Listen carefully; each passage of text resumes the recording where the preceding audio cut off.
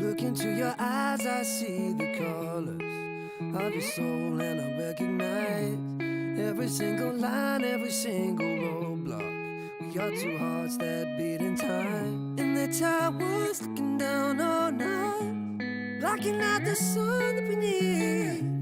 Maybe we can change our stripes and colors. You're the only one I see. And I take it all or nothing at all. Driving through the night till I'm at your door. Go outside, stay up all night. And I take it all or nothing at all. Driving through the night till I'm at your door. Go outside, stay up all night. Sleep through the sunrise.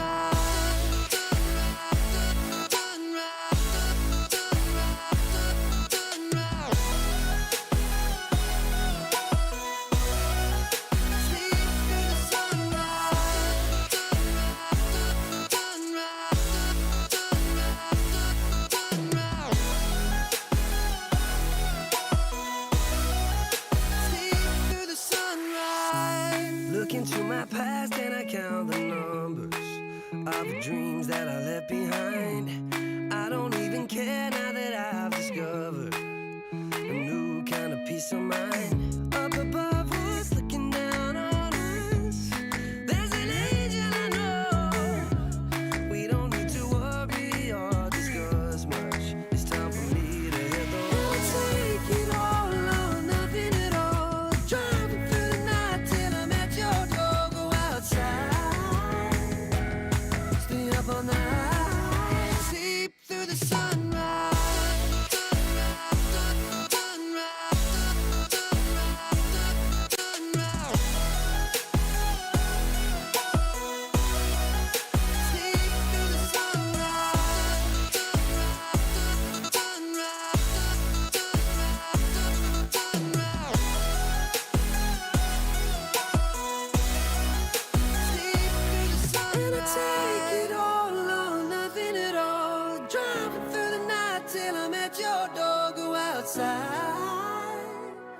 Stay up all night. And I take it all or nothing at all. Driving through the night till I'm at your door. Go outside, stay up all night. Sleep through the sunrise.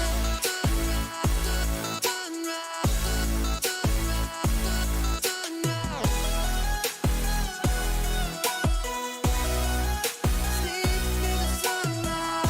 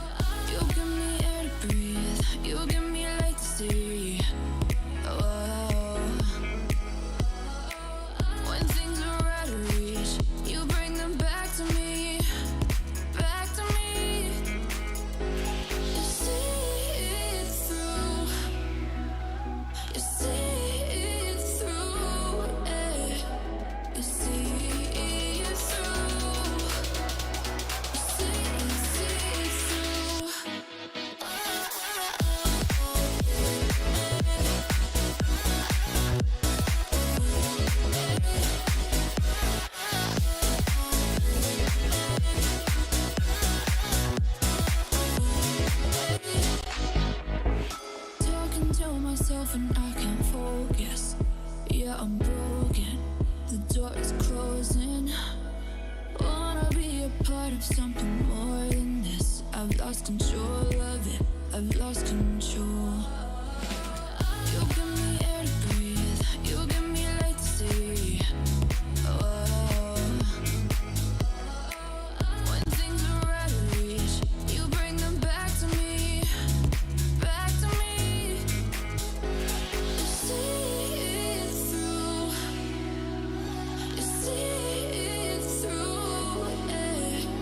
You see it through, you see it through.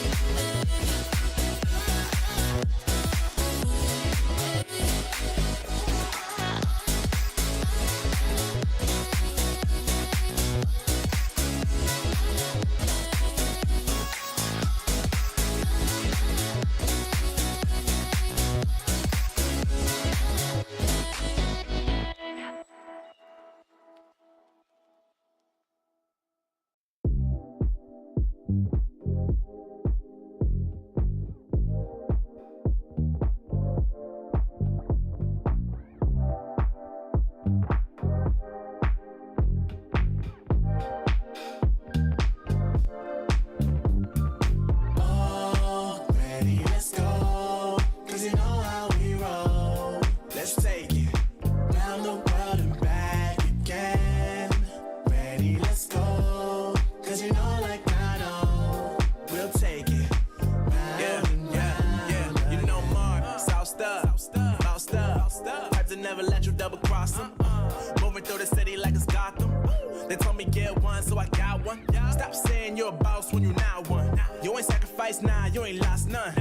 All over the gram like you got a bag. You ain't big dog, we ain't hearing none of that. I'm in the gym looking like a running back. And you know the flow, got 'em coming back. Who I was in the past, I'm unattached. Only focus in this moment is bringing the summer back. Oh, respect my grind, elevate souls and I spread good vibes. Young divine, you know I gotta shine. Raise your hands for a good time. Aight. Vibe until the morning, sleep until the noon. You said that you want it, so I got it for you. Let's all get together and show them how we move, we move, we move. 3, 2, Bringing 1, summer to drop. you. Oh, ready, let's go. 'Cause you know how we roll. Let's take it round the world and back again. Ready, let's go. 'Cause you know, like I know, we'll take it round and round. Yo, hold up, let me switch my flow up. Back in high school, they were telling me I'll blow up. Doing talent shows and man, everyone would show up. Got in an accident and still made it for them to go nuts. You know what? I'm so so what? I'm so That means I can't describe the way I vibe, the way I slide. And with the rhymes that make the dimes, I'll close their eyes and fantasize. Young divine calling their phone number. Yeah. No, you know I love you. What's up, babe? And you know me, I can't sleep without blazing beats on stages for their ones gracefully. And I got a smile that they hate to see. Young black successful, though life gets stressful. Though life gets stressful, go and vibe out with whoever you next to. Vibe until the morning, sleep until the noon. Yeah. You said that you want it, so I got it for Got you. Let's all get together and show them how we move, we move, we move. 3, 2, Bringing 1, summer to drop. you. Oh, ready, let's go. 'Cause you know how we roll. Let's take it round the world and back again. Ready, let's go. 'Cause you know, like I know, we'll take it round and round again.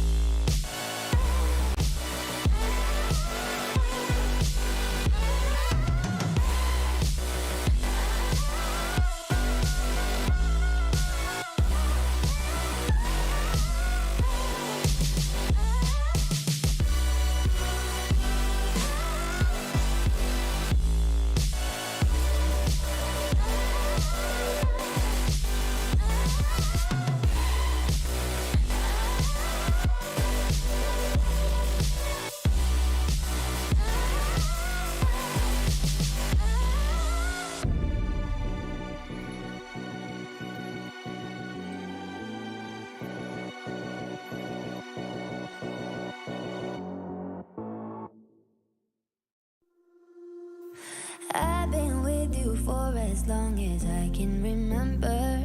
And you stood by me and held up my head. But it's getting hard to say that I am not a pretender. No, I don't wanna leave any words unsaid. Now I think that you hate me, and I'm driving you. Wish I could stay forever, but maybe we're better when we're not together. I know that we have to let it go. I can see your eyes close, and I feel like we're drowning. I know that we have to let it go. Can you see my eyes close? And I feel like we're drowning in it. That we're drowning in it.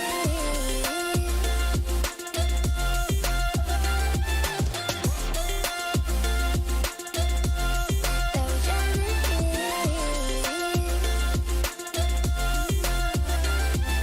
Love, calm down. Take a little time to think. Nice. Alright, go. Down, first. Can. Alright, down already.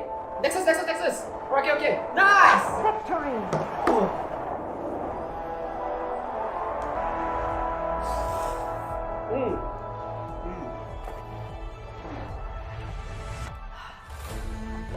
I'll see you in the game. Alright guys, let's go on board. Okay. Lihat, tunggu Stevie. Boom! Wah, bakar bro! Pulapan lagi nyawa Nando dan into the infernal pounder Curry.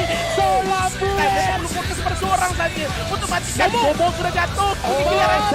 Engkol mega infernal bomb. Dia bisa melakukan. Tizi sekarang diperlahankan. Tizi akan menerima damage. Ada kali Berjaya mendapatkan triple kill. Mencari yang keempat. Dan quadra kill.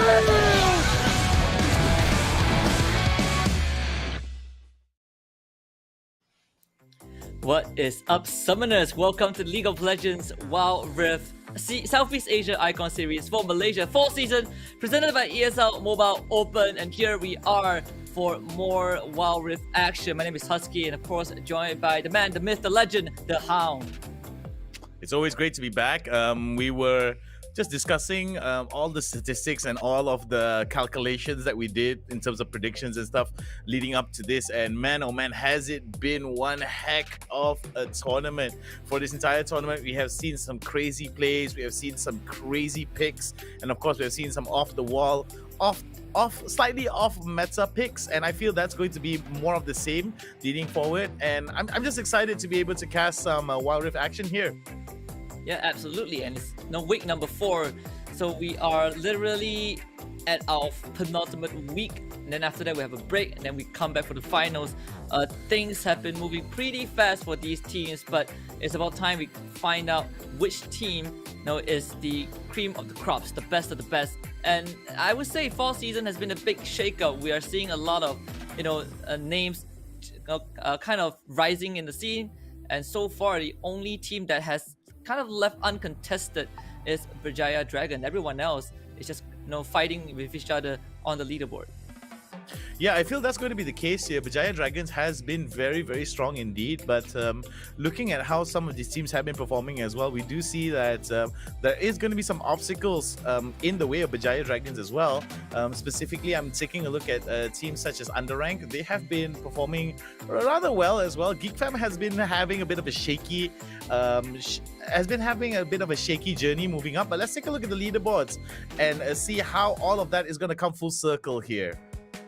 Absolutely, and let's take a look at the leaderboards, the rankings. Berjaya Dragon, Saudaga, Iblis, and UndeRank. All three of these teams in contention for first place. Obviously, Berjaya Dragons has the biggest score difference with their impeccable gameplay, but they all have 15 points, followed by Semnai and INSOMNIAX, both contesting for that 4th place. Both teams have equal score across the board, 9 points. Geek in 6th place with 6 points. Silent Killer in 7th place with 3 points.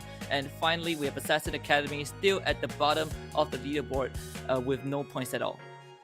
Yeah, very unfortunate here for Assassin Academy having to be on the bottom half of the lead, on the way bottom of the leaderboard here. Looking at Berjaya Dragons, very comfy indeed, but heavy lies the crown for Berjaya Dragons. They got to be careful here because Saudagar, E-Blaze as well as UndeRank seem to be some of the teams I feel they're not too far behind in terms of the points and the score differentials. As we look at the round win-loss ratio, it is going to be rather revealing to see that I think with some really good matchups for these two teams at second and third spot for Saudagar, E-Blaze as well as UndeRank, Husky, I feel that it could be a little bit of Berjaya Dragons if they're not too wary about what is in store. Today's matches are UndeRank against Geek Fam, Saudagar E-Blaze against a Silent Killer Assassin Academy against Sem9, and INSOMNIAX against Berjaya Dragons.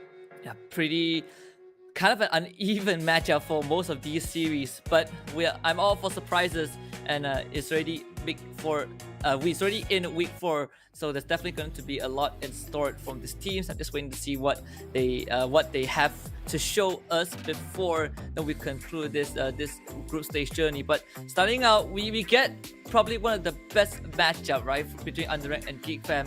Very excited for that.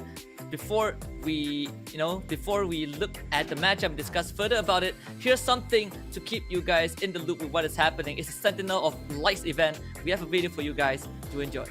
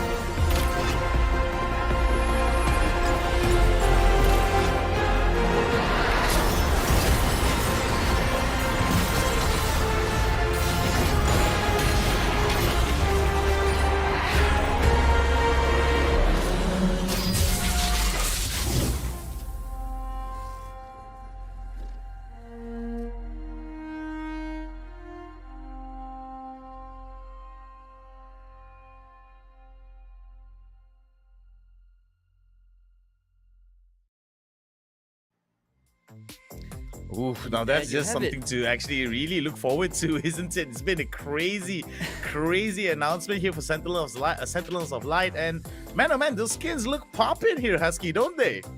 Yeah, absolutely. You know, it's not just for Wild Rift. Every single Riot game title, has this going on. But most importantly, I very cute Poro. I absolutely love that. But for those who still have no idea what the Sentinel of Light event is, so 1 month ago, the realm of Wild Rift and League of Legends in general has been having some very bad circumstances. Ruin Nation happened.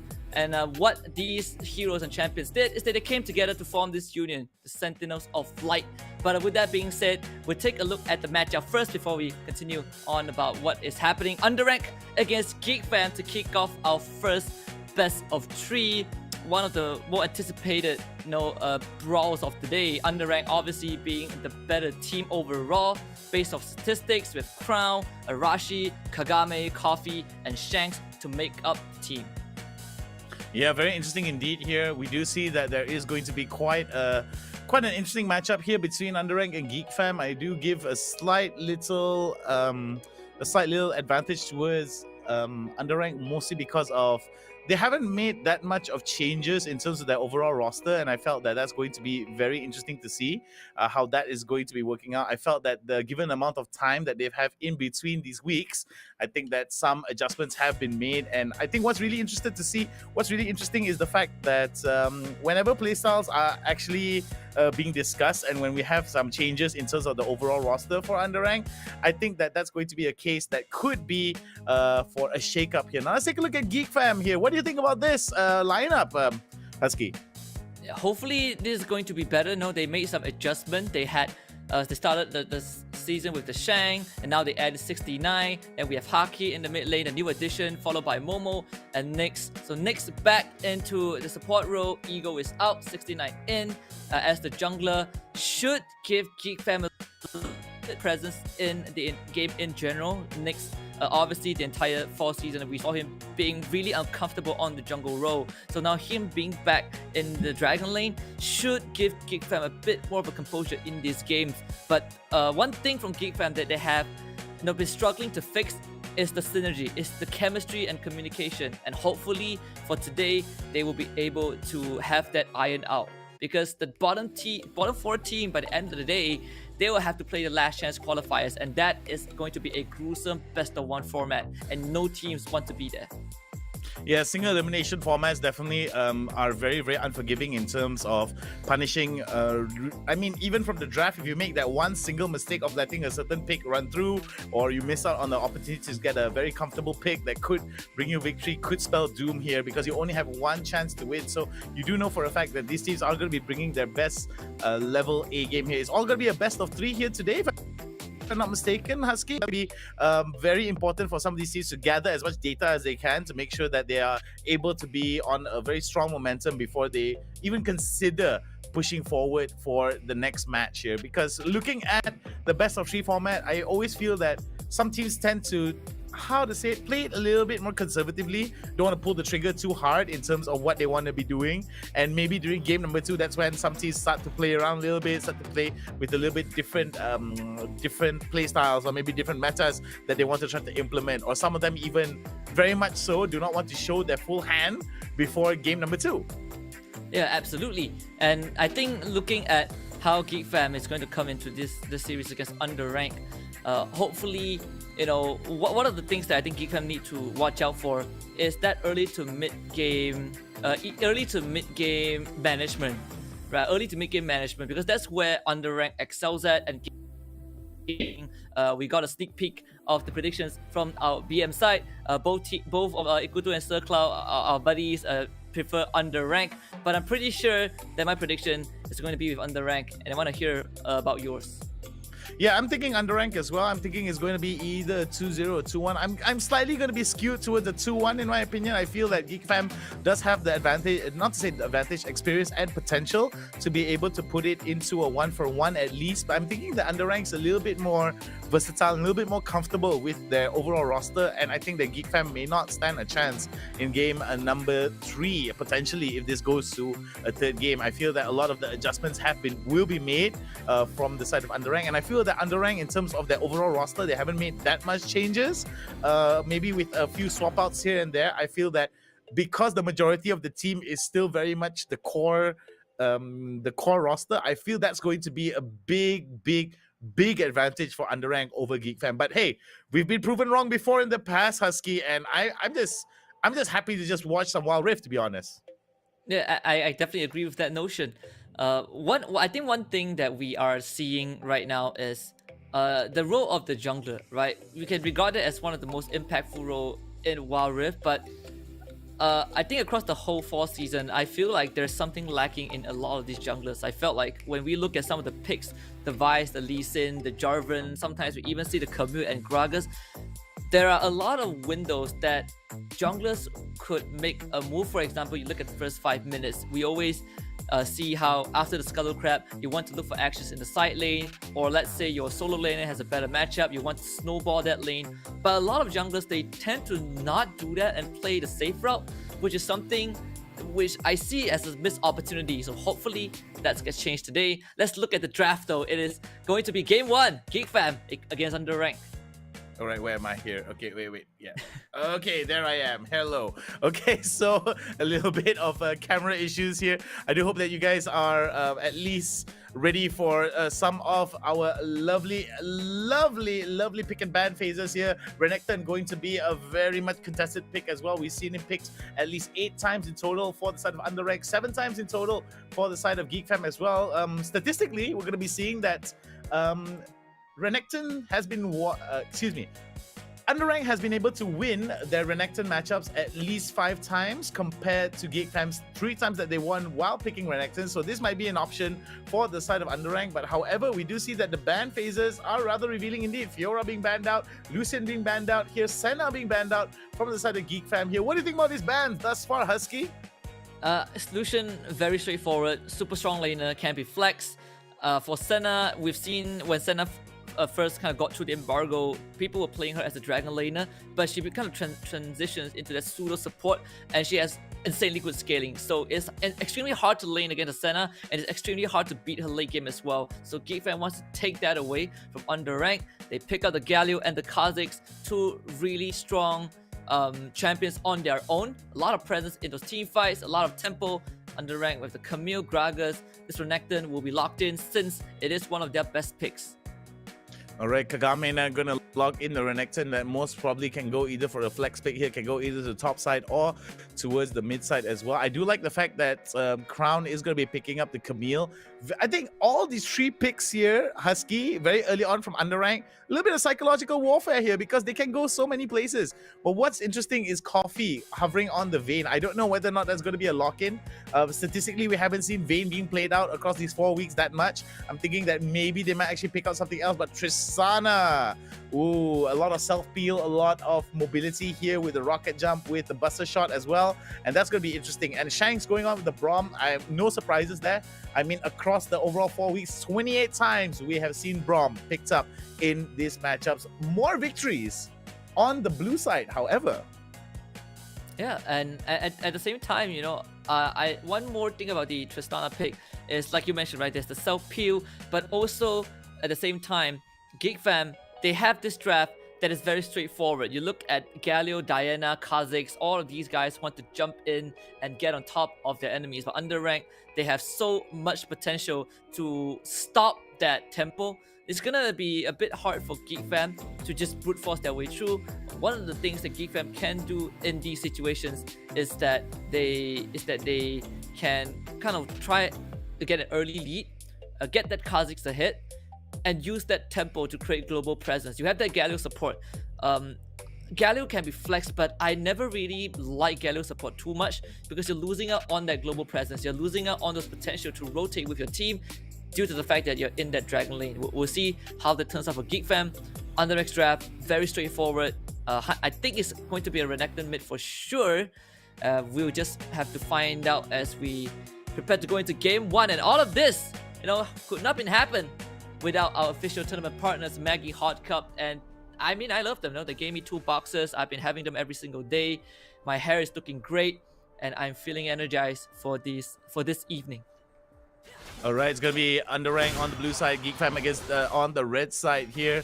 Very standard pickups here. Shang as well as Haki going to get that mid lane priority, as we do see that all the teams are going to go in towards their standard pickups. We do see that overall across the board, I don't think that there is going to be any from both these teams. Both of them going to be returning to their respective lanes. I do want to talk a little bit about this matchup here over to the bot side. Coffee and Shanks going up against Momo and Nyx. A little bit of a scaling differential here, but it seems that there's going to be a bit of a fight here, Husky. Just exhaust, forced out from the side of Coffee. And when you're up against a Xayah, you have to be prepared to not have that lane priority. Xayah and Galio is impossible to outshove them, you know, and I just like what Geek Fam is doing early on. But UndeRank at the same time, Arashi is going to clear up these Krugs, and there is a potential for Arashi to make something happen because Geek Fam defensively, before ultimates, Momo and Nyx, they don't really have much of that capabilities, but they do have that vision ward that spots out Camille. So Geek Fam, they're going to be safe in that dragon lane. All right, what I like about this overall matchups here across the board is the fact that UndeRank right now very much proactive with how they are getting a lot of priority over to the bot side. Arashi coming in, getting that Scuttle Crab. We do see that both these teams are mirroring each other in terms of the Scuttle Crab pickup. We do see that for the side of 69 is going to go into the blue side jungle for UndeRank and go for the invade. We do see a mirror from the side of Arashi as well. Overall, I think that across the board, for the first at least 4 to 5 minutes at least, is going to be rather slow from both of them. Shanks right now with the shield coming up, and we might see a bit of a gank potential here over to the mid side. It's going to be 69 deeping in. Kagame is going to be the bait. Arashi will be there to protect his trusted mid laner. So Geek fam not able to get that gank off. The idea was good, but Kagame had the level lead, so without the Moonfall, it's pretty hard for the Diana to commit either way. UndeRank is going to shove this mid wave in and make sure that Geek fam will have to deal with that. Now, what's interesting to note is the fact that UndeRank is giving a little bit of a reactive response here for Geek fam's very pragmatic opening to take onto the mid side here, despite the fact that Kagame was in a little bit of danger there. Haki and 69 were not able to turn it into at least a kill. I do think that the prediction could be from the side of Geek fam to come over to the bot side and go for a dive here. Coffee and Shanks a little bit dangerous here, but preemptive wards come in. 69 is going to jump out. 4 members for the side of Geek fam over to the bot side as UndeRank a little bit undermanned here. Yeah, very early heal as well from Shanks, just in case something happens to Coffee. And UndeRank, their early vision has been efficient to say the least. No kind of tracking where Geek fam is at all times, especially 69, whose movements is now 100% known to the rest of UndeRank. They saw him trying to gank mid, and now he shows up at bot. Kagame's just going to take that honey fruit away, and Haki, just like that, will not have any sort of regen. Nyx will get a bit of damage in, but Arashi is here. Haki dashes in with a Luna Rush, but he has to back off. Alright, early dominance here for Kagame. Could be an opening for the side of Geek fam. Over to the top side though, might be a bit of a fight. And we're going to see the Noxian Guillotine drop down by the Shang. Over to the top side here. First blood for the side of Geek fam. A bit of an opening here as a dragon is going to come into play. UndeRank very quick to respond with an immediate push, with an immediate dragon take here. Meanwhile, opening up for a bit of a proxy push for the side of Geek fam onto the top side. And Nyx is going to flash in and try to get the Idol of Duran. Taunt is there, but they have the hashtag ultimatum, and of course Coffee is going to get the kill. 3-man move forward from the side of Haki, and they have to follow up from 69. Kills off Shanks, and Haki is going to Luna rush into the back line, but Coffee just rocket jumps away, tries to kite Haki. Haki does not have the damage, and Coffee will survive with a slither of health. Momo wants to join the fight, but Kagame just puts his body in front. The Shang, though, will come and provide that needed backup, and Geek fam will also trade a couple of members back. No one gets the dragon, and both teams will get an even trade.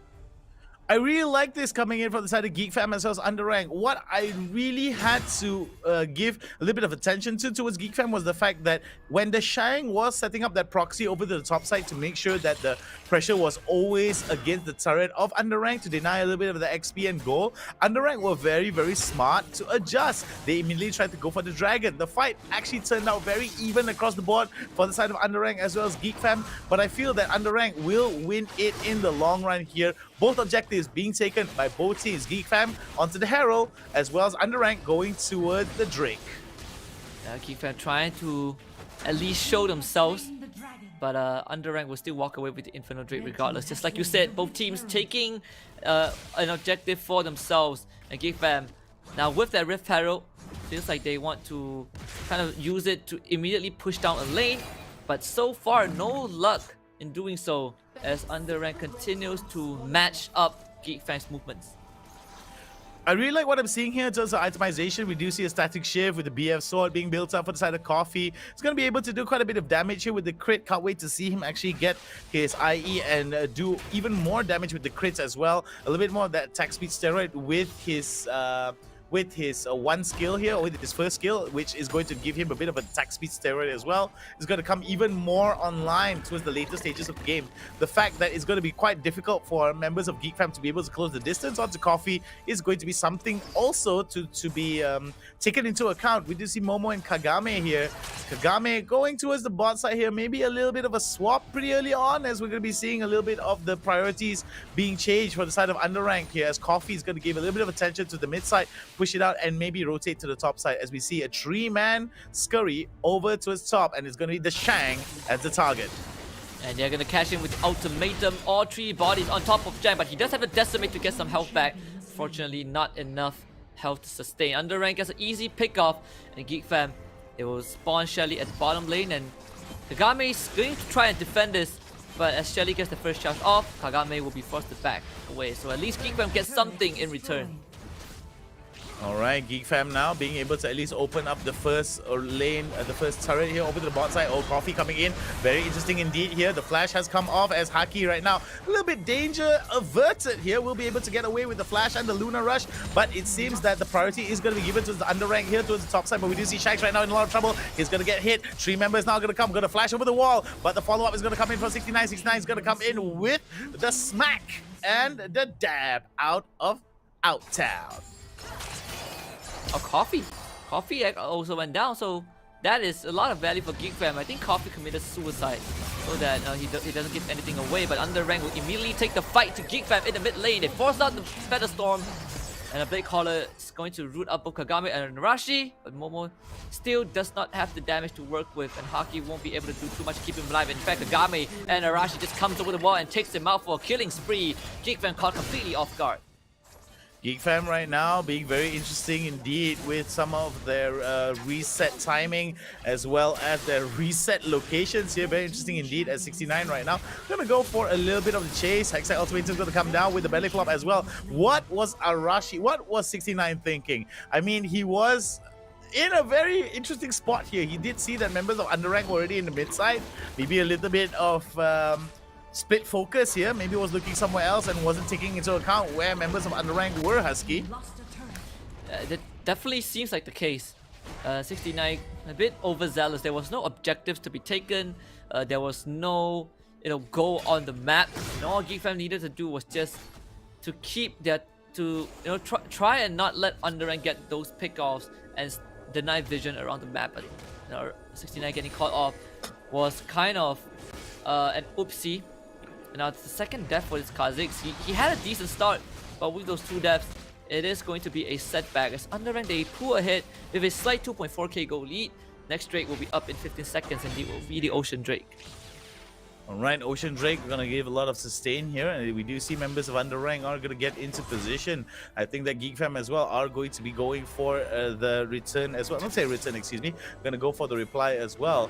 We do see that Crown is going to come into play as well, so it's going to be a 5v5 fight, but Crown is still very much far away from the fight, as we're going to be seeing 69 going to start it off. Momo as well as the Shang and Haki are still in play. Let's take a look at this. It's going to be a fight here. Good taunt from Nyx. The Woodfall on the backline by Haki as well, and Nyx follows up with the hero's entrance, but they still lost 69. There's no damage from Geek Fam, and UndeRank, they don't even lose any members except for the Shaq who bled to death, but everyone else from UndeRank will start to overwhelm Geek Fam. Arashi and Coffee going for more as a Geek Fam, both Momo and Haki able to back off, but still UndeRank winning out that fight convincingly. But Geek Fam did manage to steal the Drake away. What I like is the fact that UndeRank's Crown as well as Kagame doing a lot of work here, as well as Arashi. Arashi coming in with the opening salvo of the Hextech Ultimatum does quite a bit of the work here, as Coffee will be able to stay quite safe. Even if they do come in, there'll be a lot of kiting that's involved for the side of Coffee here, being able to get away. With the fact that his static shift as well as his IE is in play, he's going to be able to do a lot of damage as well as crit damage to double up that damage on towards members of Geek Fam. And the sustained damage that comes from him is definitely going to be a huge problem for the side of Geek Fam to come in. I feel like every time they try to close the distance between themselves and Coffee, there's just so much for them to think about. There's Crown, there's Arashi, there's Kagame, and if all of that fails, there's still Shanks that comes in with the Glacial Fissure, with the Concussive Strike, with the Concussive Blows, and I feel that UndeRank right now slowly coming into full circle here, as Baron may be the next signifier of a huge battle that's coming. Yeah, and Geek Fam is losing steam rapidly. They cannot get on top of Coffee. We looked at the draft and we know that UndeRank has a lot of ways to keep Coffee alive, and we just saw that in full action. So the question for Geek Fam now is, how can they kind of pick UndeRank apart? They need to separate the battle lines, but it's not that easy though. UndeRank, they're gonna use the ping on Baron, and immediately they're just gonna start with the objective. Geek Fam, it is now or never. They have to check this Baron. They have to try and contest this, but without the Shang nearby, it's going to be a 4 versus 4 endeavor. We'll see if Geek Fan makes it happen, because there's going to be TP from Kagame, actually automated on top of Nyx. Arashi is going to catch it. Coffee joins in as well. Haki in the Baron pit, but no. Crown somehow secures the Baron Nashor, and Geek Fan now completely caught in the Baron pit. They will all be slain just like Baron Nashor. UndeRank takes everything away. The Shang being the last man alive, but it doesn't matter anymore. Definitely doesn't matter here for the side of Geek Fam. A huge problem here, as they're going to be bled out with 4 members down for the count. The Shang, the last surviving member for the side of Geek Fam. UndeRank right now with the Baron are going to slowly build all of the advantage up. Seems that the push capabilities are definitely in favor of the side of UndeRank. Only 1 turret in the pocket of Geek Fam. It could be a GG here if UndeRank just keeps this up. Yeah, it honestly feels like UndeRank have already secured this game. Geek Fam once more. We slightly touched on the the early to mid game, where Geek Fan needs to make something happen. They need to have an impact, especially when you pick high tempo junglers, and they're gonna try to do it. The last hurrah onto Kagame and Coffee, but UndeRank, they're just too fast. Geek Fan cannot catch up, and I'm not sure if the Shang really wants to make something happen. It's very ill advised. He will also back off, and UndeRank just gets away. Alright, so we're going to be seeing here from UndeRank. I think it's mostly UndeRank's game here. I feel that the only thing that Geek Fam needs to really be wary about is the fact that 69 is not able to come and close out the distance. Oh my goodness, as I say it, he's going to be caught out. And this is the huge problem here for the side of Geek Fam. I feel that they are a few steps behind. They're not able to actually close the distance between 69 as well as Coffee, or even the Shang being able to go towards the back to penetrate the black lines. And I feel that's going to be a huge problem for the side of Geek Fam if they want to close this out. Maybe a little bit too late here for game number 1, as I think that UndeRank are going to be able to secure this game relatively without much problems. But then again, there could be some arrangements onto game number through. That could happen. We do see there another big fight there coming in, as Coffee will be able to go into the backlines here, will be able to do a lot of damage, but it's not going to be enough here for the side of Geek Fam, as they are going to try their level best to defend. The belly flop going to go over towards Haki, as Haki and the Shang have been sent back to the lobby, as well as another member potentially going to get taken down, Momo, but no, it's going to be the Nexus before they get taken down here, Husky. And just very quick, straightforward game for UndeRank. Geek Fam did not stand a chance. I hate to say this, but game 1 was an absolute stomp. From minute 1 onwards, UndeRank has been able to stop Geek Fam in their tracks, and it all stems from just the draft and how Geek Fam has handled the early game. If we just looked at what Geek Fam could have done, it is primarily how, when you have a Kha'Zix in your draft, a Kha'Zix and Diana, double assassins, tempo is the name of the game. You have to be fast. You have to make every single kill worth it. And the longer the game gets dragged on, and the lesser resources you're able to take away from the enemy, you're gonna lose the game. So UndeRank basically just played a perfect game around the strengths, and they were able to outskill Geek Fam. I think the biggest thing that needs to be addressed here from the side of UndeRank is the fact that the biggest weakness that the biggest weakness that Geek Fam could have exploited was shut down immediately by UndeRank. Why? 69 was always tracked wherever he went in the map. Kagame's presence, as well as Arashi being able to know exactly when 69 is gonna gonna rear his head, and of course Coffee being able to stay away. Shanks being a very determining factor here in terms of the peel that's given with the glacial fissures, as well as the concussive blows, to be able to mitigate some of the damage as well with his third skill. I feel that's going to be a case here for the side of UndeRank to be able to push forward against Geek Fam. We did predict that it is going to go for a 2-1 here, but if UndeRank keeps this up and is able to shut down Geek Fam at every turn, this entire show could be 2-0, but we're getting ahead of ourselves, aren't we, Husky? Yeah, I think there's still a lot more that we have yet to see. Though the numbers, they do tell the full story. UndeRank, every single core did their job. Every single core did pull their wave, did the damage. Coffee, obviously, 70.5k worth of damage on this Tristana. Geek Fam, they just couldn't take the fight. You know, even in situations, the early Dragon fights that we saw, Geek Fam letting multi-champions Moonfall, multi-champions Hero Centrus, the 2-3-man taunt, it didn't really matter too much because those crowd controls are meant to let the assassins kill off, you know, the main carry, which was Coffee. They were not able to do that, and hence it started to fall apart. And Geek Fam UndeRank just took over the game.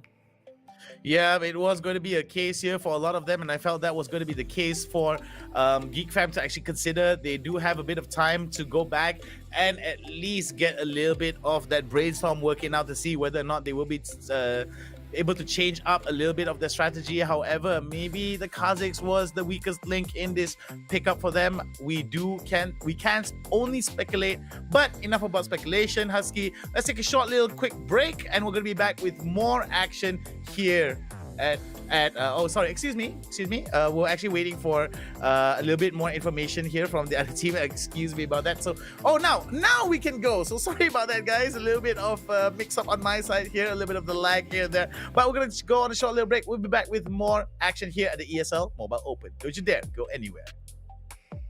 Lihat, tunggu TV. Wow, Berjaya. Kali ini Berjaya mendapatkan triple kill, mencari yang keempat dan kuasa kill.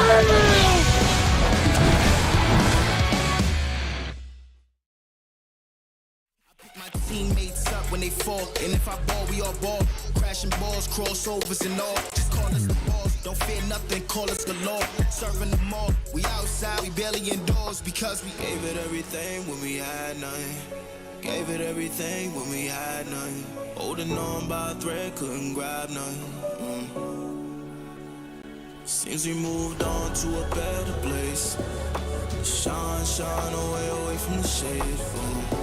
But now that we're here, ain't no going back.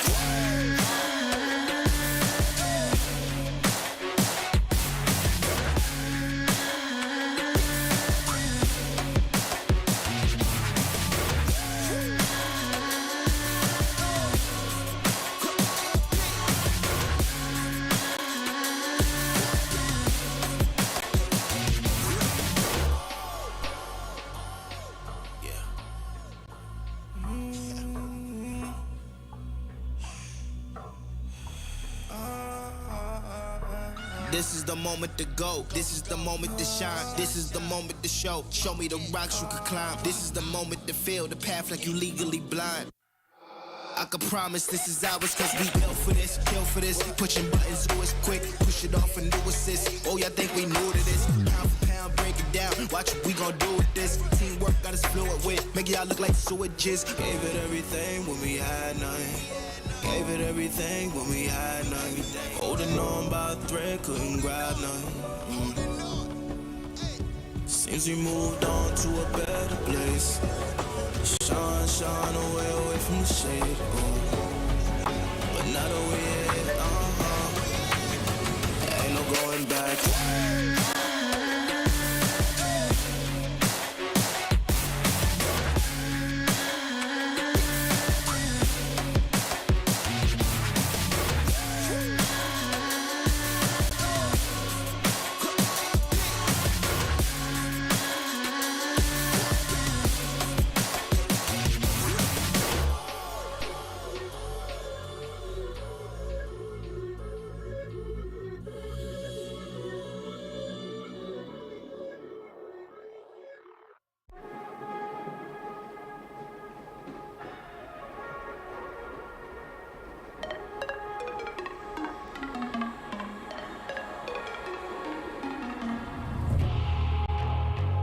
When you found me like that, I was doing not bad, didn't care about you. I was high as fuck, wasn't looking for love or anything new. It ain't funny, little devil in disguise, think you got me, yeah. You're so naughty, I feel something leaping into my body. Cause you shut me in the heart, can't get over it. In the other part, I recover it. And I love what you done, you made me fall too fast. Lihat, tunggu TV. Wow, Berjaya. Ada kali Berjaya mendapatkan triple kill, mencari yang keempat dan kuasa kill.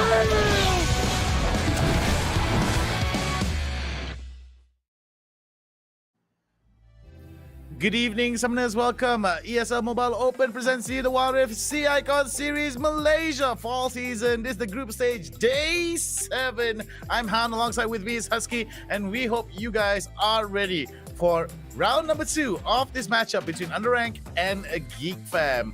Man, oh man, was it an exciting one, but a one-sided battle indeed, Husky. Yeah, absolutely. UndeRank scored a pretty straightforward first blood, and Geek Fam now backs against the wall. They need one win to push this to a game 3. And if I were you, I would grab my Maggie Hot Cup in a bit, because they don't just give us the best flavor, they're also our official tournament partners, making all of this a reality. And we thank them for giving us not just good meals, but also accompanying us throughout every single matches that we have witnessed so far. Yeah, it has been a crazy doozy one indeed. Spicier than a cup of the hottest Maggie available on the market. And I feel that it's just going to get spicier and spicier as the games progresses. Now, we talked a little bit about what adjustments Geek Fam needs to do with regards to what UndeRank were actually offering towards them. And I felt that's going to be the case moving into match number 2 between UndeRank as well as Geek Fam. I felt that Geek Fam really needs to find a way to access the backlines of UndeRank. And I mean, Coffee was able to do so much damage in a lot of those exchanges here, Husky, and I felt that that was one of the biggest determining factors here, as well as the Gragas to be able to do a lot of AP damage to follow up with the belly flop, with the explosive cast, as well as the lockdown that came in with the Hextech ultimatum from the Camille. Yeah, and it's also how UndeRank were just able to utilize the strength of the drafts. I think it's not to say that Geek Fam's draft is not good, but they were not able to play to what the draft is made for. That draft is made for assassination. You have to reach the backline. That was something that UndeRank was able to stop them from doing with their own draft. So I would say going into game number 2, perhaps Geek Fam just wants to play a more traditional game. Just go for those Jarvan in jungle, go for a jungler that has a way to initiate fights. You have the Vi, we've seen the Lee Sin before. Go back to those picks and just draft around your cores, because obviously when everyone wants to be an assassin, didn't work out. So now it's time to kind of fall back to what they're more comfortable with, being playing that late game composition. Late game composition are definitely going to come into play here, and I feel that's going to be a case that could be presented from the side of Geek Fam. However, UndeRank has been a little bit more a little bit harder to chew in terms of what they're providing against members of Geek Fam here. I feel that the biggest case that Geek Fam actually needs to consider is the fact that, assuming whatever is going to be picked up from the side of UndeRank is, they need to be able to, I think, give 69 a little bit of breathing room. I felt that the biggest issue that was negated from the side of Geek Fam from the previous game was the fact that 69 didn't have that breathing room, as I said beforehand, not being able to freely move around the map. And even though he was able to go for some of the invades, I felt that the tracking that was coming in from UndeRank was just too good. Let's go into the draft, brought to you by Maggie Hot Cup here, Husky, and let's see what is in store for us from UndeRank and Geek Fam. I'm gonna expect most likely the same bans, the Akali, the Senna, the Lucian. We might see like a Vi ban. UndeRank's gonna take out Akali first. At Geek Fam will ban out Lulu, one of the few champions that Shanks has gotten his hands on a few times, and he has played magnificently with that little fairy, little face sorcerers. So so Geek Fam definitely don't want to give Shanks that. Lucian and Tristana both banned out, and Fiora is gonna be the 5th champion to go. Ooh, Senna being banned out here. Timo being banned out from Geek Fam here. Very, very interesting indeed. Coming in from the side of Geek Fam. That's a big tonk moment right there. Okay, we're not going to go deep into it. We're not going to analyze deep into it. I'm looking at it. Crown going to pick up the Camille. Renekton being picked up by the Shang here. Very interesting indeed. We do see that UndeRank does play quite a bit of Renekton here. I think they played it at least a majority of their games as well. We do see 69 going to go for the Lee Sin, and I think this is going to be a very good one here coming in from the side of Geek Fam. Arashi going to go for this. Is going to be I think a standard pickup on the side of UndeRank here from for them. What do you think about these picks thus far, Husky? I mean, if you're UndeRank, you're gonna be super happy. You literally just got what you picked for the previous draft. The only difference being the Galio instead of the Renekton, because the Shang did take that away. We are seeing the Lee Sin, which I definitely like better compared to the Kha'Zix. At least there's a way to kind of make some play. They have the Corki to skill into late game. Ari, very good mid game tempo compared to the Galio in terms of just kind of bobbing and weaving around. I just realized Geek Fam pan out all the Yordle, so not really sure how I feel about that. It kind of feels like Geek Fam gave out on the series and we're just prepared for Last Chance Qualifiers, but I might be wrong. Maybe Teemo is the pick for UndeRank that's just gonna 1v5, so Geek Fam don't want to deal with that. Kaisa, Rakan, and Senna. I definitely like the Senna pick for Geek Fam. I really like Senna off support pickup here, and with the amount of scaling that comes in, with the healing and sustain that comes from a Senna, and the fact that I mean, Senna can be very safe in the lane depending on the volatility of the Dragon lane matchup, and paired up with a Corki, I'm thinking that there could be a lot of how to say, arguments for that particular matchup to actually, not to say matchup, that pairing to actually work out. And looking at it, I feel like we've seen some crazier stuff happen in the past, and maybe this could be the game where Geek Fam will be able to upset members of UndeRank here. But then again, we do see UndeRank very comfortable with their pickups. I don't know whether or not it's mostly because that they are confident in the fact that, oh, this is the particular way that we need to play, or the particular lineup that we need to play to defeat members of Geek Fam, or whether or not they're just like, hey, we're not going to show our full hand yet. But then again, we can only speculate. Let us observe the round number 2 between UndeRank and Geek Fam, with 1 round in the pocket of UndeRank thus far. This very standard start as always. Now Kagami, interestingly enough, instead of a barrier or ignite, he has the ghost. So we're looking at a very aggressive Galio when he hits that level 5. But Geek Fam is gonna get again a decent start. When you have the Senna laning phase, it should be slightly easier. It is a support Senna after all, so you know she's not going to be the main damage dealer. But an interesting fact about the Senna, regardless whether you play her as an AD or a support, she does the same thing as the game progresses. So maybe Geek Fam has something in store. Momo will be the guy that you are looking at to kind of carry the game. Alright, so looking at what Geek Fam is doing right now, they want to be taking some of the priority over towards the bottom side, towards Drake's side, excuse me. And we do see that over towards mid side as well, there is going to be a bit of priority being built up from the side of Kagame against Haki here. Haki taking a little bit of damage here, and it seems that turnaround could be a little bit more in favor of both of them here, as Geek Fam and UndeRank, both of them walking away, limping away, excuse me, Crown now. Being able to dodge the first skill coming in from 69 over to the top side. Arashi hang out over to the top side to give a little bit of that pressure as well. Shank's got to be careful that he doesn't get hit with a piercing darkness.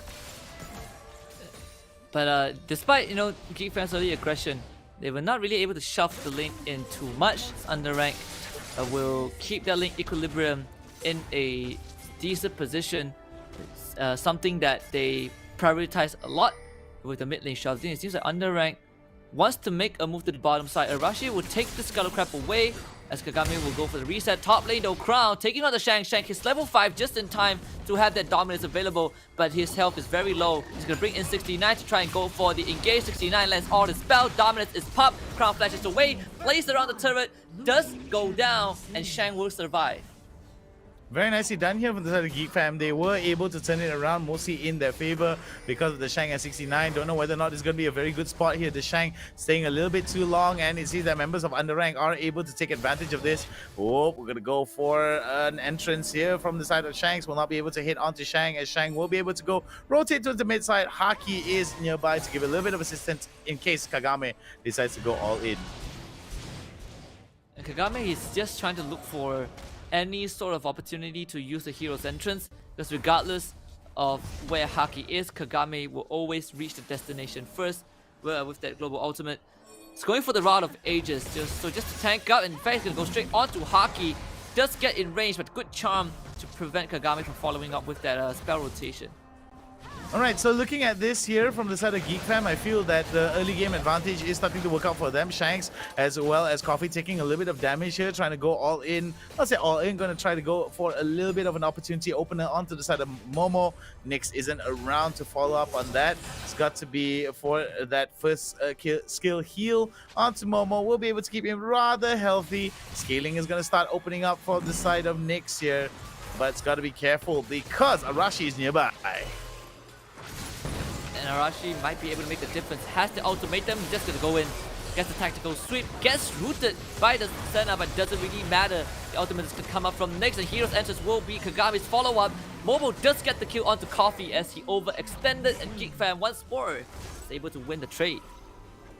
And Nyx being able to get away with only a bit of health, a pixel of health to be more than accurate here. It seems that the dive was a little bit uncoordinated from the side of UndeRank, despite the fact that Kagame came to assistance, as well as Arashi being able to throw in the Hextech ultimatum. Was it going to be enough? We do see Geek Fam right now taking advantage of the numbers that are being shown from the side of UndeRank onto the bot side to be able to take the Herald away. A little bit of a slow response here from the side of UndeRank could be an opportunity for the side of Geek Fam to take advantage.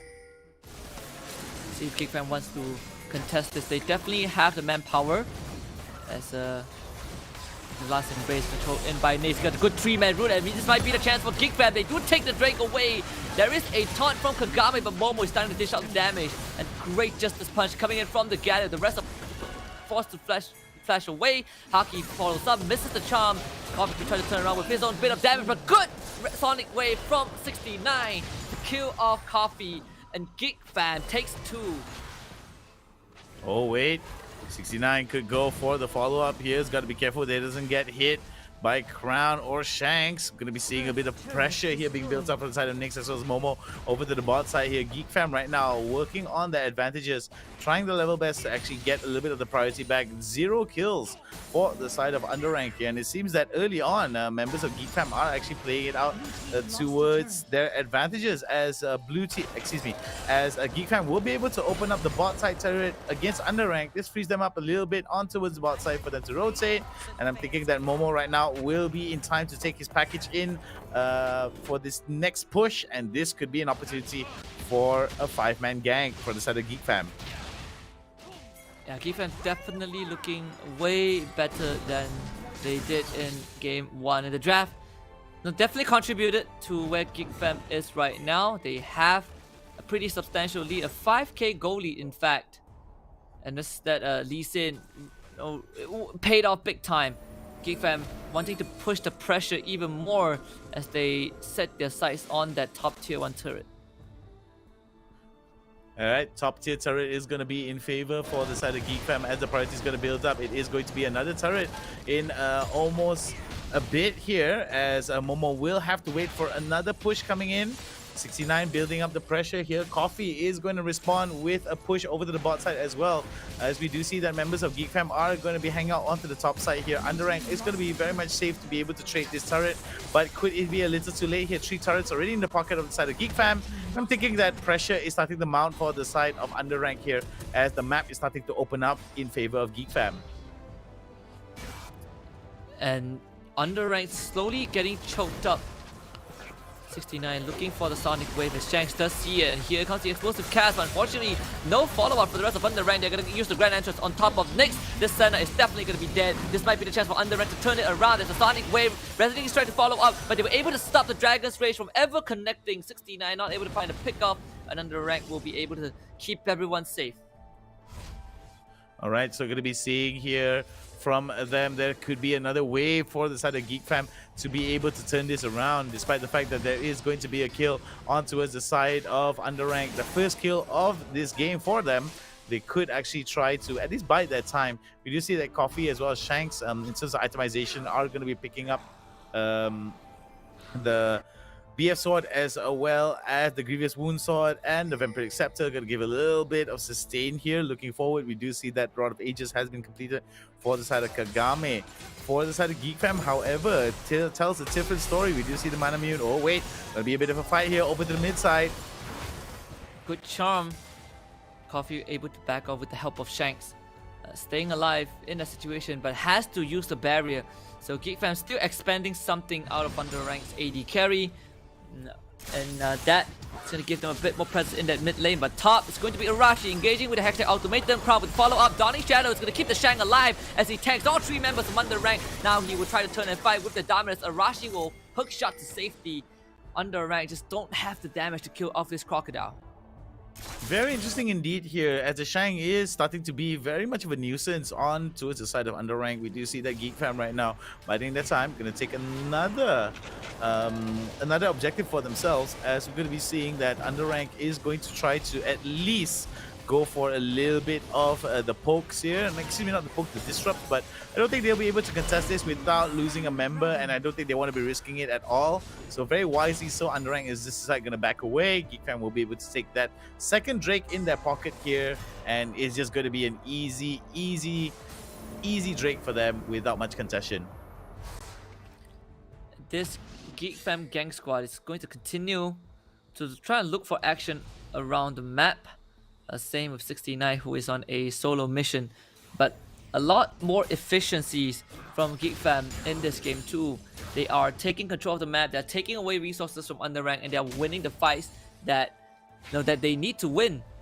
69 actually trying to stall the camp and not able to do so. With that in mind, UndeRank, now all they need to do is to buy time for coffee to come online. And if you're a Geek fam, you want to continue to make life hard for UndeRank, but seeing how Geek fam has slowed down, UndeRank, they're perfectly fine with it. In fact, they're gonna get the ultimatum on top of Haki, and the Haki will be sent back to the fountain. Right, it is going to be a very unfortunate turn here for the side of Haki. Caught off a little bit out of position, and it was going to be Shanks as well as Coffee and Arashi being able to follow up on that. And I think that Baron is going to be where I think a lot of the fight is going to be focused on. UndeRank here playing a little bit of catch up. Going to take the second turn of the game, and it seems that the pressure is starting to already build up in return for the side of UndeRank. Seems that Geek fam right now may actually want to open up a little bit more of exposure against members of UndeRank here. Being able to get a little bit of pressure over to the bot and mid side could be determining factors here for the side of Geek fam if they want to be able to take some of these objectives without giving too much of focus from UndeRank. Yeah, absolutely. For Geek fam, it's all about continuing to punish UndeRank, and you can see what happened. UndeRank were able to capitalize on the fact that Geek fam slowed down. They're getting these individual pick-offs, and every single pick-off that UndeRank gets is a chance to recover from that early deficit, and they're gonna do it once more. If Geek fam walks in, UndeRank might be able to just get the drop on them. There is the last embrace to root up Arashi, so thankfully Geek fam did check the brush before they face checked it. UndeRank not able to get any ambush off, and that is good news. But bottom lane might be a different story, as we see 69 goes in with the Dragon Rage, but Kagame will just instantly save his buddy with that hero's entrance. Very nice hero's entrance there coming in for Kagame. Just a bit of a security measure for them. For UndeRank, UndeRank right now with 2 turrets, Geek fam with 3 kills are a different story. However, it could be an opportunity for Shanks to be able to come in for this, but I think that for the side of Geek fam, lead is still onto them as well as the tempo. This could be an opportunity for them to actually try to bait a Baron for the side of UndeRank. And UndeRank, if they bite onto this, could be a huge bad day at the office for the side of UndeRank. I'm wondering what is Geek fam's thought process right now. Is it to go for an objective? Is it to try and win a team fight? Geek fam spending a lot of time just hovering around this Baron, this mid-river, but they're not getting anything done. Side lanes are slowly being pushed in by UndeRank, and at the same time, UndeRank has more control over Geek fam, which is sticking together as 5.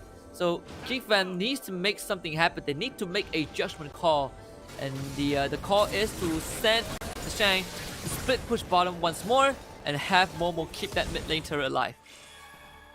And it seems that UndeRank right now are having a bit of a problem here keeping up the tempo against Geek fam. Geek fam right now are more like the composer in the orchestra here, composing the notes as clear as day, whereas UndeRank are playing to that notes. I feel that UndeRank needs to break the tempo advantage coming in from the side of Geek fam, try to get a little bit more of the priorities on towards these lanes, especially the side lanes here, to free them up. And this could open another opportunity for the side of UndeRank to at least contest some of these objectives without losing too much. But looking at it here, could be a bit of a fight here coming in. Husky And the Shang has the Dawnling Shadow to keep him alive, and he's going to slice and dice away. Still goes down to Kagame regardless. It's Geek Fam trying to take this fight against UndeRank. UndeRank starts the fight and they want to end it. Coffee gets away. The charm does land onto Crown. But the rest of UndeRank, they just back off. They don't want to bite off more than they can chew. And they were able to walk away with at least 1 kill. Very nicely done from the side of UndeRank there, being able to score at least 1 kill onto the Shang, and I feel this is going to be an opportunity for the side of Geek Fan to be able to try to steal this Drake away from them, but we might see another fight here. Oh my god, Coffee's going to get hit here. Goes for the Ikitian Rain, will not be able to take down 69 with the ability to go for the GA. We're going to see a flash right into the charm. Beautifully done there, coming in from the side of Geek Fan. Geek Fan right now going to try to turn it around, but it's not going to be enough. Coffee is going to be the first casualty alongside with Kagame here. UndeRank, what are you guys doing? Oh my goodness, 69 landed 2 Sonic, max range Sonic waves in a row. And Coffee, he was not prepared for that. He got hit twice and it was not to take him down. So 69, a huge game changer in that situation. Taking out Coffee, meaning the UndeRank can't really contest Baron, but what they can do is to try to go for individual pickoffs. The Shank will use his body as a shield. He still goes down. Explosive Cap comes in. Crown does not have the damage, and Geek Fan will be able to walk away with the Baron buff. But Crown will try to cancel as much recoil as he can. Gets 2 cancellations. The rest of UndeRank will try to push down that mid lane turret. I think that one mistake coming in from the side of Geek Fam could spell doom. It can spell doom for them, as UndeRank does have quite a bit of a team fighting potential compared to Geek Fam. But looking at how Geek Fam has been performing across the board here, as well as Haki, as well as 69's presence, very much very present in terms of the overall game. I do think that Geek Fam does have the game in the bag here, but still very much open to mistakes is going to be Geek Fam here. UndeRank struggling a little bit behind the tempo, especially with the Baron coming into play. It's going to be a little bit more of a defensive mode here for UndeRank as Geek Fam presses the advantage. They're trying to set up an ambush, but the Void Seeker will spot them out. UndeRank, they are not out of the game just yet. Despite a slow start for UndeRank, despite not having as much kills and being on the back foot in terms of net worth, UndeRank still has a composition that is very deadly if Geek Fam messes up. Geek Fam, they want this tier 2, they want to utilize the Baron power play, going for a 2-lane split push. They will get both tier 2s off the bot and mid lane. UndeRank are sticking together like Jello. Looking for an opportunity, looking for a mistake from Geek Fam. Not going to be able to find it though. Geek Fam will go for the reset.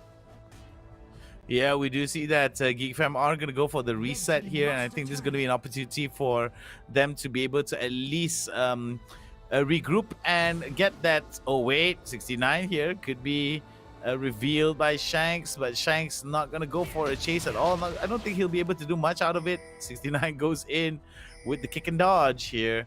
But I'm going to touch a little bit on the fact that Geek Fam right now does have a lot of those lanes open, and I feel that knocking on UndeRank's door is going to be what Geek Fam is planning on next. But remember, all it takes is UndeRank to turn the fight around one time, and it could be a huge problem for the side of Geek Fam here. I did say that coming in from the Shang, 69, as well as Haki, being very much a nuisance here against members of UndeRank, as well as Momo and Nyx. Nyx with the scaling off support. The off carry support, I think, is going to be a bit of a nuisance as well, especially with the second skill and the first skill being able to do the healing, as well as getting those roots in play. But looking at Geek Fam now, I think it's just going to be more of the same. They are going to be moving on to the top side. Very textbook indeed in terms of building the pressure. Definitely one of the slower games that UndeRank has played. Very uncomfortable to witness as well, because UndeRank, they are usually the more decisive team. But they are put on the back foot, so they have to play slow and methodical. But Geek Fam, again, I still feel like they can play a bit faster. And maybe this is it. Last tier 2 of UndeRank will be demolished. Geek Fam now looking for an opening. Or they can just wait for the next objective.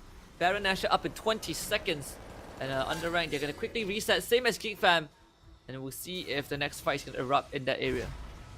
Yeah, next fight is gonna most likely erupt maybe towards the Baron side. I feel 10 more seconds before the Baron is gonna come into play. We do see members of Geek Fam right now are gonna go for the reset, and I think UndeRank are able to at least predict this. They don't have the vision, so they are going to go in towards the top side of the jungle rather recklessly, and maybe, just maybe, are gonna set up an ambush. Momo just retreat the package, so Geek Fam can definitely contest this. Shanks and Crown will throw their body in front as UndeRank starts to commit onto Baron Nash here, bringing it down to 50% health. Geek Fam coming in with Curse of the Black Mist, and here we go. Arashi with the Hextech Ultimatum, forcing out the station for Momo. Good hero centers for Momo. Valkyrie is going to negate that. Daunting Shadow to follow up from Geek Fam. Explosive cast breaks the battle line as Geek Fam will now try to power onto UndeRank. Everyone tries to retreat. Coffee is the target. Coffee tries to survive. Shank gets slain. Coffee going after Hockey. Coffee getting 2 in return. Arashi comes back to life with a GA, but still goes into stasis as he flashes safely, exhausted, and he is out of gas. 69 follows up with a resonating strike, and Geek Fam will wipe out UndeRank. All the lanes are open, and I think Geek Fam, they're gonna get the equalizer for game number 2.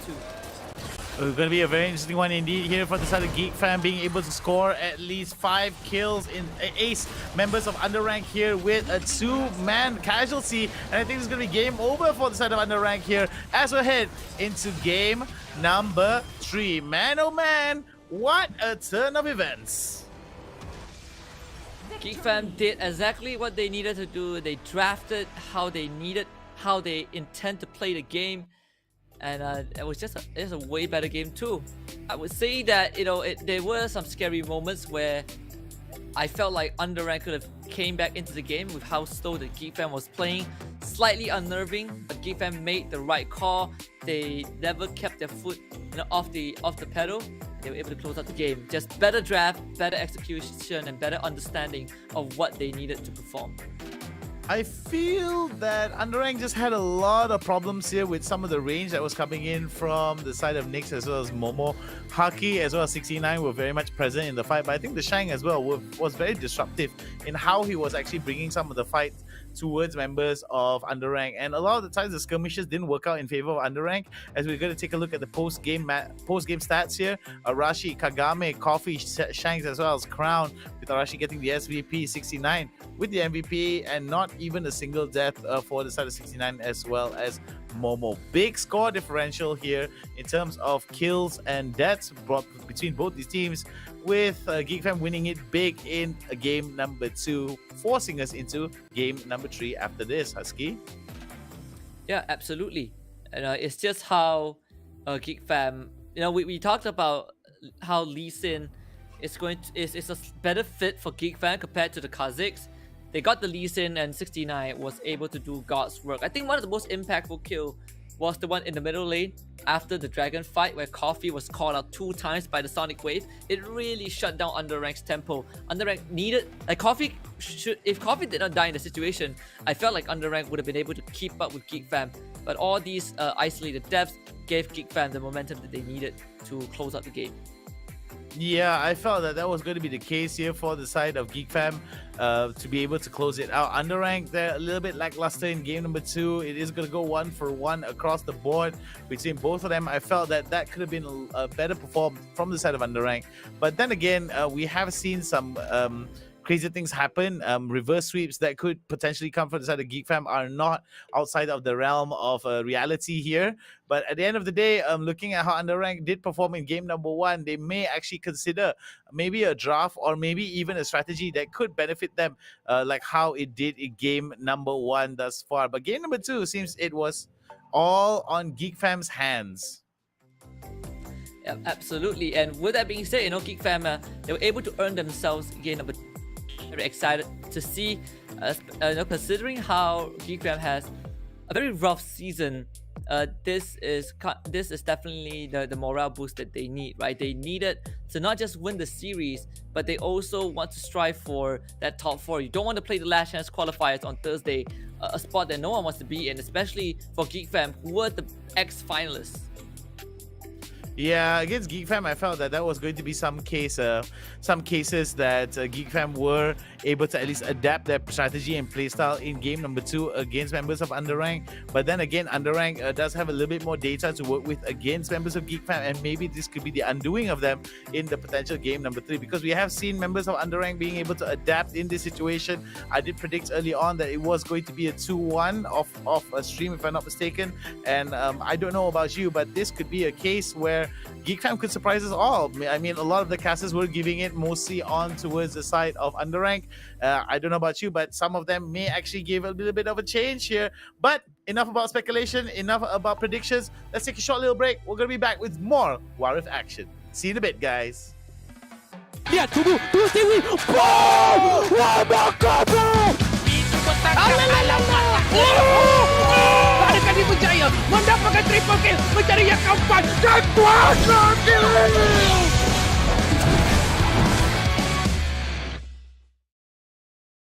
One life, don't wanna spend it, listen to your bitch one. It's a little mean, I know, well, apologies. But my New Year resolutions and my honesty. Trust me, it ain't nobody, nobody that's saying nobody, nobody that's saying none of my business. It ain't none of your business. Nobody, nobody that's saying nobody, nobody that's saying none of my business. It ain't none of your business. Okay, stuck on the same excuses. I think it's getting old. I ain't your therapist, I ain't your measure. Hey, oh, can't really tell you anything you don't already know. No one said it was easy. Don't even bother, cause I'm in a secure location. I turned off my phone and my patience. I wanna help you, but you ain't even trying. You hate your own bed, now you gotta fucking lie. Ain't nobody, nobody that's saying nobody, nobody that's saying none of my business. It ain't none of my business. Nobody, nobody that's saying nobody, nobody that's saying none of my business. It ain't none of your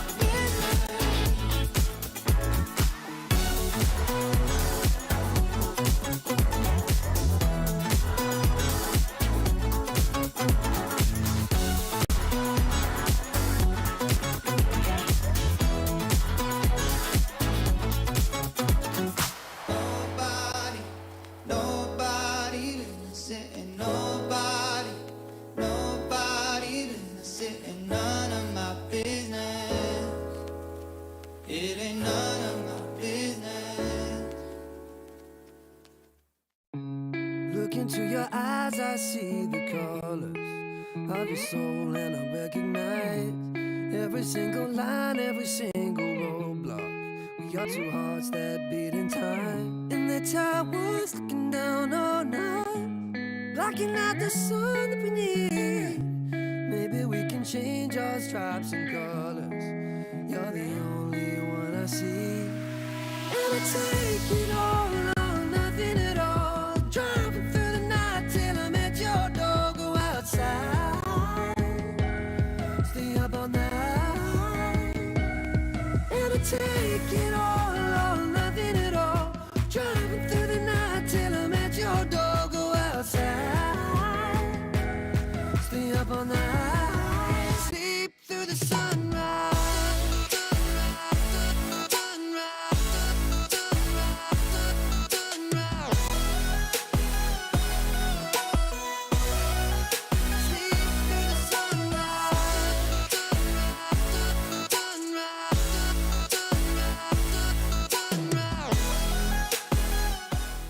Lihat tubuh Stewie. Boom! Wah, bakar bro.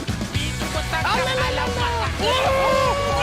Adakah dia berjaya mendapatkan triple kill, mencari yang keempat dan kuasa kill.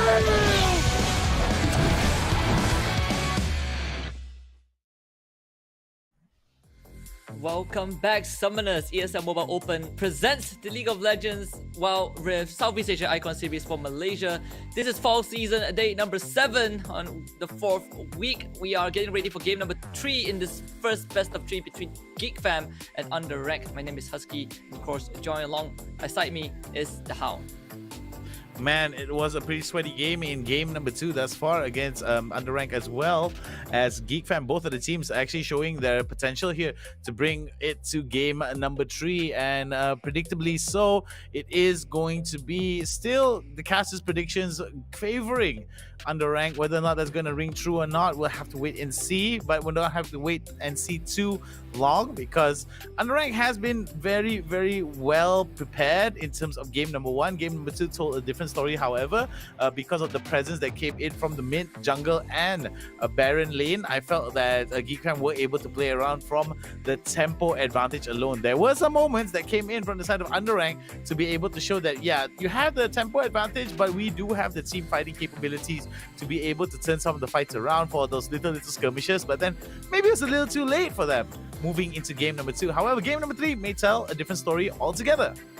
Yeah, absolutely. And I want to see how if Geek Fam can continue that, continue off of that victory from game 2, because obviously the draft that they had for game 2, they were able to execute it better. We wanted to see the early to mid game movement. 69 delivered that. He was able to get some very clutch kills on the side of UndeRank, and UndeRank just felt a bit disorientated, to say the least. So hopefully game 3 is going to be slightly better. I still think UndeRank is a stronger team overall, but you know, giving credit where credit is due, Geek Fam were able to figure out UndeRank and at least take one game off of them. Now it's just a matter of closing out the series. I feel that's going to be the case here moving forward, Husky, because sometimes when we see that some teams are actually taken aback by the amount of tempo that is being exercised by some of these teams, specifically in game number 2 between Geek Fam as well as UndeRank, and I feel that's going to be the case. We did see that Shanks was able to at least steal away the Renekton, and maybe that could have been one of the ways that a crown was taken away, or excuse me, Kagame was taken away in terms of the overall tempo. But we're going to go into Champion Select, brought to you by Maggie Hot Cup. Spicier than your average noodle.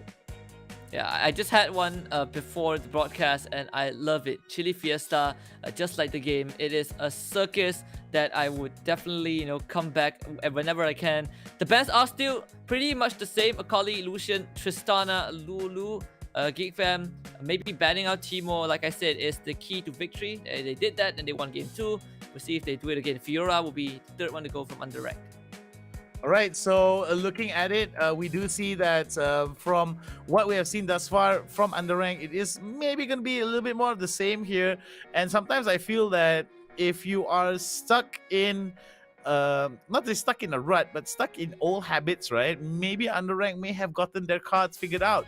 Bit of Geek Fam here, maybe making some of the adjustments across the board to consider that UndeRank are only able to play a certain composition, and this could be the case here, but there is going to be a bit of a shake-up here. Kagame going to go for the center pickup here. Can be a bit of a flex in terms of whether or not it's going to be played as an ADC or an off-support carry. And I feel that's going to be really great coming in from the side of UndeRank. Geek Fam, however, are going to be going for the Renekton, the Lee Sin, and the Galio with, a Seraphine being picked up for Momo for Nyx. Yeah, a lot of one more combo potential. A lot of counter engage potential from the side of Geek Fam. I absolutely love the Seraphine pick. Let's say it in an event, you know, UndeRank kind of catches you. Seraphine has surround sound to keep everyone topped up, and also the Encore, very deadly tool. You can engage with it. If UndeRank dives you, you use that to counter engage. And what's more interestingly is that they brought out the Sona as well. So we have version 1 Sona and version 2 Sona on the side of Geek Fam. I want to see how this turns out for them. This is going to be very interesting here coming in from the side of Geek Fam here. I think that what is also the fact that members of UndeRank are able to be like, hey, you know what? We're just going to pick up the Vayne, a very strong hyper carry in my opinion, being able to shred some tanks and being able to basically come into the game really, really well with the second skill, Silver Bolts, as well as the attack speed steroid that comes with Silver Bolts, could actually come very, very strong towards them. Why? Because if the scaling is reached early for the Vayne, it could spell trouble for the side of Geek Fam. Geek Fam does not have the sustained damage that could actually bring a lot of trouble for the side of UndeRank, but they do have a lot of utility here, and we have seen the Sona and Seraphine pickup here. We do see that this could be the case for... Normally, we do see that whenever Seraphine is picked up as not a support, they are normally played in the mid lane as a utility mid laner. But a whole different story here for UndeRank, for Geek Fam moving forward. The idea is there though. I kind of see what they are trying to do, especially when you are up against a low range ADC like the Vayne. You can see that UndeRank, they immediately send Coffee top. They don't want Coffee to lane with Momo, and next they're just gonna poke him to death, and he will not be able to play Wild Rift at all. And that is a testament. Crown will have to take the brunt of it. Just immediately poke down. He will have Shanks to keep him alive, and thankfully for Coffee, his opponent is the Shang. Renekton won't be able to get on top of him that easily. I think this matchup between Coffee and the Shang here are going to be something that has to be a little bit highlighted here, mainly because of the range advantage that Coffee has over the Shang. Over to the bot side though, Shanks and Crown does have to figure out a little bit of ways to stay alive here. Oh, look at that, the double hit is gonna hit onto Shanks as well as Crown, both of them getting stunned as well as getting a little bit of damage here, but Shanks as well as Crown will be able to sustain it out. But looking at the amount of sustain that comes in from Nyx and Momo, I think it's just going to be a game of who's able to sustain longer in the lane. I'm thinking Geek Fam has that advantage. Yeah, and they also have a lot of crowd control. It will be very tough for Coffee to constantly, navigate and reposition himself in those fights, because Geek Fam can easily catch him with the spells that they have. 69 was thinking of making a move on to Kagame, but it's not easy to clear off the Aurelia on the turret, so he's just going to go for the bottom scuttle crab. Alright, we're going to be seeing here a bit of a barrel there being thrown out. Shank's going to go to try to stun the entire wave. Look at that Crown as well. Shank's taking a lot of damage there. Look at the amount of poke coming in from the side of Nyx and Momo here. Seems that Crown and Shanks are going to have a bit of a problem. Haki as well as Kagame, both of them exchanging love taps in the mid side. Nothing going to come out of it though. Yeah, it's going to be pretty tough at 69. He knows that they can go for this, and immediately he's going to join. He doesn't have the Dragon's Rage just yet, but he connects with the Sonic Wave, and that's going to be first blood. Crown wants to make a difference, but they do have the beat drop. Momo with one more tap. Nyx goes for it, but he draws the aggro. He goes down. And 69 does not connect the Sonic Wave. Bit of a misplay from Geek Fam, but they still draw first blood. So, a bit more extra goal for them. A bit of extra goal here, but it could have been a bigger advantage for them. Oh my god, look at that. Kagame comes in and follows up right on top of 69. And immediately we see UndeRank be able to steal away the advantage from the side of Geek Family with one more extra kill on top of that. And it was Kagame that was able to rotate over to the bot side here. Where were the pings from the side of Geek Fam to warn members of Geek Fam? The worst part of that was, I think Haki went for the reset, so no hero's entrance. It definitely would have been better if Haki was able to kind of contribute to it, but he was forced to recall, so UndeRank got that trade back. Slightly greedy from 69. If you're UndeRank, you're definitely happy with that result. As Geek Fan, they expended a lot of resources to get those kills, but that was 69 not having the Dragon Rage. Now he has the ultimate. We'll see what's gonna happen when the objectives spawn. Alright, so objectives are going to spawn. Control is going to try to be exercised for the side of Geek Fam here. They want to be pushing out this lane as much as they can. We do see that from the side of UndeRank, they are going to be picking up a little bit of anti-healing here for the side of Shanks. I think it's going to be good to be able to counter Momo as well as Nyx, and this is going to be a bit of a problem for both of them here, considering that Shanks will be able to do that damage from quite a bit of distance here with the first skill as well, and he's able to hit that second skill could prove detrimental for the side of Geek Fam. I do like what is happening here for the side of Geek Fam in terms of they trying to get a little bit of that control onto the bot side. They do need to exercise that same level of control over to the mid side to give UndeRank a little bit more time, a little bit more things to think about here, because the priority is going to build up against them. May actually damage a little bit of the tower as well, so that could open up an opportunity for them to go for the Drake and give UndeRank more things to think about. Yeah. And 69. Good safeguard, gets the Dragon's Rage, but not enough damage. Encore does come in onto 2.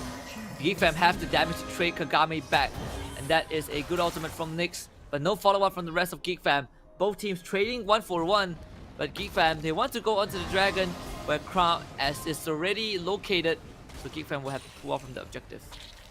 utility means nothing for the side of Geek Fam if they're not able to follow up with the appropriate amount of damage. And I feel that's going to be the case here. A lot of the times they do have to consider where 69 as well as Haki and the Shang is, but there might be another fight here coming in from the side of Geek Fam as both these teams are going to be wrestling for control of the objective. Again, another beat drop to root down crowd, but Haki is going to flash in. Good two-man taunt. Oh, but an even better last embrace to hold Geek Fam in place. UndeRank stops the follow-up from Geek Fam. Kagame goes to the backline, kills him next. 69 is going to follow up with the smite and kill him off, but the damage has been done. UndeRank able to get a bit more kills. Shank will block that Sonic Wave with his body, and UndeRank will walk away with 3 kills.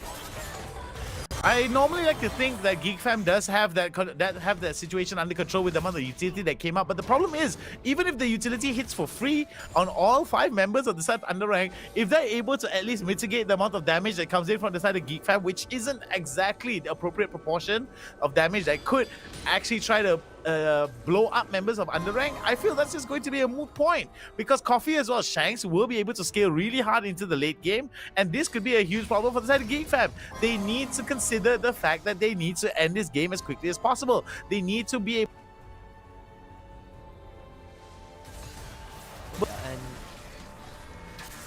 UndeRank, or towards UndeRank, excuse me.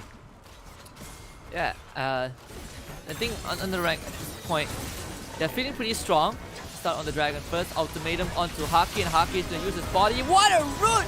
Oh my goodness, Shanks catches everyone from Geek Fam, and now they have the damage. It's going to be Kagame as well. Oh, flawless duet indeed. Kagame plus Shanks decimates Geek Fam.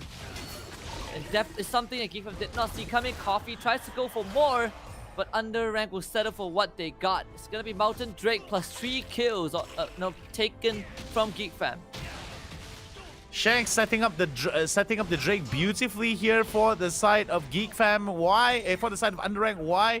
Because of that 4-man root. That was just pure disgusting coming in from the side of Shanks. I don't know about you, but UndeRank definitely winning out some of these team fights in a big way here.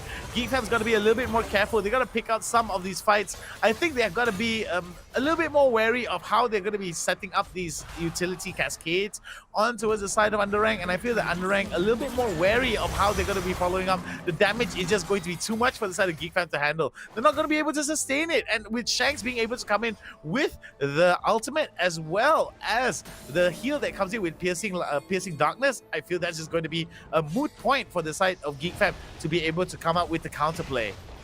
Geek Fam's starting to run into damage issues, just like you said.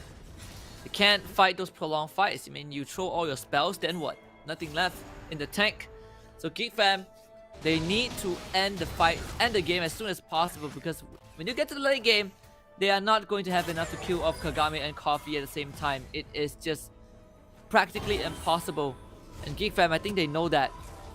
But UndeRank, they're not giving Geek Fam the opportunity. And there's so many ways. When you're running like a double, you Momo Nix, Seraphine and Sona, both of them good with musical notes. Kagame doesn't care about that. He's gonna dive towards the back line and he will murder these 2 champions. So Geek Fam, I would say they are playing on borrowed time. You give UndeRank a couple more minutes and they are just gonna win this game by default.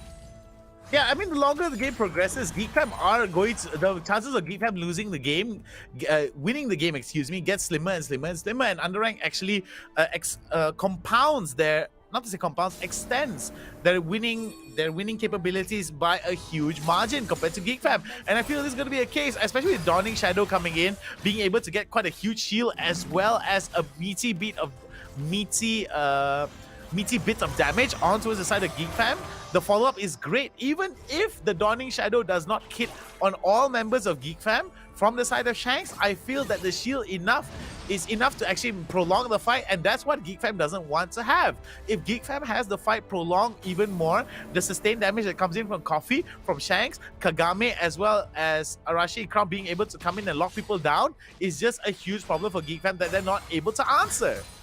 Yeah, Geek Fam, you know, they do not scale at all.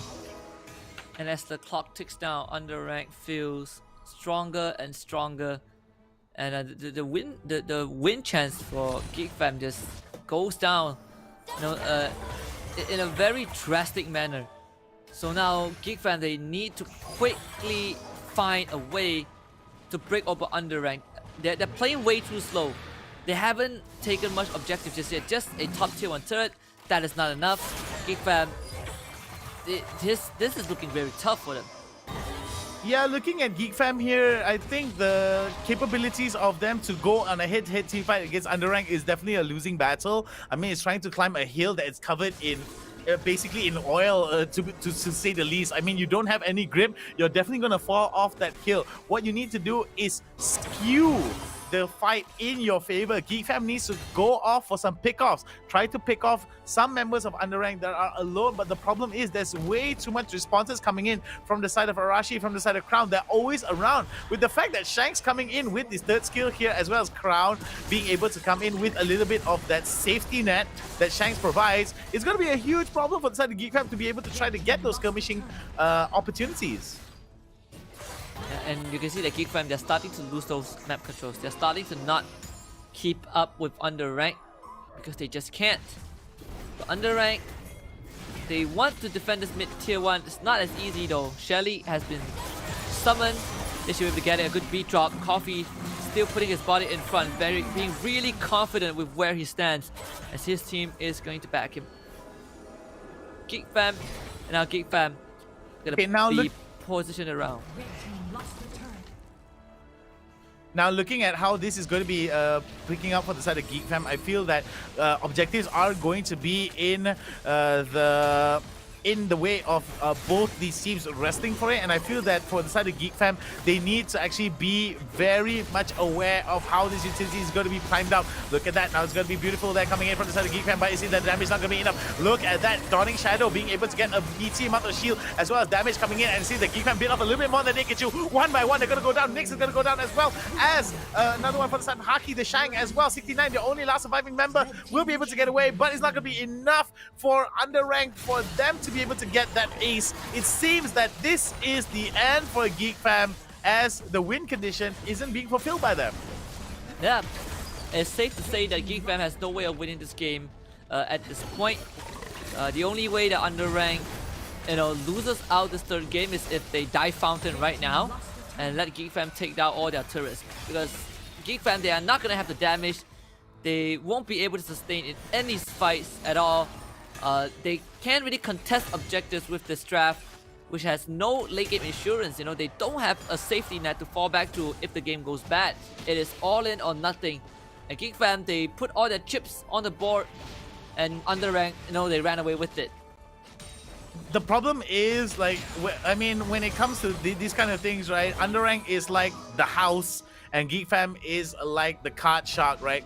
They're trying their best to win out the card, to win out the house, but it seems that the card sharks of Geek Fam not turned out for them here in terms of the cards stacked out in their favor. It seems that UndeRank just knows what is up at every turn, what card is coming out from the side of Geek Fam, and I feel that UndeRank just be like, yep, we're just gonna play this standard, we're just gonna fight from front to back, and then we're just gonna clap you guys out at every turn here. Geek Fam not doing to their best potential here, wondering what is going through the minds of Geek Fam here in terms of them trying to get it. Oh, this is what an opportunity is going to present themselves here. We said it again, this could be a skirmishing opportunity, but look at that. The stun is not going to be good. They're going to see the Downing Shadow come in to give a bit of meaty shields as well as a bit of damage here, but it's not going to be enough on the side of Geek Fam to be able to get it back because members of UndeRank are able to do the damage, sustained damage as well. Prolonged fights are going to be working in favor for the side of UndeRank, and Geek Fam is going to be clapped one by one. Haki is going to be taken down. There goes 69. 69 is going to go for the revive, but it's not going to be enough for sure.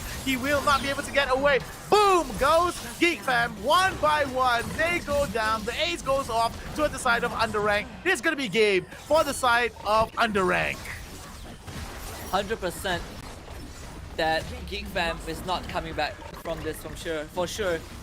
I mean, Geek Fam, they did a good game too, but game 3 felt like it felt like Geek Fam didn't even, put much thought into the draft. I don't, it looks really creative, right? It looks like a draft that is gonna surprise people, but at the end of the day, that draft is not made to win. That draft feels like it's more of, for the memes and giggles. No objective taking power, no structure taking power, no late game scaling. Geek Fam play on a timer that they set for themselves. They completely missed the mark. UndeRank well-deserving win 2-1 over Geek Fam. I felt that Geek Fam was just playing like a headless chicken, in my opinion. I felt that the direction was not clear for the side of Geek Fam. Every time that they take into a fight was against their win condition, and I felt that Geek Fam just losing out on the entire concept of Wild Rift at this level here. As we did see, the UndeRank just played. I really don't know what's going on for the side of Geek Fam here, Husky, because I felt like, why would you shoot yourself in the foot? I mean, for Geek Fam, every time they take a fight, they have to know that they're gonna lose out. The more prolonged those fights is, even if they hit a 5-man stun and a 5-man stun and a 5-man charm, it's still a losing battle for them. Yeah, it's just a lack of damage, honestly. And when we saw that right towards the tail end of the game, where was it? I think Arashi or Kagame went in, Geek Fam threw everything, and they just ran out of gas. That's it, you know. They press all the buttons, and if they don't kill the target, they just automatically lose the fight. So this is a pretty straightforward game where there's not much to be said. UndeRank just had a better draft. Geek Fam tried to go for something that is fast, that wants to hit you hard early on, but it did not work out. So I would say that UndeRank as just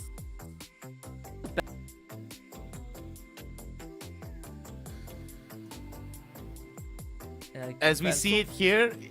Yeah, sorry about that, Husky. You were cutting off a little bit. Seems to be a little bit of technical issues with the connection. But I do believe that coming in from the side of Geek Fam, there was a lot of issues for them, mainly because of how they were actually trying to engage some of these fights, right?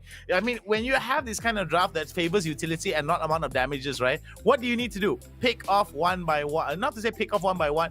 Isolate them, pick them off, and re-rotate. That's how I feel that's going to be the case. But Shanks with the Dawning Shadow, that's one issue. Coffee with the sustained damage, that's another issue. Kagame with the being able to jump around and do a crazy amount of damage, there's a whole other issue of its own with the ultimate, coupled with the ultimates that come in from Arashi, from Kagame, from Crown. I feel that Geek Fam was just denied at every turn. The ace at the end was just an inevitability for the side of UndeRank. And I feel that Geek Fam really needs to go back to the drawing board and think to themselves, what do we need to do?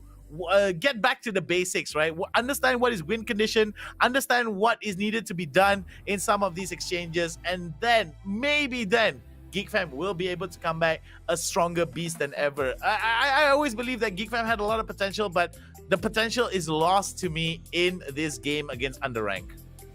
Yeah, and it's not just, you know, Geek Fam not playing to their strengths. It's also how it felt like Geek Fam, even when they got a pretty convincing victory after UndeRank, it kind of got to them. You know, it felt like they didn't stick to what got them the win, and instead they wanted to go off tangent. Obviously, in your last series of the group stage, you know, Geek Fam wanted to do something cheeky, and we saw that it did not work out. So with that loss, I think Geek Fam now puts themselves in a very precarious position.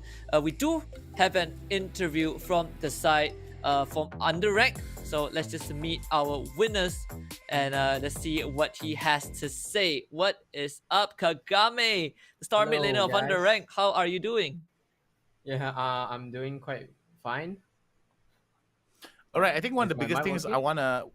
Yeah, we were able to hear you. Can you hear us? Yeah. All right, okay. One of the biggest things I wanted to ask you was that last game when Geek Fam drafted such a strange pickup and were playing against their win condition. Was it like a big question mark in your head? Was it like, why is Geek Fam like delivering us a win for you guys, or was it still a bit of a struggle for you guys heading into that last game? I think it's still a bit of a struggle because it's actually a meta. It's like a Sona Seraphine meta that can like keep healing and fight team comp. Yeah. And then with that being said, right, this is your kind of UndeRanks, everyone's last best of 3 of the group stage, and it's safe to say that UndeRank has secured top 4. You guys don't have to worry too much about playing any last chance qualifiers. How has the journey in fall season like? The past 7 days of your journey in the fall season. I think it's a good experience for all of us, and we learn a lot from it. like from the past matches and all, we try to adapt new things like the new meta, etc. Yeah, I think it's a quite a good, valuable experience. All right, now one more question I want to ask you is a very simple question indeed. Is the fact that whenever there is roster changes and whenever there is a big shift in terms of new champions being released and different playstyles coming together, what are the biggest how to say growing pains for a team to actually adjust towards this? I mean, with such close weeks between each matchups, right? How do you feel? Yeah. What's the struggle for that? Where is the struggle for that? I think it's more towards our team bonding. Yeah, the All right, team so bonding is like very. We are having quite a okay time with our team.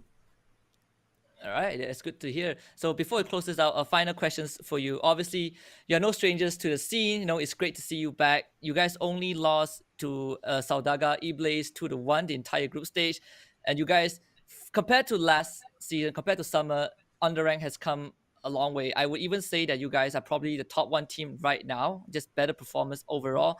What is there for everyone else to look forward to your fans, to the audience, when it comes to playoffs? First, I would like to thank all of our fans for supporting us throughout our journey. I think we will definitely do better at playoffs. All right. Awesome. Thank you very much, Kagami, for the interview. Say hi to Jay for me. We wish you guys all the best. Okay. Have a good rest. Have a good night. We'll sign off. Goodbye. Thank you.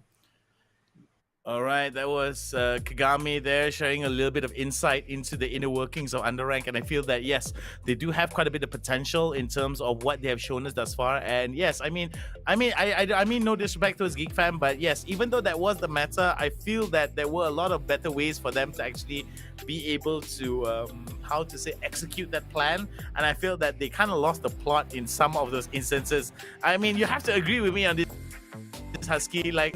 Way, and there's a time limit that you set against yourself. That has to be urgency in your step at every turn. Yeah, absolutely. And it's those kind of drafts that you don't have much room for error, right? And it is a very scary draft. You only need to be perfect when it comes down to every single move that you make, every single rotation, every single decision has to have an objective. I think Geek really tried to make it happen, but because the window of error, the margins for error are basically little to non-existent, every single setback is basically taking away the chances for Geek Fam to win. So it felt like they were uncomfortable even in their own skin for game 3, and now they would just have to kind of wait and see what the end day result would be, and see if they are going to end up in that Last Chance Qualifiers. There's a big possibility for that, so hopefully Geek Fam, don't feel discouraged by this. There is still a chance for them to make it through. There's still a lot of chances for them to make it through. However, there is still a lot more for us to go through. There's still Saudaga Eblaze going up against Silent Killer, Assassin Academy going against Sem9, Splat Zone against BJD, Berjaya Dragons, which also is going to be one of the other games that we are looking forward to. It's so much more potentially. We are most likely going to be able to see, if all games go to a best of 3, we might see 9 matches of Wild Rift, and I feel that that's going to be just a heck of a day. I predicted that for the most part, most of the games are going to go 2-1. Whether or not that's going to ring true or not, it's yet to be seen. Of course, there's all kinds of Kasakas, but let's take a look at the MVP graphic here and see who was the biggest MVP for that round thus far, Husky. Yeah, and I can't wait to see which member of UndeRank is going to be the most valuable player. And this time it's going to be Arashi from, of course, in the jungle, just on that Camille, absolutely flawless. The last 2 games, he has really demonstrated the understanding of the champion, and he was able to create a lot of space. Most of the fights that UndeRank started, it was because Arashi made the call to engage, and he always makes value out of it. And this is what you want from a jungler, a player that can get value out of every single move that he makes. Able to provide impact, able to kind of affect the flow of the fight. I think Arashi is the perfect man for UndeRank. I feel that's going to be the case here. Arashi was very much how to say, one of the more impactful players, as you said, as you aforementioned, and I feel that the impactfulness of a jungler has to be very, very much stated here at the dotted line. You have to be very much everywhere. You have to affect every team. No movement is wasted, and I feel that Arashi is the epitome of that representation of an effective jungler. However, there's still so much more ahead. There's still so many potential players that are going to be better at doing some of these things in different ways, and I feel that there isn't a specific way for some of these players to actually come. Some of them are able to turn a utility skill into big value. Some of them are able to turn a kill into it, or even a push into it. But that's enough speculation from me and of course Husky. We're gonna go take a short little break. We're gonna be back with more ESL mobile open here.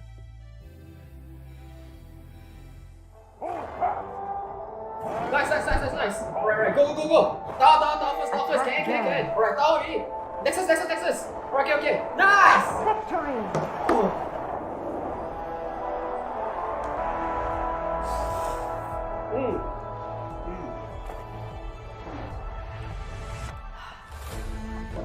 I'll see you in the game. Alright guys, let's go on. Okay. Lihat, tunggu Stewie. Boom! Wah, bakar bro! Itu petang. Adakah di Berjaya mendapatkan triple kill, mencari yang keempat dan kuasa kill.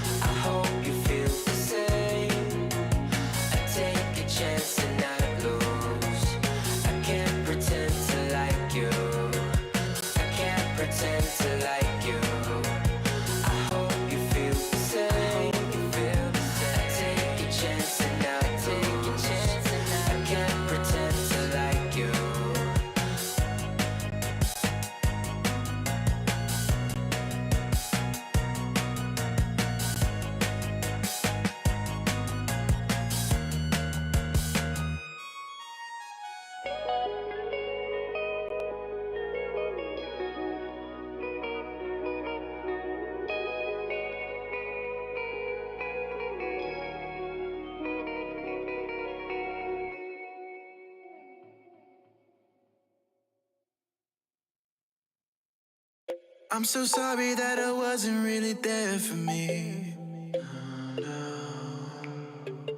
Cause nobody else is showing any empathy.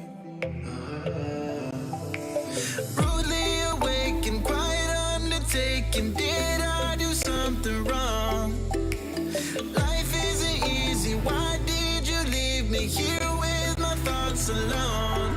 I don't wanna wake up messed up, cause I can't spend another day like this.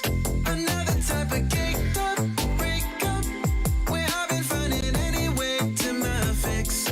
But I need you now, cause I don't wanna be around. No, I don't wanna wake up messed up. There's gotta be another way past this. I'm so sorry that I didn't go to therapy. Thinking everybody, even you, an enemy.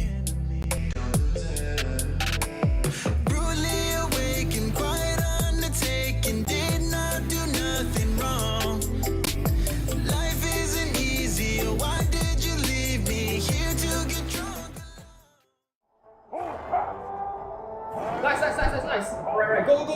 Down first. Can. Alright, down. Nexus. Okay. Nice!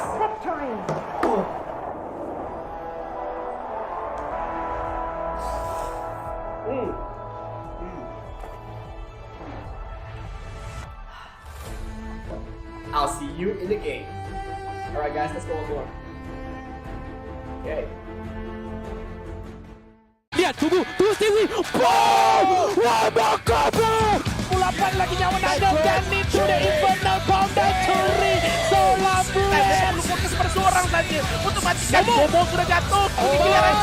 Engkol mega infernal bomb. Dia bisa melakukan. Tizi sekarang diperlahankan. Tizi akan menerima damage dengan ada kali Berjaya mendapatkan triple kill mencari yang keempat dan quadruple kill.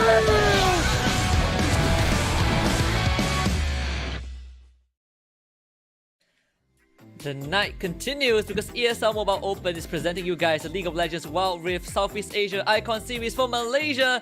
This is the fall season and we are on the last day of the group stage. Following up, we have Saudaga Iblaze taking on Silent Killer in another heart-wrenching best of 3, and only one team will make it out alive. My name is Husky and I'm joined on the broadcast by the one and only Trusted Hound.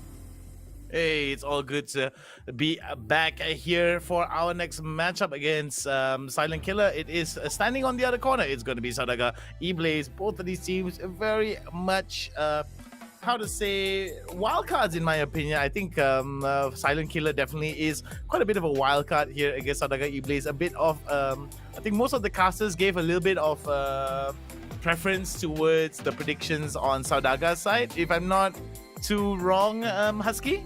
Yeah, that is kind of like the general consensus, right? And I think Saudaga was able to prove that during the group stage. Not just the group stage, honestly. Their whole journey throughout the qualifiers up to this point has been nothing short of amazing. They have taken down the big dogs in the league. They took out Geek fam. They took out INSOMNIAX. They down UndeRank 2-1. So this team is kind of the next up and coming superstar.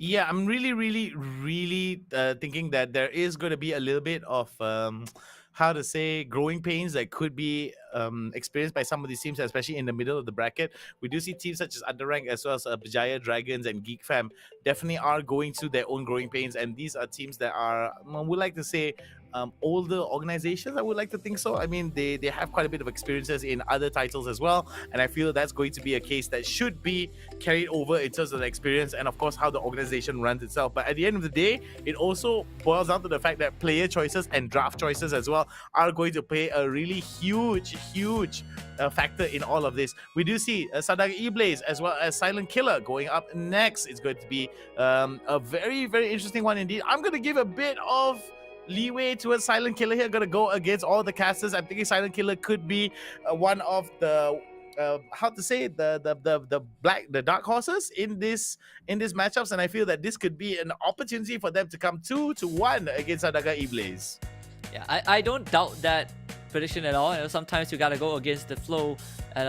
Some good things might come from that. But let's take a look at SDGR EA's lineup. Emotionless in Baron lane, Fallen in the jungle, Williams in the mid lane, and God Gatsby plus the Firo will be your Dragon lane duo.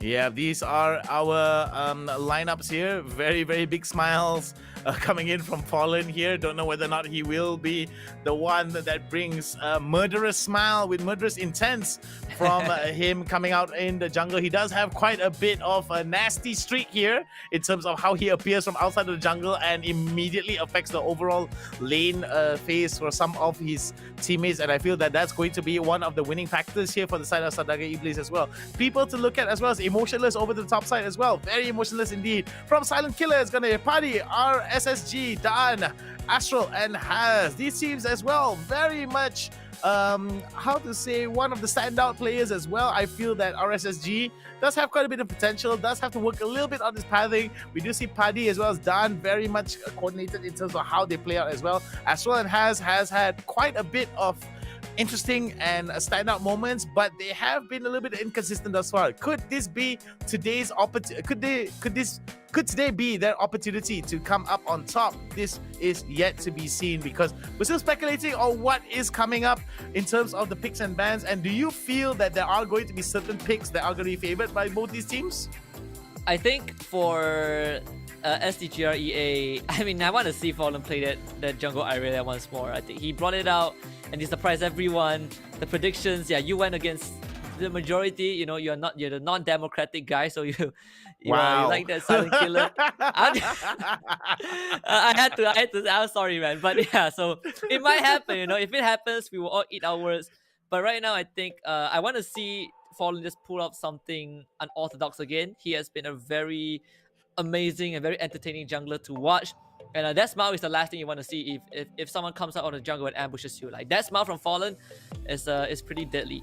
But previously we did had winners interview with Saudaga eBlaze, and I got to speak to Fallen and Emotionless. Fallen said that they all like the team is a bit chaotic and all they want was the kill and not to win. Emotionless disagrees. They say that they want to win, not the kills. So we'll find out who has the. Let's get into the drafting phase. Saudaga eBlaze against Silent Killer. Yeah, it's going to be a very interesting one indeed. Kha'Zix being banned out here. Definitely targeted ban against RSSG. We do see a Fiora being banned out towards Saudaga eBlaze from Silent Killer. This is going to be a very interesting one indeed. Emotionless is going to be rather... Wow, okay, now here's a very interesting one here coming in from the side of eBlazer. They are going to be banning out 2 jungle pickups here, and I feel that Silent Killer as well are going to be picking out one flex pick from the side of from members of Saudaga eBlaze, and with that flex pick of Camille, I think that's going to be targeted towards Emotionless as well as Fallen. But look at that. eBlaze does give a lot of attention towards RSSG because they know how impactful RSSG is in his overall laning, in his overall pathing as the jungler. I said a little bit that RSSG does suffer a little bit in terms of inconsistent pathing, and sometimes in the chaos is because of that chaos and a little bit more of the expectation subversion is where he thrives. And this is where it turns around. Emotionless with the pickup of Lucian. We do see Paddy picking up Renekton, as well as RSSG picking up Ziggs for his team. Yeah, there's a lot of respect, and I do agree with what SDGR EA is doing. You are basically shutting down, I would say, Silent Killer's strongest player, which is RSSG, the jungler, and everyone else. Silent Killer plays a lot on that mid, that jungle to mid duo. But jungler being kind of the forefront, being the focal point. So you cripple RSSG early on, they're going to have a harder time. But Silent Killer have their own approach into this game with the Pantheon and Lulu pickup. Whereas SDGR EA, they will bring out the Senna. And we're also looking at the Ashkan. I mean, why not, right? But I highly doubt so. Yeah, it's not going to be that.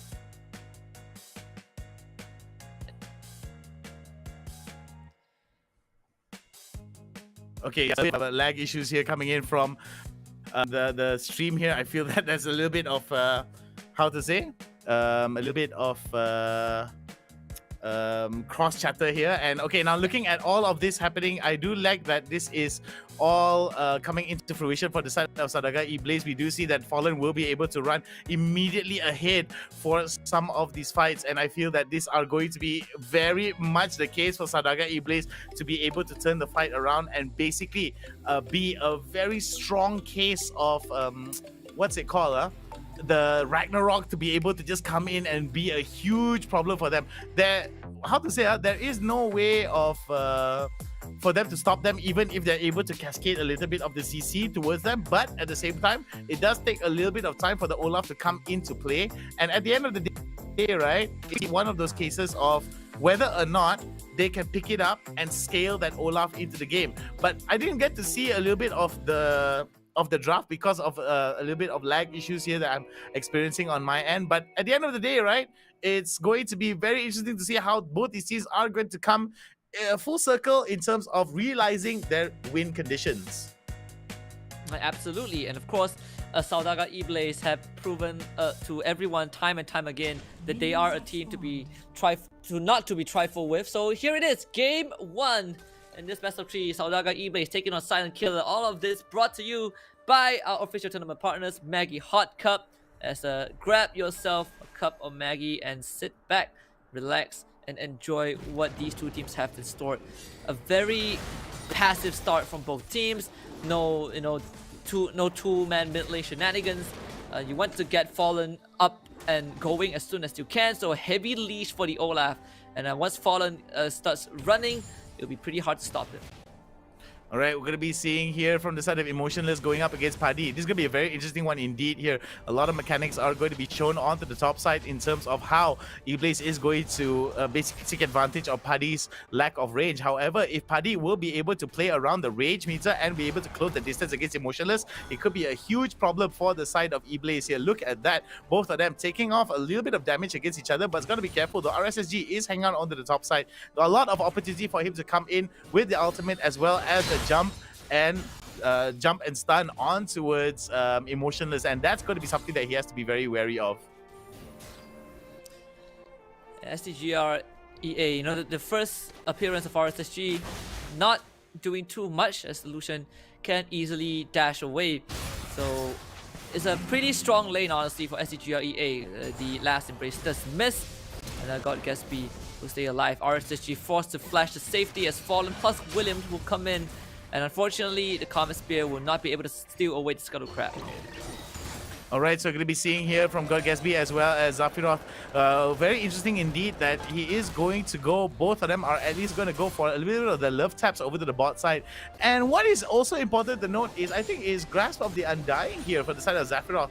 I'm going to give him a little bit more tankiness, and I feel that's going to help in terms of him sustaining some of these fights. And what is also important is that because he'll be able to sustain the fight, right? It's also revolving around the fact that he'll be able to sustain better and he will be able to scale better because of it. Prolonged fights may benefit Zafiroth, but in terms of damage, it may take him a little bit of some time here. Yeah, and I want to see if SDGR EA will continue the trend of just not missing a beat in every single game. I think other than Berjaya Dragon, Saudaga eBlaze actually has one of the fastest game time average throughout the entire fall season. They've been doing it over and over again with the draft, and this draft is not any different. You know, Olaf, Ari, Gragas, Senna plus Lucian. These are all champions that can, when they get going, it is very, very hard to stop them in their tracks.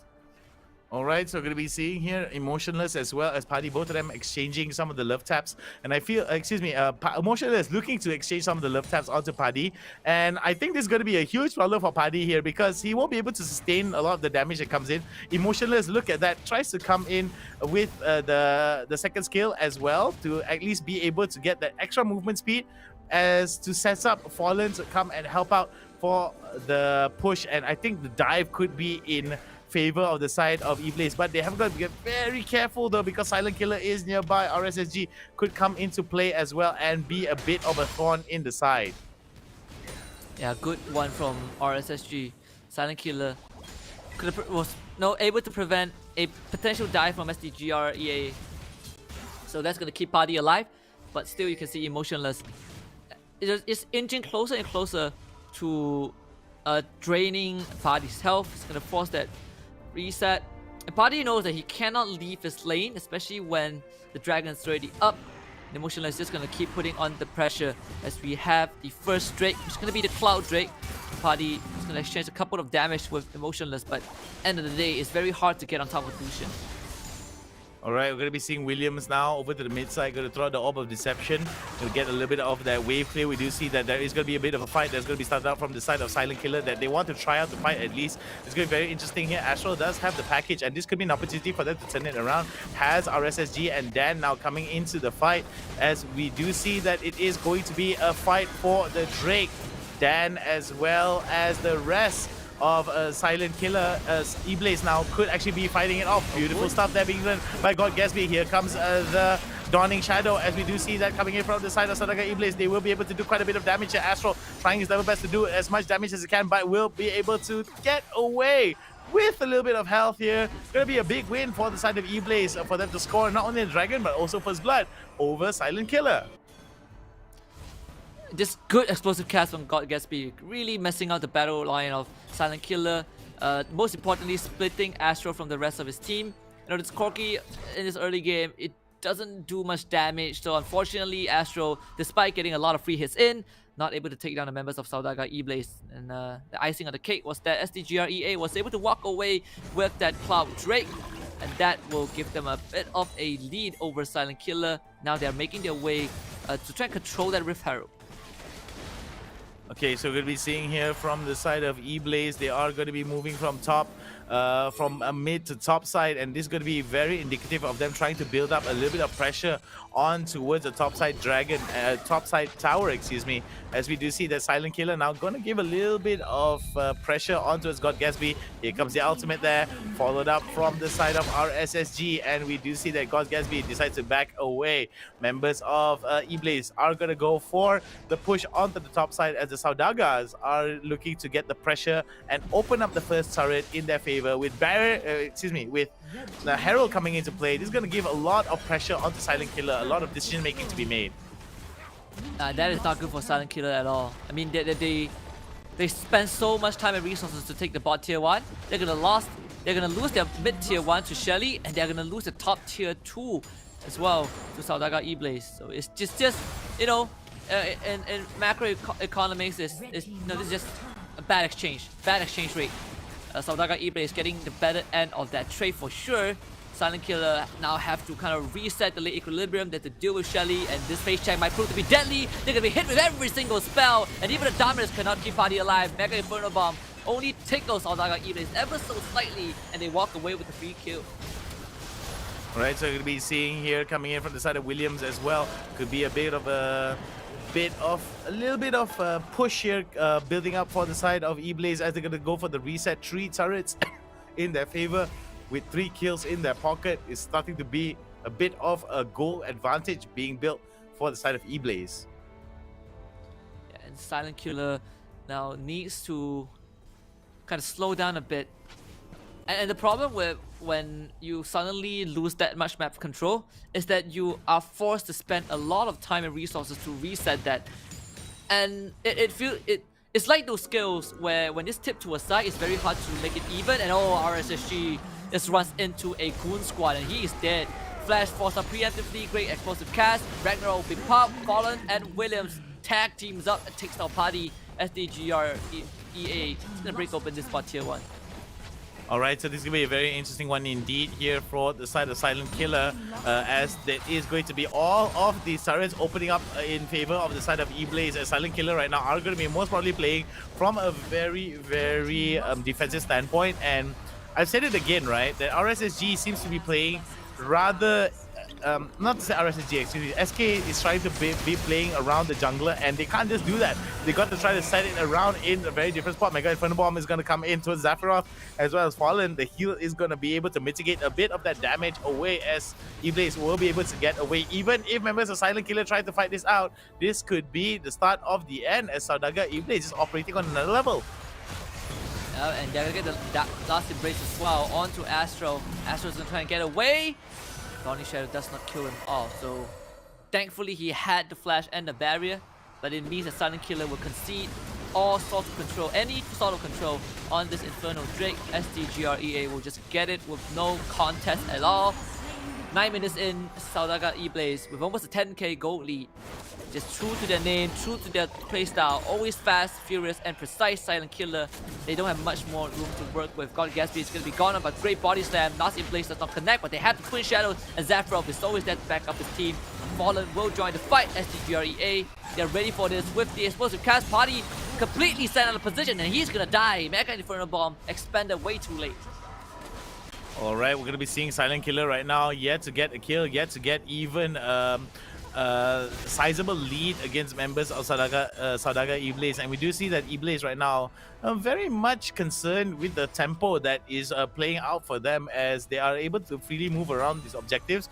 And with 20 seconds on the clock, before the Baron comes into play, I feel that Silent Killer right now has got to at least try to make something work for themselves here, force something from their side against members of Sadaga Iblis. Sadaga Iblis are actually going to be more concerned with the top side control. As you can see, about 4 members are onto the top side, and the fact that Emotionless will be able to sustain, maybe we might see a bit of a dive over towards him here, as Haz as well as Astral are going to go for it. This is going to be pretty tough for Silent Killer to win now, because Emotionless just gets the solo kill, and while all of that is happening, Emotion will get a double kill. SDGR EA will take the Baron Nashor away. Silent Killer wanted to contest that, but I have no idea how it was ever going to work. They don't have the man advantage. They were so far behind, and SDGR EA looking for a perfect game with 10 kills as Silent Killer. They still have none. And so far, this Baron power play could be the be-all end-all. Emotionless becomes the target, but he just turns around with the help of William. Party really wants to kill him off. RSSG not alive for long. Emotionless cleans up. Double kill for Williams, and SDGR EA are now looking at the jugular of Silent Killer. Oh, going for the kill is going to be Sadaga Iblis here, as Silent Killer are looking to play it very defensively, and it feels that at every turn, Sadaga Iblis just basically turns them around and are basically, how to say, are just denying them at every turn. And I feel that Silent Killer is one of those outliers where they were just denied every mechanical advantage that they had, and Sadaga Iblis just reads them like a book. Yeah, I mean, Sadaga Iblis, look at this. All the members doing their job. The 4-0 on Emotionless, 5-0 on Williams. They have been nothing short of phenomenal. Twin Shadow is going to scout our party, and God Gatsby has the explosive cast.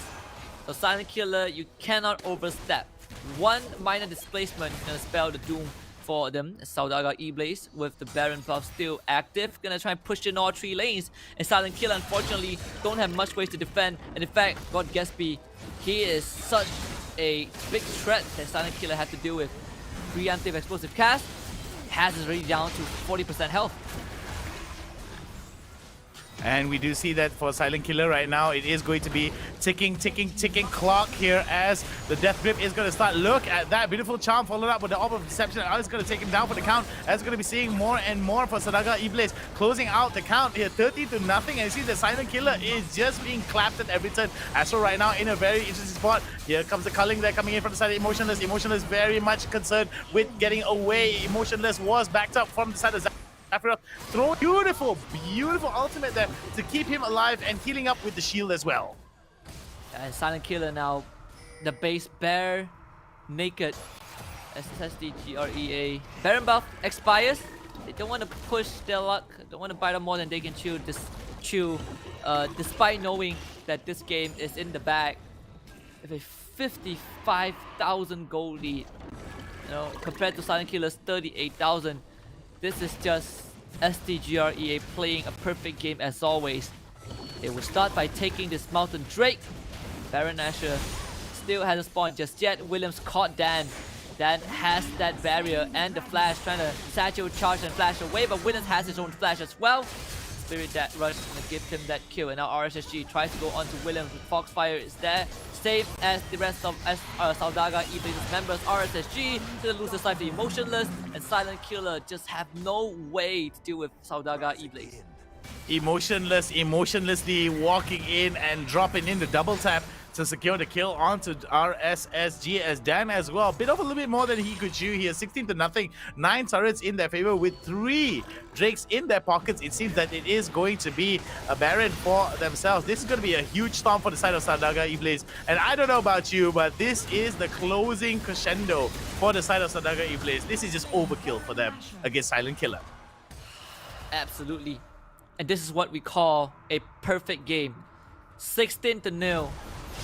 For now, Sadaga Iblis can they still have the opportunities to rack up a few more. RSSG is going to be the first victim on the chopping block, as Williams and Fallen is going to send him to the guillotine. The redemption is not going to be enough. Williams is already legendary and Motionless. Is going to flash into the base, gives no regard, doesn't care. Sadaga Iblis jumping in, Dominus pop by body, but he'll be sent back to the rice field, and the flash body slam is a fail from God Gatsby, but he does have the stasis. They want to get a kill, and yes, Silent Killer ruins the perfect game of Sadaga Iblis, but the more important thing is the Nexus, and SDGR EA will make sure that goes down. They will take game 1. Wow, big win here coming in. Not to say a big win, but a big stomp from Sadaga Iblis against a Silent Killer. And yes, you did say it just now, undemocratically, I decided to go against the grain. But here's the thing about the democracy, Husky. Let me school you a little bit about democracy, okay? Even dissenting voices like myself that go against the majority, voices are still very important, Husky. Okay, I'm very salty about my pick right now. So let's just go into the post stats here, Husky, and break it down for us. I'm not. I'm just saying if that's all I'm saying. But it is kind of a rollover in Saudaga Iblis. Still a perfect game. Those two devs were just them trying to pet their KDA a bit. A Silent Killer did not have a footing in this entire game at all. You could say that SDGR outmaneuvered them at every single step of the way, and there was no point of time where it felt like Silent Killer had a chance. Yeah, I felt that Silent Killer had their chances pulled away from them slowly. I mean, for the most part, it would be like a surprise pull of the rug, right? The thing about Sadaga Iblis is they pulled the rug gradually. At the last minute, they just pulled it, and Silent Killer went flying and just landed flat on their backs. And I feel that Silent Killer just really needs to adjust really big from draft right up until execution here if they want to be competitive against Sadaga Iblis. We've seen crazier things happen here, and I'm still a believer. I am still a believer, just like Mulder from X-Files, Husky. I still want to believe in Silent Killer and their capabilities of being the wild card here. I'm always all about that, I'm a bit of a contrarian here, always wanting to be like, okay, what is everyone picking? Okay, I'll pick against them. Just because. Yeah. It's okay, I completely understand. I mean, some people believe in the existence of ghosts, so I don't see why you can't believe in Silent Killers. I'm just putting it out there, But it is going to be a tough one for Silent Killers, say the least. You look at the numbers, SDGR EA, they win out at every single aspect. Now, Silent Killer, I don't think that there's a problem with the draft. It's just how Saudaga Iblis outplayed them mechanically and also in terms of the macro throughout the entire game one. Maybe Silent Killer can show us something different. This is potentially their last game after all in the group stage. So if there's anything you want to throw on the table, this is going to be the opportunity to do so. And I can't wait to see Silent Killer do that. We'll take a short break and we'll be back for game number 2. Lihat, tunggu Stewie. Boom! Wah, bakar, bro! Adakah dia berjaya mendapatkan triple kill, mencari yang keempat dan kuasa kill?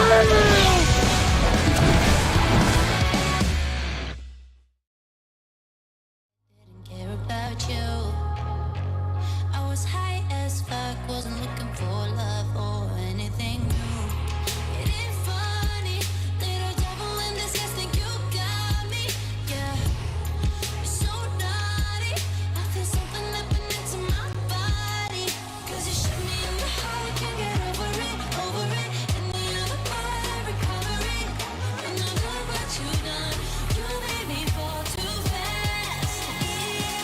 Wait.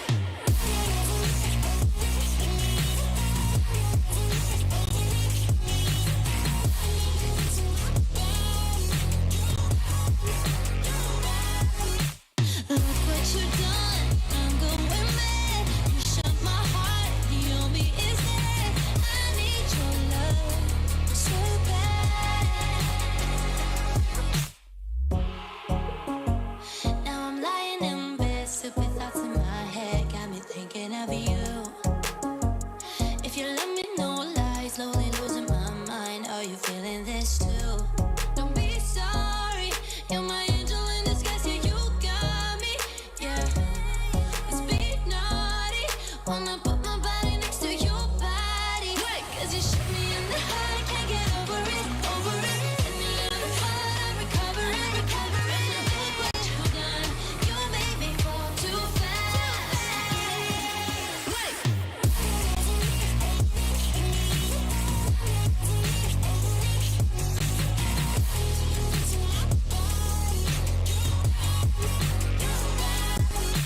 Look what you done, I'm going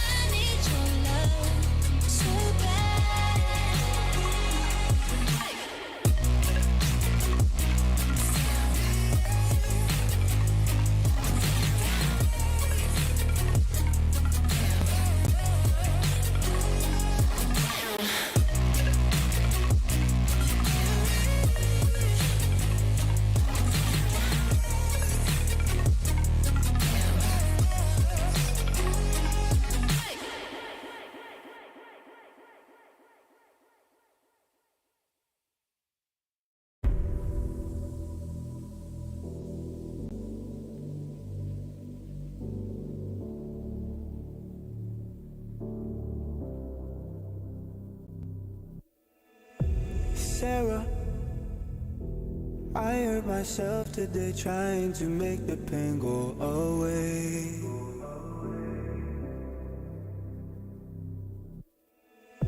Sarah, I want to fade away, be with the stars in outer space. Lihat, tunggu Stewie. Boom! Wah, bakar bro! Itu petang alamak. Adakah dia berjaya mendapatkan triple kill, mencari yang keempat dan kuasa kill.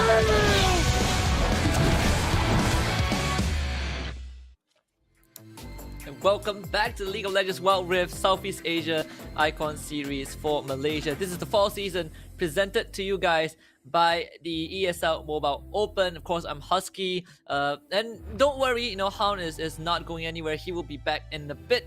But with that being said, this is all brought to you guys by our official tournament partner, Maggie Hot Cup. Always the perfect partner to last and accompany you throughout every single day, be it tough or happy moments. We've just witnessed the first game between Saudaga E-Blaze against Silent Killer, and it's safe to say that Saudaga E-Blaze were just a cut above Silent Killer, taking them down in a very convincing manner. A perfect game to say the least.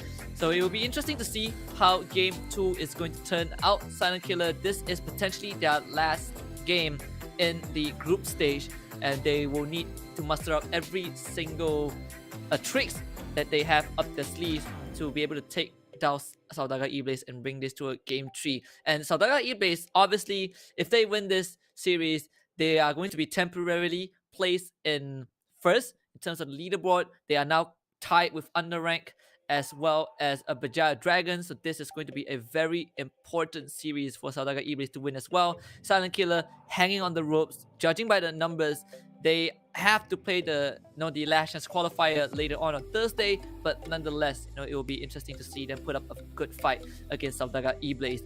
Now, with that being said, we took a look at Game 1 during the break, and it is Saudaga E-Blaze still sticking to what they're good at, aggressive plays.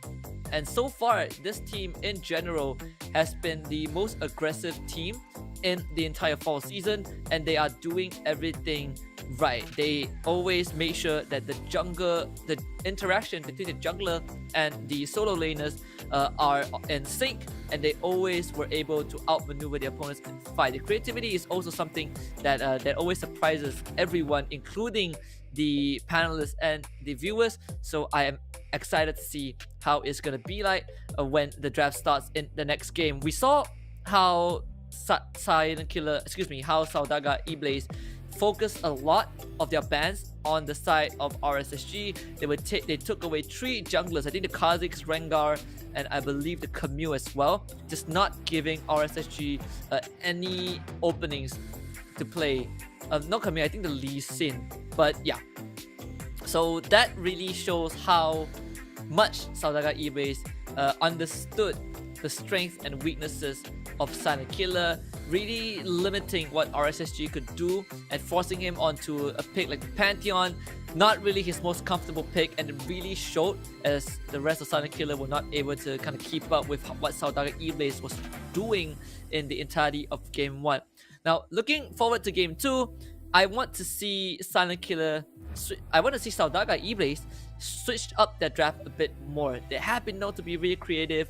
They are the only team who plays the jungle Irelia, the first and only team to do it. So, Fallen has demonstrated that his debut in the Icon series has been nothing short but impeccable, and I definitely want to see more than that. And Hound is back, so we're gonna welcome him back into the broadcast right now. Welcome back.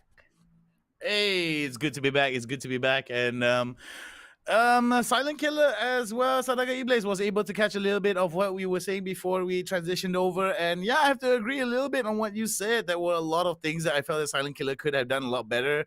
Overall, I feel that everything needed to be changed. But then again, it could be a case of, I'm going to play devil's advocate here. It could be a case of the engine's not warming up. But then again, I've been proven wrong before in the past. And we got to give the benefit of the doubt to Silent Killer in terms of that. And judging from Saudaga E-Blaze's previous bans in match number 1, it is indicative of them at least being wary of the fact that RSSG is a legitimate threat.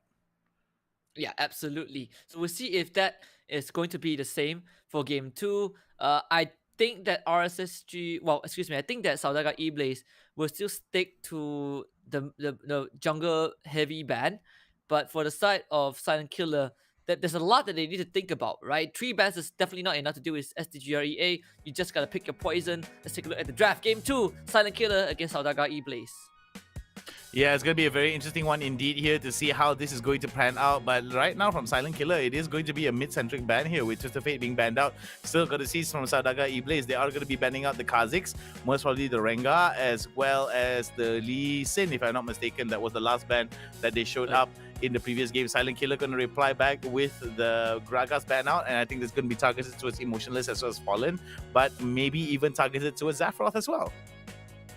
And there are 3 members so far on the side of Saudaga E-Blaze who played the Gragas, right? Emotionless, Fallen, God Gatsby demonstrated the Gragas Dragon Lane just now.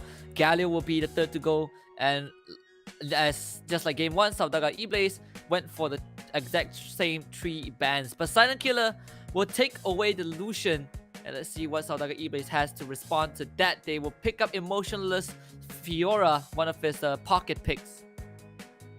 Ooh, this is going to be very interesting indeed. Camille going to pick up Camille being picked up by Fallen, and I think there's going to be a lot of lockdown potential here coming in. The grand challenge that could come from Emotionless as well gives a lot of sustainability towards the overall composition of Saudaga E-Blaze. But we do see RSSG actually picking out the Renexit that could go mid or top, or oh, this is going to be very interesting. Okay, now Paddy is going to actually swap out the Lucian over to his Astral, and that's going to be a given for sure because Renekton is going to be holding on to the top side. Ahri is going to go onto the mid side with Dan, and I think this is going to be a good one here because of the overall pressure that could come. But Astral going to pick out the Wukong. That's definitely going to go into the hands of RSSG, and I think that this could be a composition that could work wonders for the side of Silent Killer because there is going to be quite a bit of capabilities of them to go in with the Nimbus Strike as well as the knockup that could come from RSSG, and the fact that Haz is going to pick up the Janna. There's a lot of capabilities from the side of Silent Killer to disengage, and that is something that Saudaga E-Blaze has in abundance here with the Braum pickup as well as specifically for the Camille as well as the Fiora that is able to come in and dash in quite a bit. But Varus being picked up by God Gatsby. What do you think about this? I actually like the Varus pick a lot because Varus, you outrange the Lucian in lane, and you also have the Chain of Corruption, right? If Silent Killer wants to dive you, Chain of Corruption is the button that you press to cancel all sorts of engagement, all sorts of aggression, and at the same time to catch nimble targets. Wukong, the Renekton, the Lucian. If you hit your ultimate, they are not going to be able to get away. So it's a very good setup as well. Overall, I like the Varus pick more than the Lucian under these circumstances. And in the hands of God Gatsby, I have no doubt that he will be able to put the Varus to good use. All right, so looking at it thus far, I do think that there is going to be a huge problem here. Piercing Arrow is going to be a rather painful thing to worry about here for the side of Silent Killer. And I feel that's going to be the case here, especially with the culling coming in that could be negated from the third or second skill that coming in from the Braum, and I feel that's going to be really interesting. Unbreakable will be able to mitigate quite a bit of the damage that could come in. Even if the damage isn't mitigated fully, it's still going to be quite a bit of opportunities for the side of Silent Killers. The culling to be negated. It's all about timing here for Astral if he wants to set it up beautifully, because RSSG as well as Paddy to their favor depending on how they engage the fights. But at the same time as well, we do see from E-Blaze there is a lot of opportunities for them to counter engage or at least follow up with a bit of CC chains that could work out with Zephyros's ultimate as well as the ultimate that comes in from God Gatsby. Yeah, absolutely. And right now it's going to be, it's really up to what SDGR E-Blaze wants to do, right? They are running this Corki +1, and we kind of had this discussion before the broadcast, what this means for the team in general, depending on where the Corki ends up in. Corki mid lane, a lot more playmaking potential, and you don't have to worry about being the only guy who has to carry the team because you have that ADC in the bottom lane. In this case, it's the Varus, who can also scale alongside you. So if SDGR EA gets to that late game, you have 2 heavy hitters on the team that can easily just out-damage the members of Silent Killer. Okay, so looking at it here for Silent Killer, I think there is going to be quite a bit of a deck stacked up against them, and I feel that's going to be a huge case for Saudaga Iblis to take advantage of. Early on, we did see that Saudaga Iblis actually played around the fact that their aggression as well as their capabilities to just pull the trigger onto Silent Killer recklessly was a winning factor for them, but looking at it from the side of Silent Killer, I think the tempo could be taken advantage by them here, considering that RSSG over to the top side is winning out the matchup against Emotionless, and this is going to be a very interesting one indeed, because Paddy is going to be the one in the jungle here. Over to the mid side, Silent Killer, Dan here going to go for it, could be a first blood. Onto the side of Williams decides to go for the flash. Paddy are now going to go hit with the Nimbus Strike as well. Oh, look at that Orbital Deception, but beautifully done. It's going to be the barrier there to save him up. Fallen might actually be taken down here. One more hit, and there he goes. 2 kills coming in from the side of Silent Killer, as Silent Killer opening up the frame with 2 kills in their pockets and a substantial lead very early on. Yeah, just good connection from the side of Silent Killer. They were all on the same page, and getting those 2 kills and forcing out all the sums from Williams and Fallen really was kind of a setback for Saudaga Iblis. But Emotionless, solo kills, RSSG. There's nothing surprising about that. Emotionless is the grand duelist himself. He's the embodiment of Fiora. Fiora was designed using Emotionless as a reference, and he showed just that. Yeah, and that's going to be the case here for a lot of these teams. I feel that could be a huge problem for the side of Saudaga Iblis if they're not too careful with some of these exchanges. They have to be rather careful with how they want to be fighting this out, because we do see Paddy now going to go over towards Emotionless. Both of them exchanging a little bit of taps here, as Emotionless will be able to just lunge away and basically heal up and reset without much losses here, because there is going to be a bounce back in terms of the wave, and nothing much could be said here in terms of Emotionless losing out any of that potential CS that is going to come back bouncing towards him. Over to the bot side on Zafroth as well as God Gatsby, both of them still very much looking towards exchanging some of those shots, as we do see Fallen coming back into it. It's going to be a fight here. Good connection with the Hector Ultimatum and the Chain of Corruption, and that is the lockdown that you need for Illusion. Astro stood no chance, and SDGR EA will be able to take him down just in time for Dragon to spawn. Silent Killer can contest this, as Astro will respawn just in time, so Saudaga Iblis will actually go for a reset, as the Ocean Drake will now show itself on the battlefield. Silent Killer is going to get on top of it and try to secure that objective. I really like the monsoon that came in from Haas, despite the fact that he was able to get Fallen back out of the fight slightly away. Give a little bit of breathing room for the side of Astro to try to get away. It was God Gatsby that followed up with the Chain of Corruption beautifully, and the stack of CC was definitely a huge killer towards Silent Killer, as Saudaga Iblis will be able to take the Ocean Drake, as the reply coming in from the side of Iblis is going to be both the Drake. Silent Killer is going to be the one that takes away the Drake, whereas Iblis is going to be the one that takes away the Herald. A fair trade, and I think SDGR EA knew that they could not make it in time for the Drake, so they went for the more obvious and easier option, which was the Rift Herald. But here we go, it might be a gank coming in. There is an ambush, as William was hiding in the brush. Silent Killer, will they bite the bait? Seems like they will not. So RSSG is going to go for the recall, and Williams, unfortunately, not able to put the package to good use. Yeah, maybe a bit of a wasted package here for the side of Saudaga Iblis, as Williams has to go back to his lane to address the 3-man push that's coming in from the side of Silent Killer. Over to the bottom side, Dan is going to be at the bottom side. Maybe a dive coming in from the side of Iblis, maybe, but they got to be careful with the mobility that is present on Dan. I mean, Ari is one of the most slippery champions to catch. Over to the bot side though, maybe we could take a look at the bot side as we see it. I called it, as we do see that Saudaga Iblis will be able to take down Dan very, very convincingly. Over to the top side though, it is going to be a point from the side of the Silent Killer. And they really want this turret. Unfortunately, Fallen and Emotionless, it's not going to make it easy, so they bring in RSSG. Silent Killer, they're thinking about it. The Colin is going to cancel the recall and chip down the members of Saudaga Iblis. And RSSG is going to cut the wave as well, making sure that they have the edge. Williams will also join the fray. The Silent Killer, they gotta make a choice right now. Tactical sweeps can slow down 3 guys. The Silent Killer decided it's not worth the effort. It's not going to be worth the effort indeed here. Silent Killer right now decides to back away and at least mitigates whatever pressure that could come. Not to say mitigate the pressure, sorry, release some of the pressure that could come onto the top side here, because it could be a bit of a lane equilibrium favoring for the side of Saudagar Iblis, because if they are spending way too much time on the top side that without getting that much, it could be that that Saudagar Iblis will at least focus a little bit of their attention onto other places, forcing Silent Killer to lose out even more in the long run. And right now, Saudagar E-Blaze, oh, Chain of Corruption, it actually goes wide. Could have been the demise of Dan if it connected. Thankfully, Dan was able to, or not yet hit by the ultimate. Definitely a slower game compared to game 1. Saudagar E-Blaze will summon Shelly in the middle lane. They want to really break open the map. And it all starts with this tier 1 turret.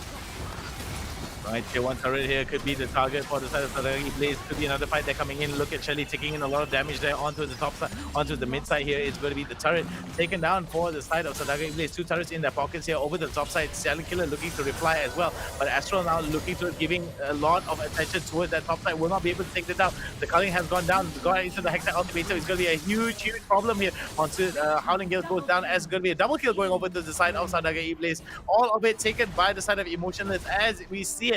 Silent Killer spent a little bit too much time over to the top side here. Basic mistakes being made. Staying over to the top side for too long and losing out big.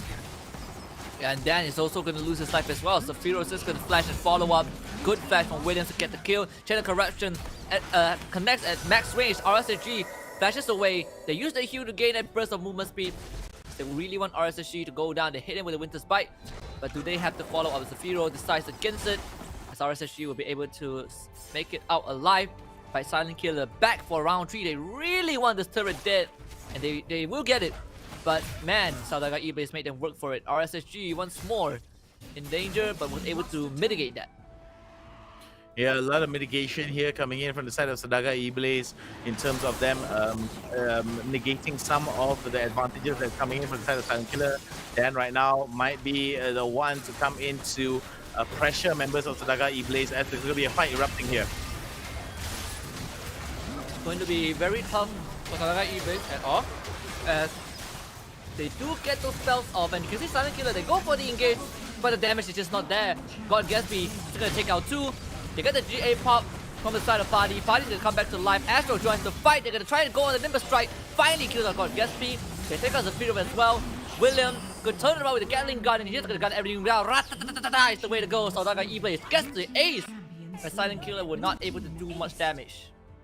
Very unfortunate there for the side of Silent Killer not being able to turn the offensive around, as the members were not in response towards members of Saudagar's E-Blaze. A very, very aggressive push on towards the Drake, and I feel that's going to be very detrimental towards Silent Killer and their hopes of scoring a big win in this, much needed big win in this second game. And I think that could be huge for members of Saudagar E-Blaze to be very wary of the fact that, hey, they don't have the proper opportunity. They don't have the advantages here in this turnaround. So let's just keep pushing them down and do not give them any breathing room here. Paddy now in a lot of trouble. There goes the Hextech Ultimator onto him, and it is going to be a matter of time before he gets taken down. Paddy right now is going to get hit with not only 1 but 2 ultimates there from the form of the Hextech Ultimatum, as well as the Glacial Fissure. It's going to be an end of day for him, as he is going to be sent back to the lobby. 20 seconds under the grey screen, as Baron Nashler is going to come into play. Saudagar E-Blaze going to close it out and going to build up the pressure as well as the stat advantage. And Silent Killer, they want to contest this, but it's very little opportunity for them to do so. They were opening things up with the culling, as Zafiro is going to block it with his big man shield, and Fallen's going to go to the back line with the hook shot as well. Astro with the grand challenge on top of it. Emotion dropping very low. He's going to die. RSSG loses his life as well, but SDGR EA were not able to survive that. 3 members go down. Silent Killer win out that fight, and they stop the Baron attack. Alright, so there is another opportunity for members of Silent Killer to turn around the fight, but it seems that Saudagar E-Blaze just knew what they needed to do in that turnaround. But it seems that Saudagar E-Blaze bit off a little bit more than they could chew here. Silent Killer were able to turn the fight around for a 1-for-3 exchange in their favor, thus denying and delaying the inevitable Baron take that Saudagar Iblis wanted to basically get, and it seems that Saudagar Iblis right now losing out a little bit of those advantages, and I feel that for Silent Killer, this could be an opportunity for them to go even, but look at that, Dan right now in a lot of trouble here, tries to go his level best to go for the almost deception, but will be exploded there, as we do see a chain of corruption beautifully done from the side of God Gatsby, will be able to secure another one. Dan and Astro down for the count, the main damage dealers are gone for the side of Silent Killer. This could be another opportunity for the side of Saudagar Iblis to restart the Baron. What a great glacial fissure from Zephyros. You could not have asked for anything better than that. Silent Killer, now they only have 3 guys to work with. Party to be brought over the wall. Emotionless will just stand strong and try to fight this off. Saudagar Iblis, it's not going to be an easy Baron. Silent Killer can take this away if they're going for the challenge, and Emotionless is going to start this off with the ultimate TP. It's going to come in for the rest of Silent Killer, but can they make it in time? Because Has is already dead. Double kill for the side of God Gatsby. They take out RSSG. The calling for the side of Flasher is not going to do too much. Wukong is also down. Astro stands his ground, but the damage is just too much from Saudagar Iblis. They overwhelm Silent Killer, and that is 4 kills for the red team. Wow, a 12 kill differential here right into the XI ultimatum, and Fallen now in a little bit of trouble. Tactical Speed will be able to take him down. Beautifully done coming in from the side of Saudagar Iblis. A delayed ace coming in from them, and they will be able to reset, recall, and come back into the game with a huge advantage. Look at the itemization coming in from Saudagar Iblis. Let's take a look at that instant replay here. Break it down for us, Husky. Now the Maggie hardcore replay, this is it. Silent Killer tried to go for the engage. It is a pretty good knockout with the Howling Gale, but the problem with that fight was the Silent Killer, the members were not there at the same time. You can see that everyone was trickling in one by one. Had Dan be there with Astro slightly earlier and dealing damage at the same time, they might have been able to actually just 2v5 Saudagar Iblis considering how low they were. But that was not the case. Saudagar Iblis though still have not gotten the Baron just yet. Very interesting here for the side of Saudagar Iblis. It seems that with 10k gold advantage is going to be enough. It is going to be a Drake again, or at least an attempt of the Drake maybe, as members of Saudagar Iblis are starting to mobilize towards the bottom side of the map, and maybe could be a signifier that it is going to be the Baron Nashor for them. But Silent Killer as well, playing onto the top side with the fact that Astral and Paddy and RSSG are close towards the Baron. Excuse me, not RSSG, is pretty much close to the Baron, as well as Paddy. I feel that that's going to be a case for them to at least try to contest it, but they got to be careful here. It seems that all advantages are skewing for the favor of Saudagar Iblis. Yeah, Silent Killer might have won a couple of these skirmishes, but in the grand scheme of things, Saudagar Iblis are the actual winners. They are slowly bleeding out Silent Killer, taking over the map, getting the resources, outscaling them, getting the item advantages. Saudagar Iblis is a slow but sure progression towards the eventual victory. And right now, all 3 lanes will be shoved in by Saudagar Iblis, and Silent Killer again forced to deal with this. And all these moves made by Saudagar Iblis is forcing Silent Killer to be reactive, and finally they've drawn attention away from the Baron Pit. SDGR EA will now start the Baron Nashor, and they will finish it without much contention. I feel that this is going to be a very interesting one indeed here for the side of Saudagar Iblis. Will be able to score quite a bit in terms of them getting the Baron Nashor, and this is going to be a huge problem for the side of Silent Killer. Not only do they have a bit of a stat advantage as well as a push advantage, they will be building up the pressure onto the mid side here, looking to close the game against members of Silent Killer. And Silent Killer right now, don't think there's going to be a potential third game for them if this keeps up here. Silent Killer's got to go for a Hail Mary and try to ace members of Saudagar Iblis here, catching them off guard and making sure that they dodge all of the necessary CC is going to be key here. Haz's ability to disengage could be a crucial one indeed. Yeah, bottom lane is going to be RSSG taking on Emotionless. So 1 versus 2, Party joins the fight with the Nimbus Strike, but he knows that he cannot stand to the one and only Emotionless. And in fact, a couple of lunges going to force RSSG back. Williams will start working on that tier 2 bot. They're going to get it. The middle one goes down as well. Saudagar Iblis looking for the final blow as all 3 lanes are now shoved in.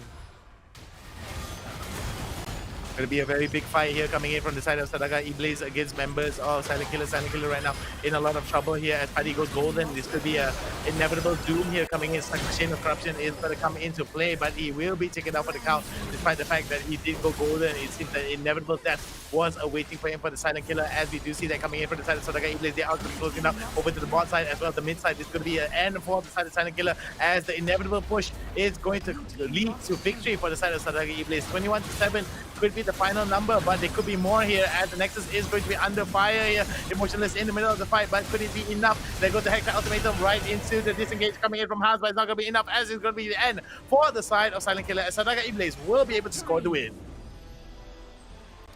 Quick and simple, it's the name of the series, Sadaga Iblis. Once more demonstrating just their overall prowess in this fall season. 2 quick games against Silent Killer.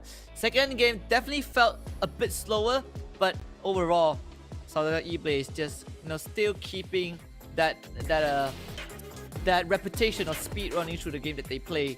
So 21-7 is gonna be the score in this for game number 2 as Sadaga Iblis were able to utterly dismantle Silent Killer and pick them apart. That is going to conclude the final series for these two teams. Sadaga Iblis have locked in top 4, have locked in playoffs in a very convincing manner. And Silent Killer, unfortunately, they're gonna have to play the Last Chance Qualifiers.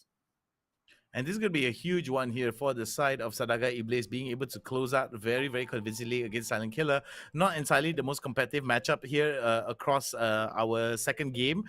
But man, oh man, was it a sight to behold as Sadaga Iblis just closing out every advantage that they had, using every advantage that they had against Silent Killer, closing them, negating them in terms of gameplay mechanics as well as tempo and pacing. And I feel that that's going to be the case here for the side of Sadaga Iblis in terms of them just getting the control, getting the ability to just shut down every objective take that Silent Killer tried to take. Their member Sadaga Iblis was there. Every time that Silent Killer tried to re-engage, Silent Killer was denied at every turn, as Sadaga Iblis just showed what is up in terms of a team differential between them and Silent Killer. Yeah, and Silent Killer, they tried their best, but we can clearly see that Sadaga Iblis just had a better understanding of how to kind of play the game, kind of how to navigate every single phases of the match. So Silent Killer, despite the best effort, they were mechanically outclassed by Sadaga Iblis, and at the same time, the macro play coming in from Sadaga was just superior. But at least Silent Killer, they can give themselves a pat on the back. They had to play, the best of the best in Malaysia, and they had to fight their way to qualify to be the top 8 best teams. So that is some achievement to be proud of. All right, that's a very big achievement that they are definitely going to be proud of here. But man, oh man, it is going to be a bit of a stomp here from both these teams. I feel that that's going to be from Sadaga Iblis. Thus far, it has been rather competitive from UndeRank as well as Geek in game number 1. Our first best of 3 and our second potential best of 3. It wasn't that much of a competition between these two teams, which is Sadaga Iblis as well as Silent Killer, but it was basically a huge full stop for them moving forward. But I don't know about you, any closing thoughts before we take a break here, Husky? I mean, I have a lot of thoughts, right? But we want to hear what the winners have to say, as we wait for the winners for the side of SDGR EA. We're gonna throw it to the interview with the victors, and of course we're gonna get Williams once more from Sadaga Iblis after winning out 2-0 against Silent Killer.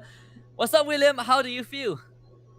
How do I feel? First of all, I feel very, very happy, but we got a bit thrown for the first game because some of them they trying to make their own highlight, but some of the teammates trying to make a perfect game, so it's a bit thrown for the first game. But second game, everything is just gone well.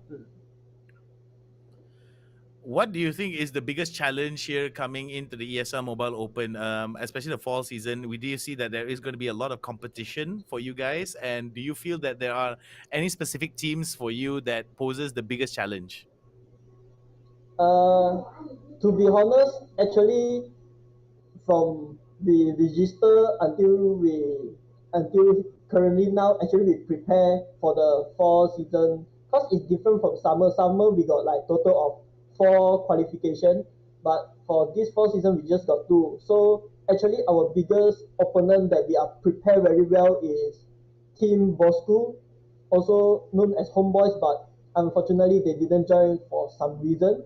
So actually then our second and third is IX and SK. All right. So the entire fall season, you guys only lost one series, right? And it was a 2-0 to Berjaya Dragon. So I just want to get your thoughts on that. Did you guys ever thought that you can make it this far to be the best team or one of the best teams in fall season from the qualifiers? Has this ever crossed your mind? Yes, actually it crossed our mind, and actually we are preparing from how to say, we preparing after we lost to the summer last qualifier. Actually our team joined, but last time we are under Team Rida. Then after that we lost, then we try to form a better team, then we like find a player, then we scrim together, and our target actually is very happy, is the first target for us is actually top 3, and it is actually top 4, but now we are aiming higher because we found out that actually we are more stable together. All right, very good to know here, Williams. We would like to thank you for your time and wish you all the best in your overall show. And that is going to be the end of the interview. Thank you very much, Williams. All the best to you and your team. Thank you. All right, that's just very good words that are coming in from our guy Williams there. Very, very much concerned with the fact that everyone wanted to be a highlight. Didn't sound very happy about that thus far, though. I'm telling you, man, Saudaga E-Blaze, they have this really good dynamic, right? You know, they all want their own highlight reels. They all want that perfect game. They all want to set their own memes and contents. But the end goal is the same, you know, to go higher. And that really showed the improvement, right? Didn't make it in summer, and now the top 3 teams in fall season. They have come a long way, and the fact that the team in general expected themselves to be in the spot that they are right now shows a lot of confidence, and you know, they deserve every single applause that they get. Yeah, I feel that's going to be the case here. I think it goes to show that a little bit of the humility there. They said that, oh, we just wanted to be in the top 4 now that we've achieved that. They want to aim higher, so I'm really hoping to see that Saudaga E-Blaze actually are able to achieve that goal. But then again, they do have quite a bit of challenges ahead of them. I mean, there are quite a bit of killers here in the fall season, and I really can't wait to see what the potential is to be shown from Saudaga E-Blaze. Yeah, and I think there's one more thing I noticed is that, you know, they are very particular in a good way, right? They're very down to a very analytical players. We looked at game 1 and we said it's a flawless game. William comes in and he's like, no, that is not a flawless game. You know, 2 guys wanted a perfect game, and then, you know, we didn't get the result that we want. So I think in the grand scheme of things, it looked good, but when you kind of dig deeper into the minds of SDGR EA, they definitely know that there's a lot more to work with. Those kind of small details might be the difference between them winning a game or just throwing a lead. So it's good to see that Williams and the rest of SDGR EA having the awareness to look at the game and say, hey, we might have stomped our opponents, but that was not how it should have been. Yeah, I feel that's going to be indicative of world champion mentality. You might never know. These guys might be future world champions, and I believe that places like this is where we might see those future champions actually, scrape their knees and grit their teeth a little bit in terms of all of these these little scrappy fights. And let's take a look at the MVP of today, of this particular matchup. Zaphiroth here with the Braum, 16 KDA with a total damage of 7,227, total goal lead of 10,516, and a kill participation of 82. Yeah, absolutely. And of course, sometimes you gotta take some time to show your support some love. and there's no better time than this series. Just Zafiro showing up huge on his Braum on the Sentinel in game 1, and it really does show you how much impact you can make without taking much resources, without taking much kills. But we do have something for you guys. We've answered a lot of questions, but here's one that we want you guys to answer. The Maggie Trivia question is very simple. Who is the Rune King? Pick your brains a bit, and once you got the answer right, just comment down below in the chat with the hashtag Maggie Trivia, and after the break we'll reveal what it is. But take some time. Just don't Google. Even if you can, don't Google. Yeah, I think it's going to be a very simple type of question. I mean, if you have been paying attention to what's been happening on the client, I'm pretty sure you guys will be able to answer it really easily. I mean, come on, it's pretty easy. It's pretty easy if you've been paying attention towards what's been happening thus far, especially all of these events that's been happening. But next game is going to be starting soon, and any predictions ahead in terms of what kind of champions we're going to see, what kind of results we're going to see for this next match up here today, Husky? Every time I see, so coming up is Assassin Academy against Semnai, right? Every time I see Semnai, I just want to see the big bad boy swag on his Leona. So it could happen. It's his favorite champion, but we'll take a short break and we'll be back for the third best of 3 between Semnai and the...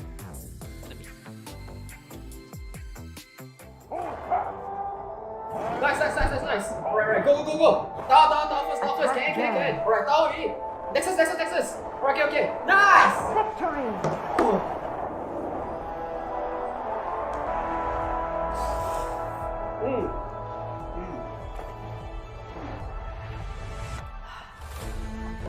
I'll see you in the game. Alright guys, let's go on board. Okay. Lihat, tunggu Stewie. Boom! Wah, bakar bro! Itu petangkan alamak. Kali kali Berjaya mendapatkan triple kill, mencari yang keempat dan kuasa kill.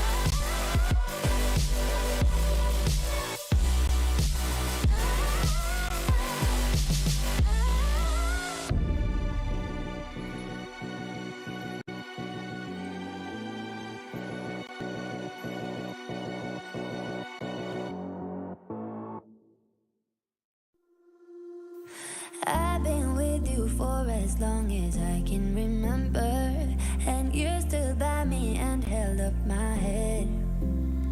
But it's getting hard to say that I am not a pretender. No, I don't wanna leave any words unsaid. Now I think that you hate me, and I'm driving you crazy.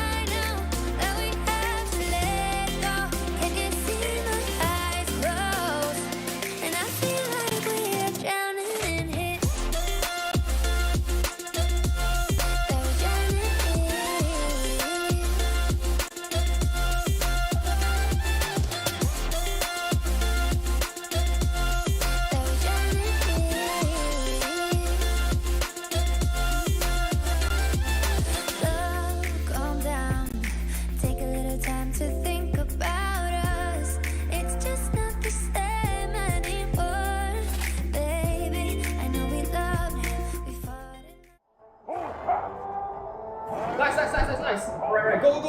Down first. Can. Alright, down already. Nexus. Alright, okay. Nice!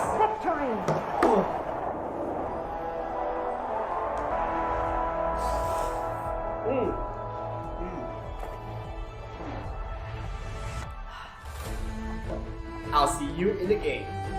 Alright guys, let's go one more. Okay. Lihat, tunggu Stewie. Boom! Wah, bakar bro! Ada kali Berjaya mendapatkan triple kill mencari yang keempat dan kuasa kill.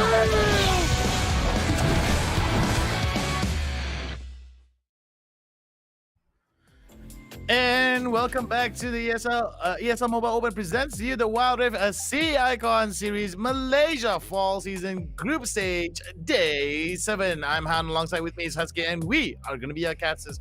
For today, we've got our third potential best of 3 series, as going to feature Assassin Academy going up against a SEM9. Husky.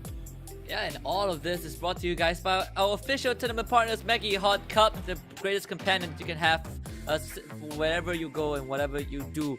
But SEM9 against Assassin Academy, this is going to be an exciting series. SEM9 has been one of the teams that ever since the inception of the roster, they've been regarded as kind of the top 3, top 4 squads in Malaysia, and so proving just that. They are in top 4, at least in contention for 4th place. Now taking on Assassin Academy. Assassin Academies have not gotten a single win throughout the entire fall season. This is their last series, and I want to see if they can make it happen. All right, there is going to be a very interesting dynamic here between Assassin Academy as well as SEM9. Both the teams here have been having a bit of rough and tumble here across the board. They do have, I think, in the last matchup, they went up against Sadaga Iblis for Assassin Academy, went 2-0 against BJD. They went 2-0 as well for SEM9. But let's take a look at the answer here. Who was the Ruin King? We shall reveal to you. Boom! Here it comes. Who was the Ruin King? Who was it? Did you guys answer? Did you guys get the answer right, or did you guys get the answer wrong? There it is. Yeah, it's Viego. It's Viego. He had Blade of the Rune King. If you guys have done your research, done your homework, you definitely know that Viego, it is the Rune King. Not to be confused with Dora's boyfriend Diego. That is a different guy. That is the Explorer, not the Rune King. So whoever typed Viego, congratulations, you are correct. But unfortunately, that is all you're gonna get. Just being right for once in life. There. That's like a self-pat right there. Self-assuring, reassuring pat right there from a Husky and me. That's for sure going to be something that you guys are going to at least know a bit of a trivia test right there. Now let's take a look at our matchup here. Assassin Academy going up against SEM9. Both these teams here have had quite a bit of a turbulent start in match day 6. I mean, going up against BJD as well as Sadaga Iblis. It is going to be Assassin Academy that went 2-0 against Assassin Academy. Fuse, All Seeing Eye, Nash, Zen, and Support No Flash. All these guys here are ready to actually bring quite a bit of the action here against SEM9, and I feel that they do have the potential to actually turn it around against members of SEM9. But then again, against SEM9, they do have quite a bit of a challenge against them, don't they, Husky? Yeah, I mean, Assassin Academy so far, when they played the qualifiers, they, I would say, barely made it into fall season. But there was a lot of expectations coming in, and they have not been able to kind of deliver what we expected. And all the other teams just, outclassed them. For the side of SEM9, we have RH, Kazuo, Ravens, Dazomi, and Swag. Dazomi being the latest addition into the team. Everyone else on the side of SEM9 is still the same. And I got to speak with Dazomi, I think 2 weeks ago on an interview, and he said that the rest of SEM9, they're treating him very well. Learned a lot, and it shows. It shows his performance have been astonishing. Yeah, I feel that that's going to be a case for how Dazzle.Me is going to actually break it, not to say break his teeth, but basically scrape his knees a little bit in terms of just getting into the thick of it. And I feel that that's going to be the case. Sometimes baptism by fire is always the best way to test the new blood, in my opinion. And I feel that Dazzle.Me will have more and more opportunities to prove himself worthy to be a strong addition towards Sam9. But standing in the way of Sam9 is, of course, Assassin Academy, who I don't think has had much of much of changes thus far. But on our castle prediction, we both are in agreement here. Sam9 is going to win it for rather convincingly, but I'm thinking that it is going to be a 2-1 in my opinion. Yeah, I feel like there's an opportunity for Sam9. They are a solid team, but we have seen cracks in their gameplay every once in a while. And when that happens, one of Sam9's biggest weakness during during those circumstances is the mid to late game transition, where you have this huge nothingness, after taking like Baron or Dragon, where you don't know what to do. Sam9 sometimes run into that roadblock, and hopefully they have gotten that iron out. This is the draft for this series between Assassin Academy and Sam9. All right, so this is going to be a very interesting one indeed here, as we're going to be seeing between these two teams. Looking at the pick and ban phases, we're going to be seeing Assassin Academy going for the Olaf ban, immediately going to go targeting Kazuo or either RH, and I feel that's going to be a very interesting case here for the side of Assassin Academy, going for Fiora as well. We do see Sam9 reply with the Gragas, and I do think this is going to be mostly rather standard here coming from Sam9. They don't want to be dealing with the explosive cast as well as the Hextech Ultimatum. The lockdown is going to be rather difficult to play with, not because of anything, because there is basically no counterplay towards the Hextech Ultimatum unless you go golden, or unless you are able to at least fight within that particular zone. And I feel that that's going to be something that they're going to be dealing with. Lee Sin as well as Galio rounding out the bats. Assassin Academy going to pick up the Lucian. Sam9 immediately responds with the Senna pickup. Yeah, Sam9 forcing the divorce on these two champions right there, stealing the wife away. They're also gonna pick themselves the Rengar on Kazuo, one of the few champions that he has been really finding a lot of success with. But Assassin Academy will bring out the Graves, and All-Seeing Eye, one of the newer additions to the team, replacing Niles in the jungle. So we'll see if this Graves, a champion that we haven't seen so much, if he can get his cigar this game. I feel that the biggest issue for Graves is that if he's not able to come online in the early stages of the game and actually be very oppressive, I feel that's going to be a huge problem for the side of Assassin Academy. He really wants to be able to basically be very, very much the, a big presence in the early stages of the game and try his level best to actually get members of Sam9 to be always on the back foot. But this is going to be a huge problem for him, because if he loses out on that potential early on, Assassin Academy could be in a very interesting composition. Okay, they have Big Boy Malphite, they're Miko's favorite champion, and they also have the Annie.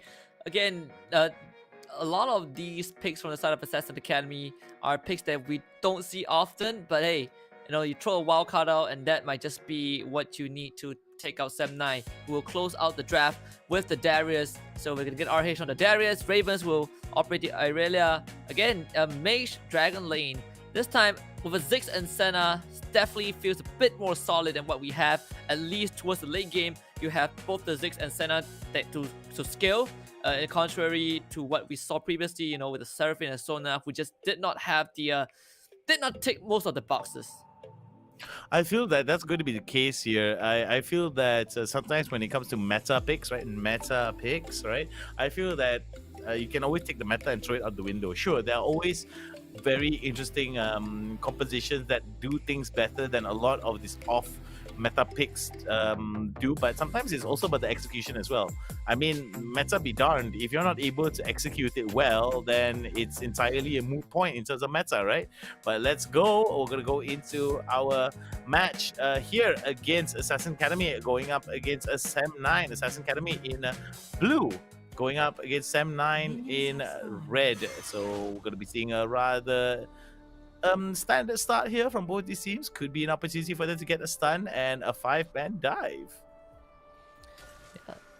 See if they definitely have that very strong level one potential. You know, you can easily ambush someone and that person is going to 100% just straight up die. But Semnai putting 3 guys to shove this wave in, and this is just perfect because unfortunately when your enemy does this, you want to kind of counteract with your own wave push, right? But Annie plus Malphite, they don't have that at all. So Semnai just crashes the wave in, and that has already messed up Nash's mid lane ever so slightly. Look at RH. He hits level 2 because of that. He's just gonna harass Fuse and force out that Honey Fruit. Takes out the Scryer's Bloom. There's so much micro moves from the side of 7-9 that's making everything work. And now they get the root, forcing out the barrier. Zen has to get away with the help of the flash as well. Oh, a bit of a heal there over to the bot side. Zen as well. Support no flash. Using the barrier as well to heal. So 2 summoners already blown up from them as Swag as well as Dazzlemere over to the bot side are going to be very annoying indeed. Over to the mid side, we're going to be seeing Nash as well as Ravens. Both of them exchanging a little bit of taps here, but nothing too substantial from both Assassin Academy as well as Sam9. What do you think about this bottom lane here? Very volatile indeed, isn't it? Yeah, Sam9 is going to constantly shove the wave in. I mean, you have Senna and Ziggs. There's no way that Illusion Braum can keep that wave in their favor. And you know, Ziggs, they can just poke you without getting close with those bombs. And Zen is in a bit of a danger. They have Satchel charge it. And now Kazuha is going to come in and SP no flash. He is so low. 7-9 is going to try and go for it. They use the Q as well. And the flash comes up from Zen, but it doesn't matter. Kazuo picks himself up a double kill. And 7-9 opens up with a volatile bot lane dive. Very nicely done there. Very, very aggressive indeed coming in from Sam9. And I like how they were juggling the turret aggro. And I feel that was going to be a huge win for the side of Sam9. A huge loss for the side of Sam9 if that dive was not coordinated well. And in the hands of a lackluster a team without that much coordination, it could have been a huge turnaround for the side of Assassin Academy if they turned it around. Yeah. I mean, Assassin Academy, I like the unorthodox picks, but you know, there's a lot of things that Assassin Academy don't have. For example, they don't have good lane shove, they don't have good control. Nash forcing the flash away from the Vanguard's age. So Raven, now if the next time they go onto Nash, he is 100% going to die. Okay, so looking at how Sam9 is actually working it out, over to the bot side here, we do see Fuse as well as Zen and Spot No Flash may actually fight this out. They do have the unstoppable force from Fuse. This could be, whoa, here we go, going to be hitting onto one here. Dazzlemere is going to be in a huge pot of bother here. There goes the ultimate coming in from Swag, but will be able to get that kill onto Spot No Flash, turning it around for Swag, but got to be careful though. Swag's Dawning Shadow hit 4 guys. It keeps Dazzlemere alive, and Kazuha comes in with the ultimate. It's gonna take out one. All-Seeing Eye is also dead. Assassin Academy tried to make something happen, but they ran out of gas. No more resources in the tank. Zed needs to back off. And he's gonna do just that. 7-9 once more. They take 2. Very nicely done for the side of Sam9. Very much bot focused here. We're going to be seeing a bit of a fight here over to the mid side as we do see Nash right now in a little bit of trouble. Going to get dived down by Ravens. Ravens takes 2 shots from the turret. Will be able to get away. All-Seeing Eye a little bit too slow. He does see everything, but isn't there in time in terms of him responding. Nothing much that Nash can do. I mean, for Ravens, you know, it's just a matchup problem. It's not even about mechanical skills at this point. It's just Sam9 having a better matchup. The draft just does way more than what Assassin Academy wants to do. When you run a draft like AA, you need to hit all your skills at the same time and just hope to blow someone up. And if that does not happen, Sam9 will run away with the fight for sure. You can see the unstoppable force forced out from Fuse as well. So Sam9 now they have a huge window. In fact, they can try to contest this Rift Pharaoh at the Twin Shadow on support. No flash, wants to go in again. Oh, the last embrace, Roost onto 3. That's a rampage for Kazuo as Raven goes in to get himself a double. Kazuo still alive, flash safety. Zed becomes the 3rd victim for Ravens as Sam9 comes in and does the Grand Theft follow on. and against Assassin Academy. Assassin Academy looking to be the victims here of assassinations that came in from the side of Sam9. And it was all Ravens getting the triple kill, following up by his team as well. I think that was just really great for them to just being able to just work that advantage in their favor. And that was just one by one dropping like flies for the side of for the side of Assassin Academy. Let's take a look at the replay brought to you by Maggie Hot Cup as we do see this fight happening over to Shelly here. It is going to be a jump coming in from the side of Kazuo as we do see that one by one they are going to be coming out. Look at Ravens, that Ravens coming in from the side, being able to take down Zed with the triple, and it seems that it is going to be the end of the day for them. Yeah, absolutely. And that replay perfectly sums up Sam9's just superior draft. And oh, Raven almost catching out Nash. It's gonna flash away. Meanwhile, on the other side of the screen, Kazuo found his prey. And Zen goes down. Sam9, 10 kills, and they're all seeing eye. His recall got cancelled by the Raptors. Oh man, so unlucky. And now he can't recall. He has to defend this tier 1. Swat's gonna root him down. Ravens will follow up with a flawless duet. Vanguard's Edge and Blade Surge sends him back to the grave. Sam9 not missing a single beat. Assassin Academy falling apart. Right, so you'll be seeing here from Sam9 gonna drop in a little bit of poke from a distance here. Assassin Academy is not being able to score at least one kill in their pocket here. Seems that this might be a perfect game from the side of Sam9. They are playing very, very disciplined indeed here. It's going to be a Mega Satchel Bomb there being dropped down. Oh my god, then in the middle of it, Noxing Gillen being dropped down from the side of RH onto him. But we do see there's going to be another one, a Mega Inferno Bomb dropped down the middle here, right with the Dawning Shadow. Will not be able to get down, but we do see that the flash right with the auto attack coming in from Swag takes a little bit of damage from the turret, but it's not going to be enough to take him down. Shelly is still going to be in play here. Substantial amounts of damage going to be hit on towards the turret. Yeah, it's M9. There's so much composure. Able to utilize the Shelly to take down the inhibitor turret is a super big deal. They can just slowly go for the reset. I mean, you look at the game time, it's 7 minutes in. Assassin Academy, so far behind. I'm trying to look for a lifeline, but honestly, there's none.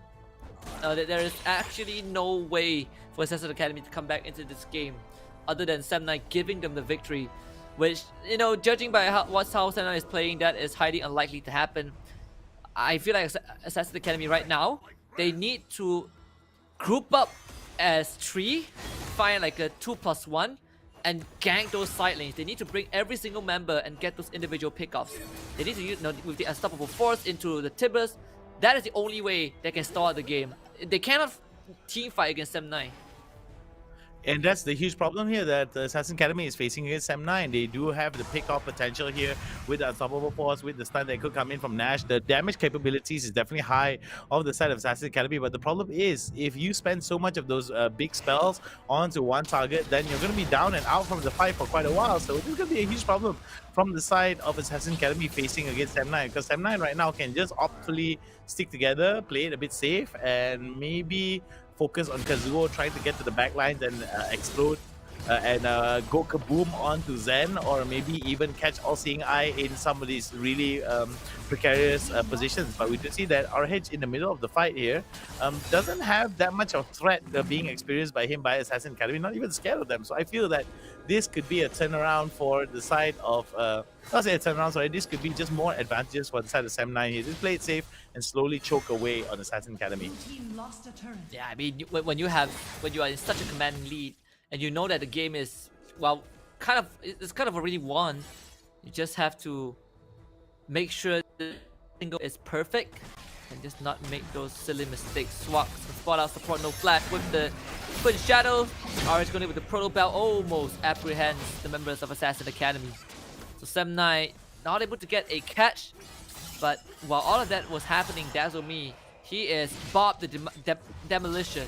Took down the top tier 2. Ravens, good follows to wet. They follow up with the last embrace. They get the root on 2 men. Dawning Shadows almost takes out the All-Seeing Eye. Summon Tibbers will be used. Swag tries to get away. Kazuo flashes to safety as RH cleans up the backline. Nash and Zen both drop as Sam9 looks to take out the last inhibitor turret. Here comes the Unstoppable Force. They finally kill off Swag as RH, not happy that his teammate goes down, is going to avenge his big bearded friend with that Noxian Guillotine as the rest of Sam9 slowly piles in. Assassin Academy, they have no more left in the tank. This should be game 1 for Sam9. It is going to be game one for Zem9 here. I do feel that coming in from Swag is going to be like, why me? Of all people, why me in that particular turn round? Could have been the perfect game for Zem9. However, Assassin Academy coming in with the flash right into the top of force was just the end for Swag. And it was very low anyway, so it is going to be rather interesting to see what the memes are going to be over tomorrow for Zem9. But looking at it, it is going to be more of the same here for Zem9. They are going to be closing out with the pressure, building up onto all the lanes, and it's going to be a matter of time before they take the Baron. As I said, they are doing it, and it's going to be the end of today for the end of game number one for them here. Assassin Academy wanted to go for Hail Mary, but yeah, Zem9 killing off Baron way too fast. And there is the Twin Shadows and Assassin Academy. It's time to make the last stand against Zem9. For the Baron empowerment is pushing in. Zem9 looking to close out game number one, and we see what Assassin Academy can do in this situation. They're huddled up together. Those bombs will start raining in. Unstoppable force towards the backline, catches on the two, but the flawless duet at the Dawning Shadow from the side of Zem9 does too much damage. Knocks in Guillotine plus the Mega Inferno Bomb. It's gonna finish off two members from Assassin Academy as Zem9 cleans things up. They break the Nexus and they would take game one. A very, very good game here coming in from the side of Zem9. Very almost flawless game indeed, as Assassin Academy was just clapped at every angle. I feel that Assassin Academy was just like not even a step behind. It was 10 steps behind, as Zem9 was just like closing it out at every turn. Whenever there was an objective, Zem9 was there. Whenever there was a fight, Zem9 was there, fully ready, kitted out, and just ready to pop some fight off. And I feel that Zem9 was just operating on a different level compared to Assassin Academy, and I feel that Assassin Academy is going to make some huge adjustments here if they want to stay competitive. Yeah, absolutely. And I think, you know, Zem9, they already knew their winning condition. I mean, judging by the draft once more, Zem9 just had a better draft. It checks a lot more boxes compared to what Assassin Academy wants to do. When you have a one-dimensional lineup, you cannot make mistakes. And in this case, Assassin Academy never really got to fulfill the conditions needed for this draft to succeed. And the numbers speak for itself. You know, Zem9 just had a way better game. All right, so I think that Zem9, looking at the scoreboard here, 3-19, with Zem9 scoring 16 more kills compared to Assassin Academy, it was rather flawless for at least a few members here, at least two members of Zem9 to be able to score 0 deaths. And I feel that coming in for the damage differentials here, a huge differential between Assassin Academy and Zem9 moving forward. And I feel that if more of this repeats, I don't think a game 3, I'm wondering whether or not Assassin Academy will make the necessary adjustments to be able to push Zem9 into a third game if this keeps up. Yeah, and I'm kind of, you know, scratching my head thinking about how Assassin Academy can come back. For next game, they need to kind of fall back to, you know, they've experimented with an orthodox draft. It's time to kind of go back to what they're comfortable with. Assassin Academy, they have shown us that they have pocket picks, right? Nash with his Z, maybe that is the secret formula for them to win out game number 2. You never know, but there's only so much chances for you to experiment and not succeed. You know, maybe the first time is a small fire, the second time your house is gonna blow up. So they failed the first time for game 2. I know I want Assassin Academy, excuse me, just play a normal game. Yeah, I do hope that they do make some of the adjustments necessary to be able to stay competitive. I feel that if they're not able to make some of those adjustments, then their time in the group stages are going to be very short-lived, or even maybe relatively challenging, because looking at how Zem9 had drafted against members of Assassin Academy, I felt that they were able to shut down all-seeing eye at every turn. Every time Zen was trying to make at least even a relative amount of damage, or even trying to make an appearance to be relevant in that fight, he was immediately negated. But enough about that, enough of the post-game breakdown. Husky, I'm sure we're going to be taking a short little break, because we're going to be back with more action here at the ESL Mobile Open. See you guys in a bit. Lihat, tunggu Stewie. Boom! Wah, bakar! Kali Berjaya mendapatkan triple kill, mencari yang keempat dan kuasa kill.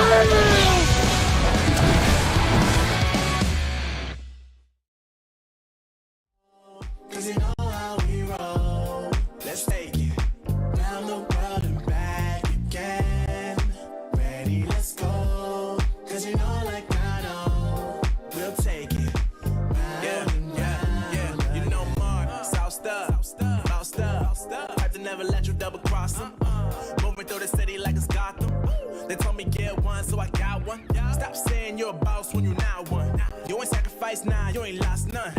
All over the gram like you got a bag. You ain't big dog, we ain't hear none of that. I'm in the gym looking like a running back. How you know the flow, got him coming back. Who I was in the past, I'm unattached. Only focus in this moment is bringing the summer back. Oh, respect my grind, elevate souls and I spread good vibes. Young divine, you know I gotta shine. Raise your hands for a good time. Aight. Vibe until the morning, sleep until the noon. You said that you want it, so I got it for you. Let's all get together and show them how we move, we move, we move. 3, 2, Bringing summer 1, to drop. you. Oh, ready, let's go. 'Cause you know how we roll. Let's take it round the world and back again. Ready, let's go. 'Cause you know like I know. We'll take it round and round. Yo, hold up. Let me switch my flow up. Back in high school, they were telling me I'll blow up. Doing talent shows and man, everyone will show up. Got in an accident and still made it for them to go nuts. You know what? I'm so what? I'm so That means I can't describe the way I vibe, the way I slide in with the rhymes that make the dimes all close their eyes and fantasize. I'm divine calling their phone number. No, you know I love you. And you know me, I can't sleep without blazing beats on stages for their ones gracefully. And I got a smile that they hate to see. Young, black, successful, though life gets stressful. Though life gets stressful, go and vibe out with whoever you next to. Vibe until the morning, sleep until the noon. Yeah. You said that you want it, so I got it for you. Let's all get together and show them how we move, we move, we move. 3, 2, Bringing 1, summer to drop. you. Oh, ready, let's go. 'Cause you know how we roll. Let's take it round the world and back again. Ready, let's go. 'Cause you know like I know. We'll take it round and round again.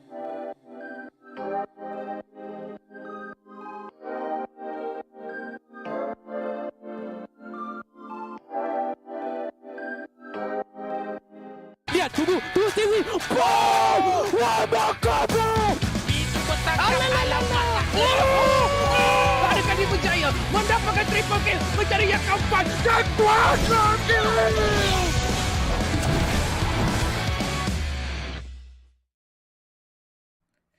We're back for the ESL Mobile Open, presenting to you guys the League of Legends Wild Rift Southeast Asia Icon Series Malaysia Fall Season. This is the final day of the group stage as we just finished Game 1 between Sem9 and Assassin Academy, with Sem9 running away with a very convincing win. Now, we'll see if Assassin Academy can pull this to a Game 3, but first, they gotta win Game 2. My name is Husky, and I'm joined by the Hound. Well, it's been great thus far. Not entirely competitive here in our third match of today, and our third game of our third round of today between Assassin Academy as well as featuring Assassin Academy and Sem9. Match number 2, maybe more of the same, or maybe a breath of fresh air. Hopefully that we'll be able to see Assassin Academy bring quite a bit more competition against Sem9. But if it's going to be more of the same, then Assassin Academy can just cash their checks out and get paid early, because Sem9 looking to be very, very, very dominant in terms of how they were playing in that first game. And I feel that a best of 3 might not be needed if Sem9 just drops it out well and continues to execute the game plan accordingly. Yeah, absolutely. And I think Sem9 is definitely the most interesting team because they are the only team coming into fall from summer with 0 roster changes other than an addition of Dazzle.Me. And even after the mid-season shuffle, Sem9 stuck with the entire roster. And you know that long-term growth can definitely mean something from these players. So now that they finished top 3 in summer, they're aiming for the throne for fall. And this is, you know, a good step towards that journey, a good milestone. But let's look at the draft for Game 2. Galio and Olaf, the first 2 champions to be taken out.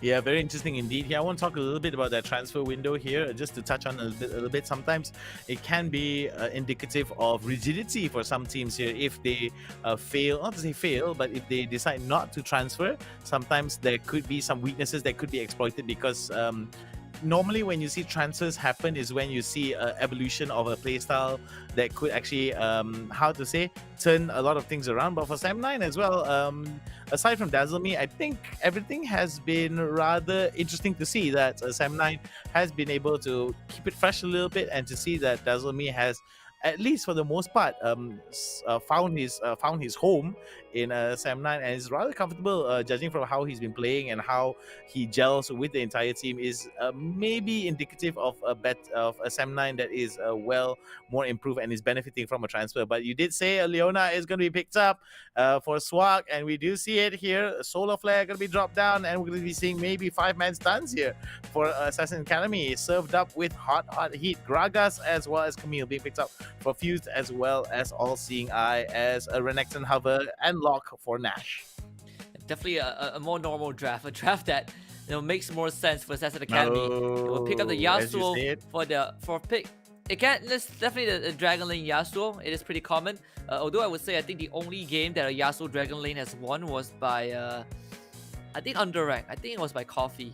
Other than that, all the Yasuo Dragon Laners have lost. So Sam9 bringing out something that we hardly see is the cannon. Yeah, this is going to be very interesting indeed. Splicing Maelstrom is going to be a rather interesting one indeed for the side of Sam9. I do like the fact that Assassin Academy has at least 3 knockups here. I think 3 knockups with the Gragas. I mean, Gragas belly flop hits as well as the explosive cast is counted as a knockup. We do see that for the Support No Flash with the Alistar as well is going to be a very strong knockup. But I feel like the biggest issue for him is basically that early few levels. At level 1, Alistar tends to be a little bit underwhelming in my opinion. He does need a few levels to walk in to be able to be rather present in the overall team fight. But it's going to be interesting to see how that is going to actually come into play. I do like the fact that the Yasuo does have a bit of abilities to be able to synergize with some of these knockups, but then again, I feel that it's all a matter of execution at the end of the day. Assassin Academy going up against Sam9, 0-1. Sam9 with the advantage. And we're about to find out whether Assassin Academy can at least make a dent in Sam9's armor. They've come so far. They've yet to got a win, but perhaps this time it's going to be that one game where they can bag a victory at least draw some blood from the top teams, and before they bow out of the group stage. But it's gonna be a tall task, and we'll see if they have what it takes. Sam9 with early invade. Sam9 with an early invade here, putting a little bit of pressure on towards Assassin Academy, and it seems that it could be a big win.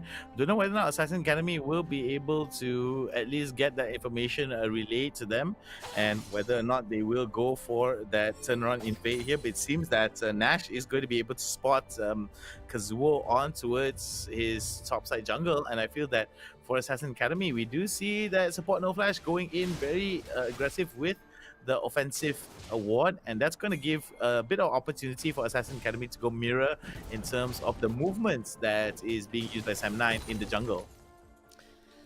Yeah, and Assassin Academy, they are not doing that just yet. They have that vision war early on Sam9's red buff, but they're not making a move. You can see RH slowly building up the and the electric surge as well, is making it very hard for Fuse to walk out forward. And this is a very common matchup that we have seen before. Cannon into Renekton is always going to be Cannon favorite, because Renekton, you can't really fight him head on. You can't really fight the Cannon head on. He has mobility. He stuns you if you get too close, and he does decent damage as well. Low cooldown spells, and just everything about Cannon's kit makes him a very hard solo laner to deal with. But Assassin Academy is gonna try and secure the Scuttle Crab, and they will do just that. All right. Oh, wait. Over towards the mid side here, we're going to be seeing a first blood onto Nash as Kazuo walks away with not even a pixel of HP. Very interesting. We did see it off our view here. Oh my goodness. All Seeing Eye almost being able to catch Kazuo over there with tactical sweep. Luckily enough, the flash that came in from Kazuo was just clutch, and the timing was good. Swag as well as Spot No Flash. Both of this supports fighting against each other. Going to be a bit of a wet noodle fight here, as Swag might be in a bit of danger as Zen comes into the fight. Gotta be careful though. Dazzle Me is in the middle of the fight. Tries to come in. Wind Wall goes down. No Ikitian Rain for Zen. And Nash able to do some good amount of damage actually over to Ravens. I think that It's definitely going to slow him down. Level 5 is where we will see perhaps a bit of impact from the side of Assassin Academy. It's all about getting those knockout and following up with the last breath. The idea is always there. The idea always looks good on paper, but executing it, it's kind of a different ball game that Assassin Academy will have to prove. Okay, so we're going to be seeing here over towards the bottom side, Dazzle as well as Swag now. Going to give a little bit of pressure here. Don't know whether they're going to be going for a dive. The problem with Leona is that if the Leona goes in for a fight, there's not actually much room for the Leona to actually get out of the fight. But look at that, the flash right into the ultimate, right into the solar flare will be able to stun. Then at least Dazzle has to get out of there. Nash going in for a very aggressive dive. We don't know what he was thinking there. Dazzle not going to go for the ultimate. So I'm thinking that Assassin Academy spent quite a bit of utilities there over to the bot side to be able to go for that kill on Swag. Swag. Oh wow, Swag even got the trade kill. I mean, that is good for Swag. The fact that he was able to trade one back and draw 5 members from Assassin Academy just to kill him is a win for 7-9. Meanwhile, Fuse, he is in a lot of trouble. He's gonna burn down to the red buff from Kazuo as well. Assassin Academy, they're gonna start working on that Ocean Drake, and I don't think 7-9 is there yet, but they're definitely interested to contest this. Very interesting indeed here, as we're going to be seeing quite a bit here from the side of Swag as well as Ravens. They may actually push out over to the bot side, and the Drake is going to be contested. I think it's going to be Zen that becomes the first target here. Solar Flare is going to be hit. We do see an ultimate there coming in from them, as we do see Ravens right now going to go out culling. Beautifully done here, despite the fact that he does have a pixel of HP. Will be able to score at least 1 kill, and it's going to be All-Seeing Eye that becomes the first victim here, coming in with a beautiful ultimate coming in from Dazzle. Beautifully done there from the side of 7-9. 7-9 right now picking off a little bit more on towards Assassin Academy, as Assassin Academy gets away, but limps away with I think 3 members alive from that fight. 7-9 will also reward themselves with the Ocean Drake. Assassin Academy, unfortunately, is cutting it close, but close is not enough. Fuse trading with RH, and RH is gonna again prop the Mark of the Storm. It's so hard to get close to this this pesky little ninja.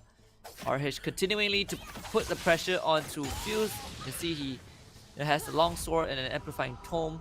He's probably gonna recoil and get his items. A Hexa Gunblade looks like a good choice for this cannon. Alright, we're going to be seeing from the side of 7-9 as well as Assassin Academy looking at the itemization, haunting guys, as well as maybe finish up the Liandries in a bit. For the side of 7-9 is going to be on their on the agenda for our hedge. Kazuo already with the Ghost Blade, but we do see that coming in. It's going to be a huge problem here for the side of Assassin Academy. We're going to see the fight coming up. Look at that Swag right now, starting out the fight really well with the ultimate. Look at that turnaround, it's going to be crazy. 5-man Spicy Maelstrom there working out for the side of our hedge, but our hedge doesn't have enough damage to be able to take down. All-Seeing Eye is going to take the fight away, but we do see that turnaround for the side of Assassin Academy is starting to work for them. 2-for-1 exchange in favor of Assassin Academy. Yeah. Shelly has been reset. They're gonna go on to Swag with the body slam, trying to finish him off, but Swag gets the good stun, and Nash dies as a result. Now Swag's gonna go in, throw his body and get all the stuns in, dealing so much damage. Oh my goodness, Raven gets himself a double kill with Swag, the big man. He's alive. He does not die. Swag, the unkillable giant. Wait. Academy, man. Almost Even Shelly is scared of Swag. See Swag, Shelly turns away, gives up his life, and then Swag finally dies. All-Seeing Eye finishes him off, but 7-9 takes away the Rift Arrow, and RH will come in for the cleanup. 7-9, they took so much from Assassin Academy. Yeah, I think the Assassin Academy was forced to fight that out, and I feel that, yeah, it did work out in their favor very early on, but somehow or another, 7-9 were able to turn it around because of Kazuo's presence, and Swag, despite the fact that he was fairly unkillable, despite the fact that the contribution of Shelly pretty much brought him close to knocking on death's door. It was Assassin Academy that came into the fight and basically turned it over. We do see over the top side though, we're going to be seeing Kazuo coming in with the jump as well as the slash and dash, as he's going to be taken down for the count. That is just a quick turnaround for 7-9. It looks so good for Assassin Academy. Let's look at this. Swag, knowing his limit, he knows that Raven has his back. Swag goes in, He flashes out, dodges everything, and oh, support no flash. That headbutt saved Swag. And that gave Raven a triple kill. I mean, Swag eventually go down, but it didn't matter. Sentinel got what they came for, and they're gonna go for more. At bottom lane, seems like there is going to be a dive, but wow, we're gonna look at Fuse. First slicing motion gets activated, and Raven comes in for the godlike streak. Very nicely done here, coming in from the side of 79, dropping out that splicing. They're trying to kill Swag. Yeah, they're trying to kill Swag over to the bot side though. Let's take a look at that. I don't think that's going to be the case, but we do see Nash coming in with the flash. Don't know what he was doing there. Very ill-advised indeed. He's going to go for the exhaust onto him, but it's going to be Legendary going over towards the side of Ravens. Ravens right now popping off really, really well with the piercing light to take him down for the count. Swag is still alive! How is this possible? Someone kill this guy! Come on, support no flash, you can do it. Catch up, trample, yep, to get on top. No, Swag still alive, running around, juking. Oh my goodness! Swag does not die! Look at this! Swag be juking.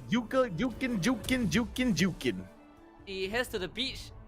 He's earned himself a good break. You know, he can take holiday. Yeah, he dropped the question marks as well. I mean, Swag, man. It's just Swag things. When the Leona buff was went live, this is it. The post buff Swag, this never dies, except for the 2 times which we can ignore. But you know, it never general, happened. He doesn't It never die. happened. It never happened. It never happened. No, we didn't see it, so it's not real. Yeah. So anyway, all jokes and memes aside here, Husky, we do see that Sam9 now definitely enjoying quite a bit of a substantial lead here. Ravens very aggressive indeed. Look at that again. Swag coming in with the Xenoblade, with the ultimate there, being able to lock him down. Support no flash, in a lot of trouble. Again, look at Swag happily diving the turret, taking a little bit of turret damage, and he still doesn't die. look at what, that was like what, the 3rd time? The 3rd time that he lives with like what, a slither of health.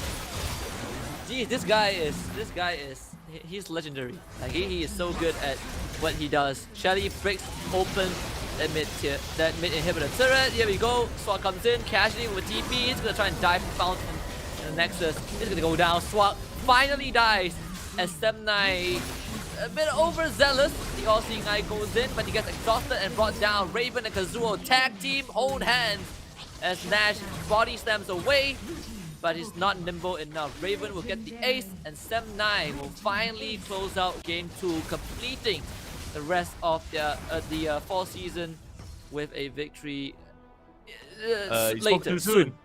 Soon. Inevitably coming, but you spoke a little bit too soon here. It's gonna happen. It's gonna happen. Ravens there almost closing now. It seems that the lack of minion waves is not going to work out in favor of the side of Sam9, but we do see that Assassin Academy as well looking towards chasing them, but 23-8, it seems that it's a little bit too late here. Could be a Baron Seal, could push off the inevitable, and the thing is about Assassin Academy, they need to turn these next 2 to 3 fights around if they want to fight it out, but the amount of CC that's coming in from Swag will be able to come in and just be like, yep, just doing Swag things, dropping down the Solar Flare, dropping down the Zenith Blade, and just shield bashing everyone, stun, and stun fun onto the side of Assassin Academy, and it's just going to be game over for them. Sam9 just showing what's up, clapping Assassin Academy at every turn. Oh my goodness, here we go. Our head in a little bit of trouble. Our head out of the game. Yep, just Sem9. I mean, the Sem9 doing Sem9 things. No, they're trying to look for more, and Nash is gonna eat the culling. They get the tornado. It's supposed to cast a disengage, but Ravens does not disengage. In fact, he's gonna re-engage. The pot no flash is gonna headbutt everyone away. We saw his Solar Flare drop on top of Nash. Kazuo going on top of Zen. Zen tries to use the sweeping blade, but he also goes down. And this surely has to be it with super minions coming down the middle lane. Assassin Academy, this is the last hurrah. They'll bring down Fuse as Ravens is the Steve Irwin. He's godlike, he's legendary. Sem9 takes game 2. Very, very much a Sem9's game. A crazy one indeed. Not needing a 3rd game here for the side of Sem9, showing that hey, we want to end early. We wanna just kick our feet up after today's game. It's been a long day for them, and this just shows coming in from the side of Sem9.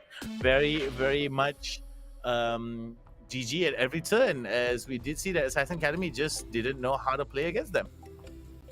Yeah, there was no chance at all. Look at this. Ravens 14-0-6. He did everything.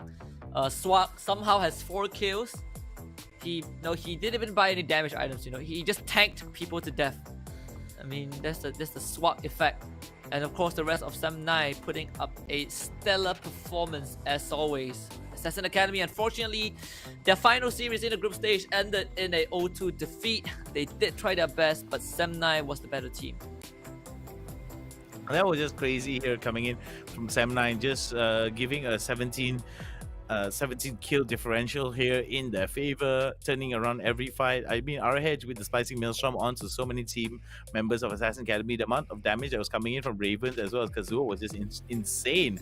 Dazzle despite the fact that, yeah, he was able to supplement some a bit of damage there, I felt like most of the damage was definitely onto Ravens, not even taken down at least once here. With the fact that he was critting everyone left, right, center, back, it was just crazy to see that Zen, as well as All Seeing Eye and Nash, just get exploded in the blink of an eye. Yeah, absolutely. And I mean, there's not much that needs to be said. Everyone from the side of Assassin Academy, they were just taking damage the whole game. Ravens, the guy had like a 27,000 worth of damage dealt. Just incredible Lucian gameplay. They could not, get close to him at all. They could not touch him at all. And of course, with his buddy Swag around, Ravens was practically unkillable in this game. I think one of the biggest things that I felt that was just a huge problem for them was the fact that as soon as some of these carries were able to get the Solari Charge Blade, I felt that that was just something that was just a huge problem for them. I mean, if you use your ability, you get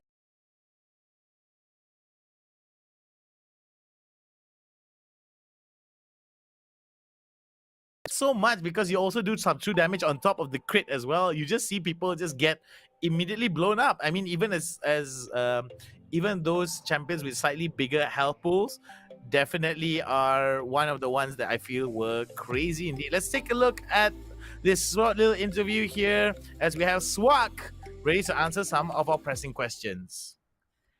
Hey, What is sup, up, Husky, the sup, gentle Hound? giant Swag? How are you? How do you feel? Good, man. Feel alright. Feeling's good. Okay.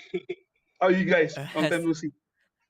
Long time no see. We're doing pretty good. We're doing pretty good. Great. We're having some good times. Yeah, we're having some good times. I mean, first of all, congratulations on the final series of winning this out. You guys obviously have secured top 4, to say the least. You guys are going to playoffs for sure. But I want to kind of quickly talk about the journey, right? From summer to fall seasons, you guys were the only team with no roster changes other than adding Dazumi to the lineup. How has that been? How has it been? It's been okay. We still need to improve a lot, individually and as a team. So, it's still a long journey. It's a long-term thing. It's not a short-term one team and then keep changing players and then looking for results. It's not like that. You gotta stick with the players, trust in each other, and improve together. That's the main part. One question I want to ask is despite the fact that sure you did change one member, do you feel that changing that one member and given the short amount of time that you had together before the next match coming up, was that enough time to properly develop all these little quirks, or do you feel that a lot of things just came on the fly? It came on the fly. Yeah, it came on the fly. He's a good player. The Dazzle is pretty decent. Mechanically, he's good, but the macro part is where we have to help him and teach him. And that's where he can really improve. And it's a good thing for the ADC role to have that challenge, between the two of them, Rabbit and Dazzle, to fight for it and then to keep on their toes. It's not just slack off. Yeah. And then just to go in more in depth into that, right? So how do you guys manage that? Having two players on playing the same role. How do you guys kind of moderate these two players, keep them healthy and keep them competitive? What are the thoughts that goes behind the decision making whether this particular person is good enough for that day? Okay, so we leave it to Caspier, the coach. He's the one with the final say. You don't really ask him why that why is one of the ADC playing for this game or the other game.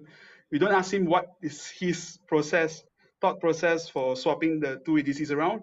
But from my understanding is experience. Rabbit has 2 split experiences more than Dazzle. So Rabbit plays against the likes of Berjaya, UndeRank, the harder teams, the ones up in the feeding in the group table. So that's as far as I can say.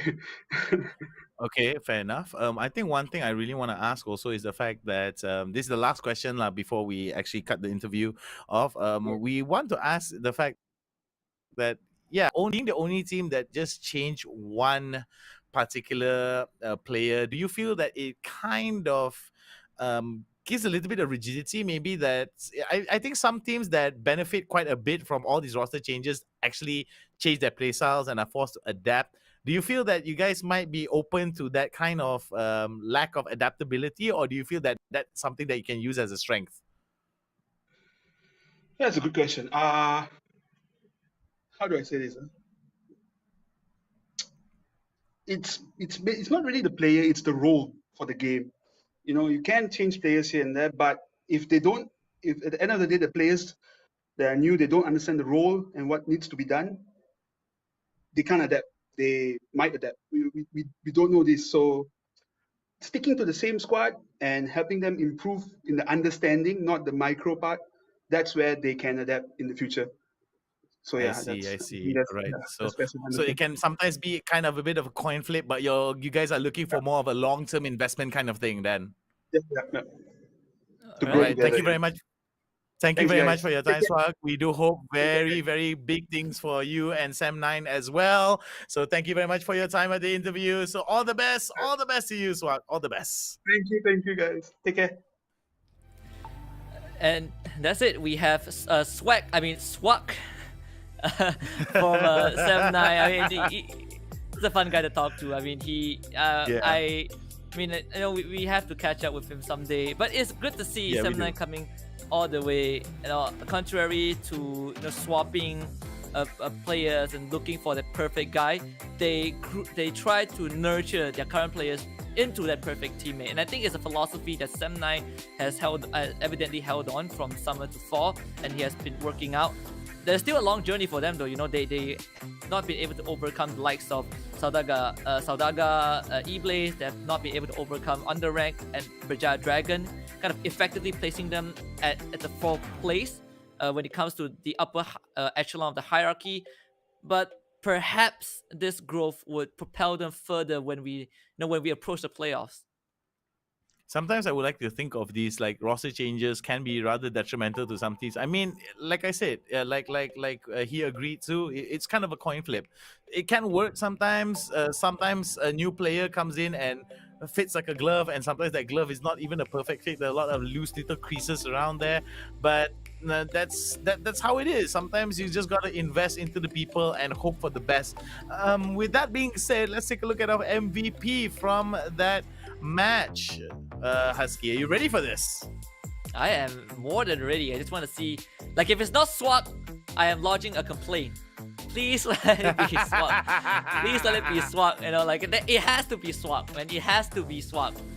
Like I mean, it's gonna be Ravens. I'm pretty sure it's gonna be Ravens. The guy went 14-0, but I will be okay. Yes, it's swap. All right, we're done, guys. Yep. Thank you for the night. My night is made. I am happy. I am very happy.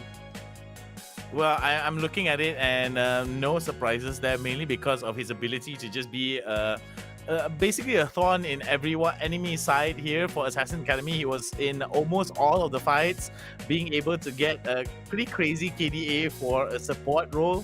And I think what was really important is the fact that his solo flat that came up was just paramount in setting up some crazy fights that just flipped the table in their favor. I feel that even though there were a lot of team moments coming in from Sam9, Swag single-handedly kind of set the table up so everybody could eat at the buffet as messy as they could, so to speak. Oh, you never know what to expect when Swag is on the team. I mean, look at his portrait shot. That's a deadly stare. You don't want to deal with that. But that's all from Sam 9 in the group stage. But you know, the night is actually not over yet. We have one more best of 3 coming up. It's going to be INSOMNIAX against Berjaya Dragon. And interestingly enough, you know, if Berjaya Dragon wins this, we might be looking at a potential tiebreaker, but no, that is for later. I am just excited to see what Berjaya Dragon has in store. They also, you know, brought in a new drafter for the split, and so far things have been working out well. They're still at the top of the leaderboard. We'll take a short break, and we'll be back for Berjaya Dragons against INSOMNIAX. Nice. Alright, go. Down first. Can. Alright, down already. Nexus. Alright, okay. Nice!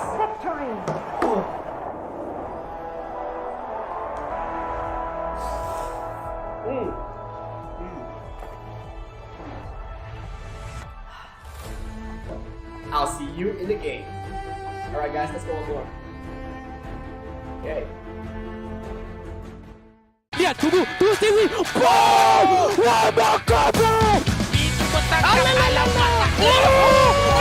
adakah dia berjaya mendapatkan triple kill, mencari yang keempat dan kuasa kill.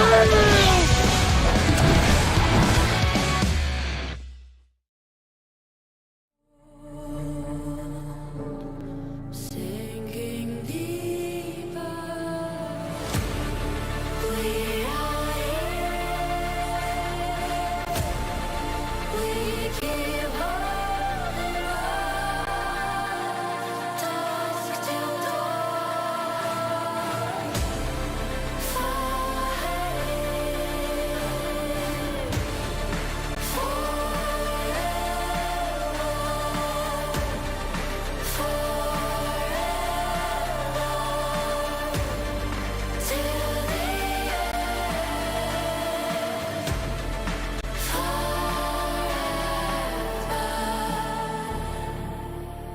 When the water rises, when the world burns down, we will stand together.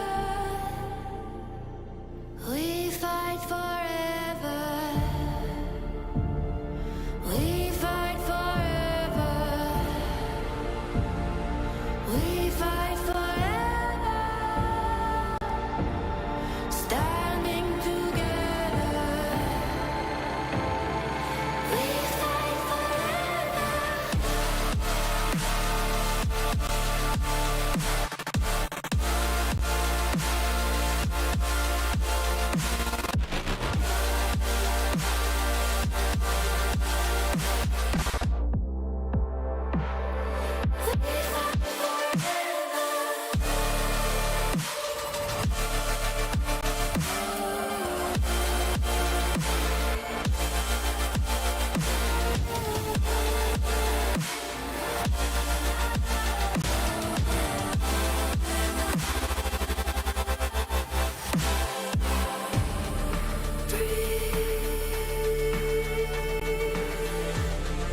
Face the storm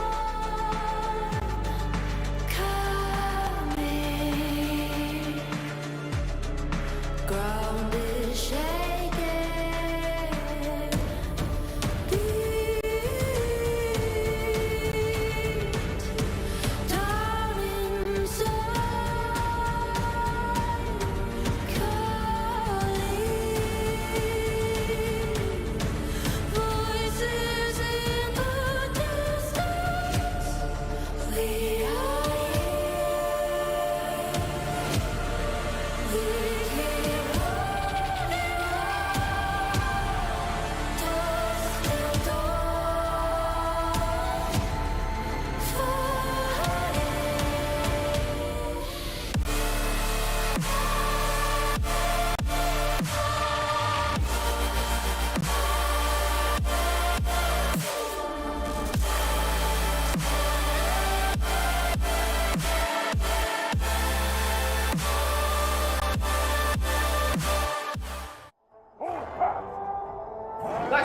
Nice. Alright, go. Down first. Can. Alright, down already. Nexus. Alright, okay. Nice!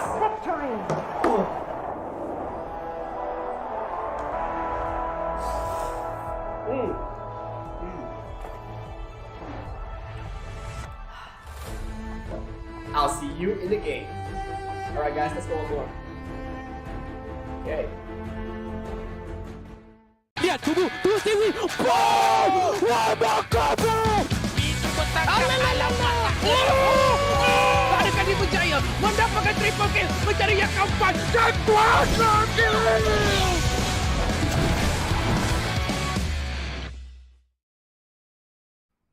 Welcome back to the Wild Rift Sea Icon Series Malaysia Fall Season Group Stage Day 7, brought to you by ESL Mobile Open and brought to you by Maggie Hot Cup. Man, oh man, oh man, oh man, Hesky, we are finally here. The final potential best of 3 featuring INSOMNIAX and Berjaya Dragons. Yeah, basically the cream of the crop, the top team, the best team so far, Berjaya Dragons, up against INSOMNIAX, who are struggling to stay afloat in that bottom 4. All of this is brought to you guys by our official tournament partners, Maggie Hot Cup. A cup a day keeps the doctor away. I'm pretty sure that's how they say it. But nonetheless, we have witnessed some amazing best of 3s, but it's time to close it up with one more. Berjaya Dragon, definitely the favorites for this series at least. They haven't had an easy run throughout fall season, challenged by a lot of other amazing players as well. But they were still able to stick their foot down and prove that they are, for now, the best team. Yeah, it's going to be a very interesting one indeed here. Looking at INSOMNIAX going up against Berjaya Dragons, there is going to be quite a bit of a challenge to slay the Dragons here from INSOMNIAX, because they have been how to say, one of the more dominant teams thus far, and I feel that looking forward, it is going to be one of the biggest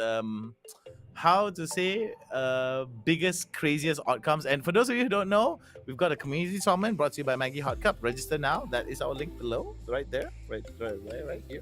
That's the link. Just copy and paste that link and register.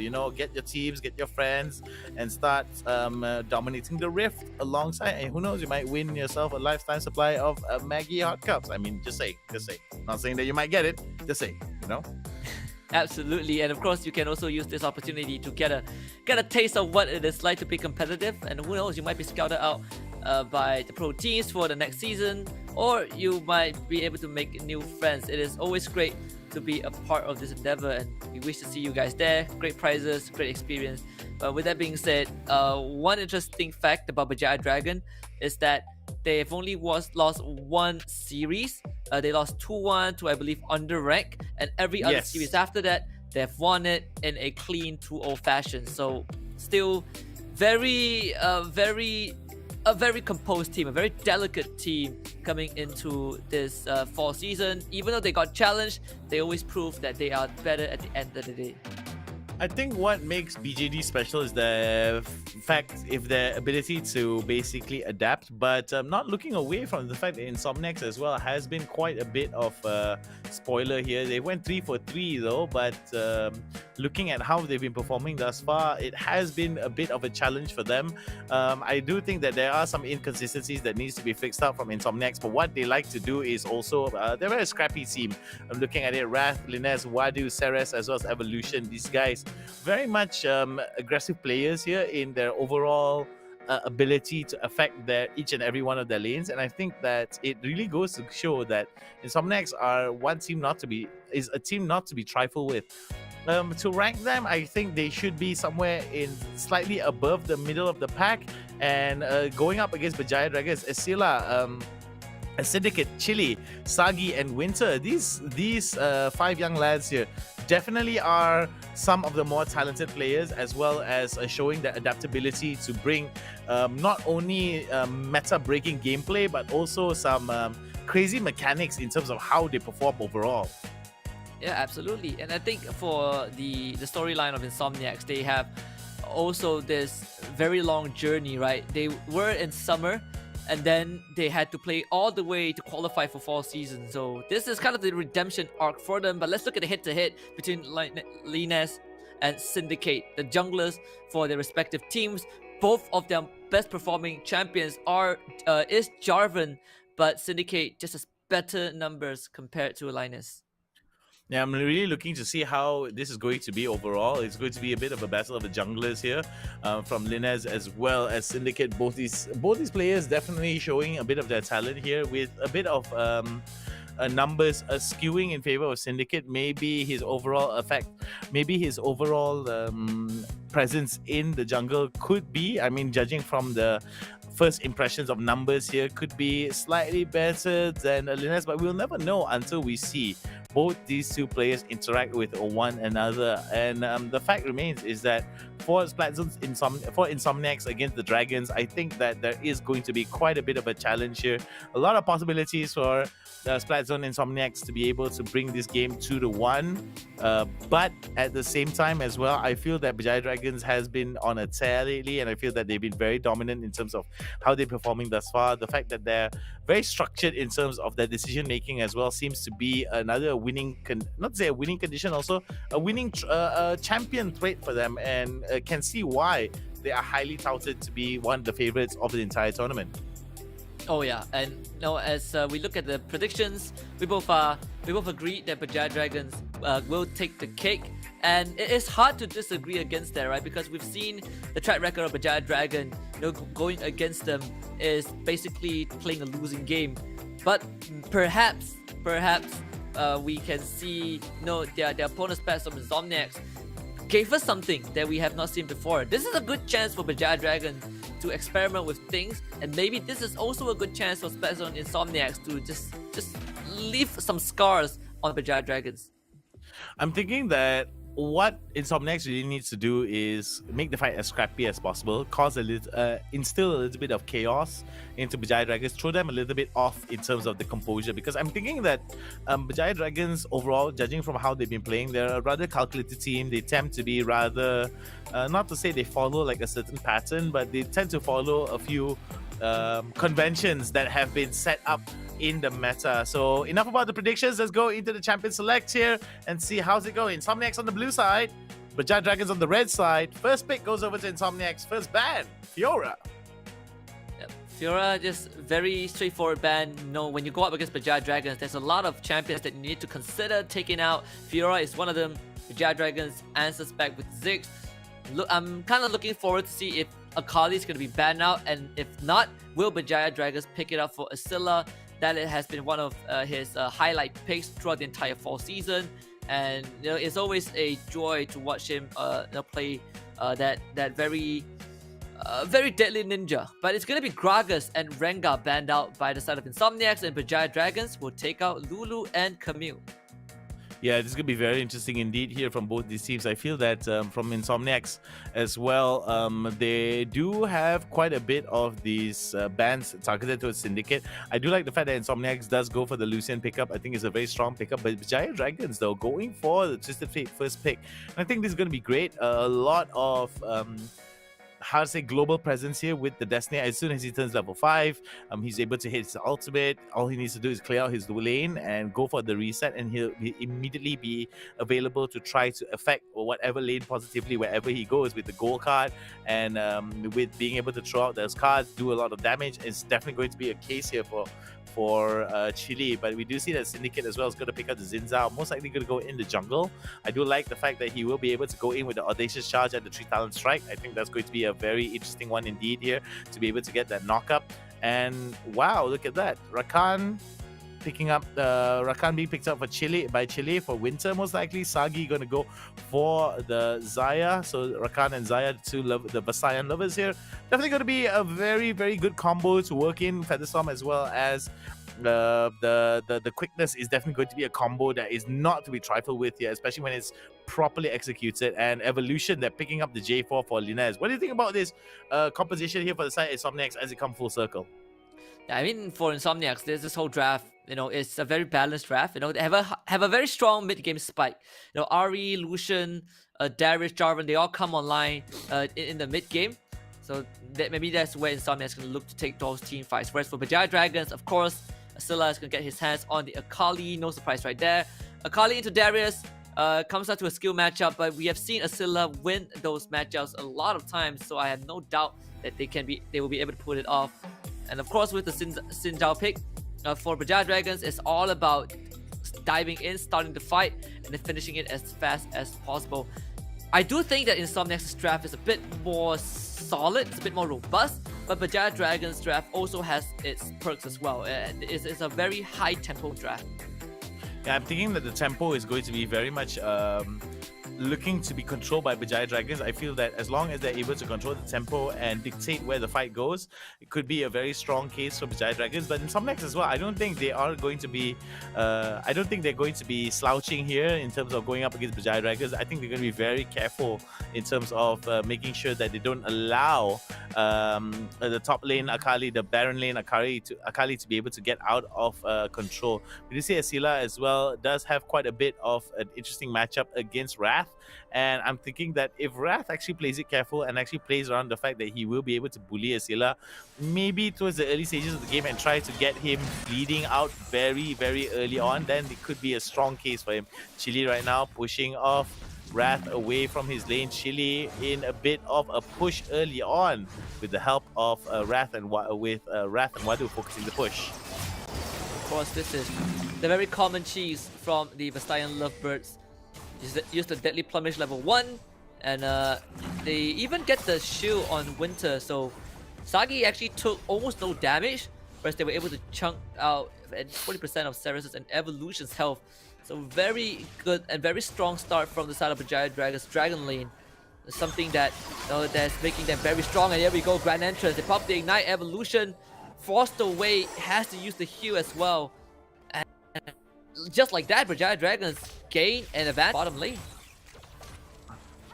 Yeah, big advantage there for the side of Berjaya Dragons, despite the fact that they did use out that Ignite. It is going to be for the price of a flash and a heal for Evolution. So gank potential here could come open for the side of Berjaya Dragons, but we do see Chili now going to be hugging towards his towards Syndicate, and I think this is going to be a very wise choice here. Maybe could be a bit of a gank here. We do see some pings coming out. The yellow card has come up. Beautifully done there, coming in from the side of Berjaya Dragon. Very, very much coordinated indeed in terms of how they played around that capabilities there. Again, another stun there. Another yellow card goes up, tossing the cards away. Chili being able to get 1 kill for himself as well. 2 kills.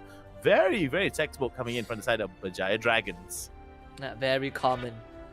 Every time Berjaya Dragon plays before the 2-minute mark, they will go for the side lanes, and this is what happens when you have a tempo jungler and a tempo mid lane. They always come together, and you know, if you rewatch all the replays of Berjaya Dragon's game, you realize that they play a very textbook game.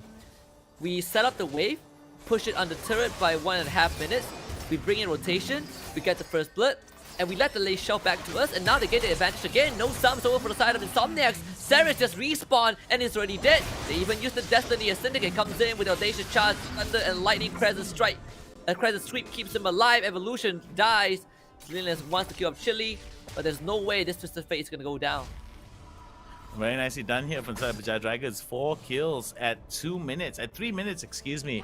We do see almost a kill and a half a minute here, as we do see that Berjaya Dragons keeping up the pace. We did say that pacing is going to be Berjaya Dragons extremely strong strength as they're looking towards pushing members of Berjaya Dragons, pushing members of INSOMNIAX up against the wall. Asila will be able to take down that kill on towards Wrath with the solo kill. Skill matchup be darned. Asila's gonna be like, yep, I'm just gonna drop some knives onto you and get the execute. Yeah, and just quick and easy. There's nothing much that INSOMNIAX can do. Though the Drake is spawning in 26 seconds, the Ocean Drake, Berjaya Dragon, they have so much they need priority, and you can see INSOMNIAX, they want to contest this objective, so they've already set up their members there. As Linus, his jungle padding ends up at the crux, but he has to reset this. So Wadu will kind of have to join his team, or at least attempt to join his team to make it in time for the Ocean Drake. But Wadu going for this recall is going to slow down INSOMNIAX just a little bit. Berjaya Dragons, they're going to start working on the Ocean Drake. Okay, we're going to be seeing here Berjaya Dragons now going to go maybe again to Ceres. Ceres spots them out, decides to go out of there. Sweeperland's going to be able to take down that ward onto the Tri-Bush here for the side of Berjaya Dragons. Berjaya Dragons will be able to at least take this dragon take this Drake for themselves here. Linaz is nearby, might actually go for the flag and drag steal, provided that he does get a little bit of assistance here. Oh, beautiful, beautiful. Monsoon, they're coming in from the side of Evolution. Evolution will be able to start the fight off, but it's going to be It's going to be Berjaya Dragons that will be able to get the smite kill there onto it. Sagi will be able to get on one kill streak going over to the side. Syndicate has been taken out. We do see that INSOMNIAX now 1 by 1 will be able to take down the fight, but they will be able to take another exchange there coming in as Cecilia comes in from the side there. Beautiful execution coming in. The double kill going to go over to Cecilia. 3-man down for the price of 1. Watching Asila play Akali is like watching him dance. He is so graceful on this champion. It felt like I'm watching a theatrical show. Asila performing, it feels like you just can't touch him. Can't see him, can't touch him. He kills everyone. Berjaya Dragon only losing 1 member in the entire exchange now. They got the Ocean Drake earlier on. They won the fight, and it's time to head towards the Rift Herald pit. Very nicely done here from a lot of members of Berjaya Dragons, despite the fact that they did lose 1. I felt that the perfect execution was just beautifully timed from Isila. Was able to just come in very, very aggressively indeed, getting all of the executes well, and just getting the double kills. Just got to leapfrog Isila forward with so much damage potential. And Berjaya Dragons now is going to use their resources and try to at least pressure this top turret for a bit. So far, no turrets have gone down just yet, but Berjaya Dragons intend to change that. Let's take a look at the Maggie Hardcore replay. This fight, perfectly done. Linus, the Cataclysm actually was kind of a fail because he wasn't able to trap anyone there. The fight was split up, and because of that early Cataclysm, Linus was not able to contribute to the rest of the fight. Asila comes in, and he's like the janitor of the team. He mops up everyone from the side of INSOMNIAX. It's those little details giving Berjaya Dragons the victory, and Cataclysm used again. Shitty just flashes forward, gets the gold card out onto the back line. They have Evolution in their grabs, and Evolution trying to make it away. Linus uses his body to block the shots and the cards, but they still send him off the court as Berjaya Dragons push this forward with Shelly. Wow, 10 kills there at the 6-minute mark. We do see that it's very aggressive indeed. Winter coming in with a beautiful grand answer, getting in the knockup over towards Wadu. It seems that there's a little bit of Syndicate there, a little bit of trouble here. Chili taking in a little bit too much of those turret shots there. Luckily, Cyrus wasn't able to take advantage of that. Sagi right now still doing a lot of damage on towards the turret. Cyrus does not find an opening for him to be able to go for the follow-up, as we do see that the resets are coming in from Berjaya Dragons. I think Berjaya Dragons, slowly but surely at every turn, they're just tightening the squeeze onto INSOMNIAX, and INSOMNIAX just out of pace. It looks like INSOMNIAX is out of their depth here. Yeah, I mean, they were not given any room to breathe. And that was a very weird flag and drag from Linus. I'm not really sure what the intention was, but there was no reason to engage. There was no way that INSOMNIAX could win any fight. They could not stop Shelly no matter what they had in mind. So that was very weird in my book. But Berjaya Dragons now is going to take over this jungle. Adrian comes in.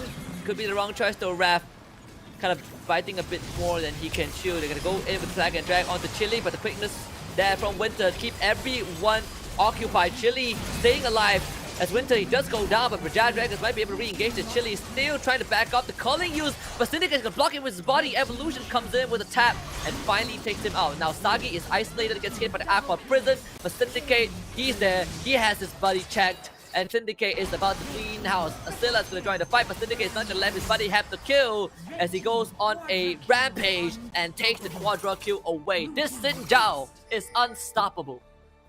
Syndicate now just dropping in wherever he goes, being able to get kills, and basically setting up the plate for Berjaya Dragons to just clean up house after that. As INSOMNIAX now definitely struggling in terms of the pacing that's happening from the side of Berjaya Dragons. Every time they want to rest and reset, the moment they come back from the reset, it seems that Berjaya Dragons just comes back in and just say, nope, we're not going to give you even a little bit. Just as you think that INSOMNIAX is starting to get a little bit of control away and get a little bit of agency back, it seems that Berjaya Dragons are like, nah, we're not going to let you do that. Look at that, Chili in the middle of it, immediately shows out the yellow card onto Wadu. Oh, Linaz, what are you doing there with the flag and drag? Not a very wise place for you to be. Chili will be able to get that stun off with Syndicate getting the kill credit. I mean, this is just reckless from Linus. If he had the flash, then yes, I understand. But he had no flash, and it's just a Cloud Drake. I don't think it's worth it it is actually not worth it to going for that steal. I mean, if it's an Inferno, then yes, I totally understand the 50-50. But Cloud Drake, give it away. There is no reason to go for these kind of maneuvers when kind of, you know, what you gain from it is probably not going to matter too much in the grand scheme of things. Berjaya Dragons now, with such a big lead, it feels like, you know, just like you described, it's like Berjaya Dragons are playing with a cat. You know, you dangle a soft toy over the cat. Whenever the cat reaches for it, you pull away. Berjaya Dragons toying with their prey right now.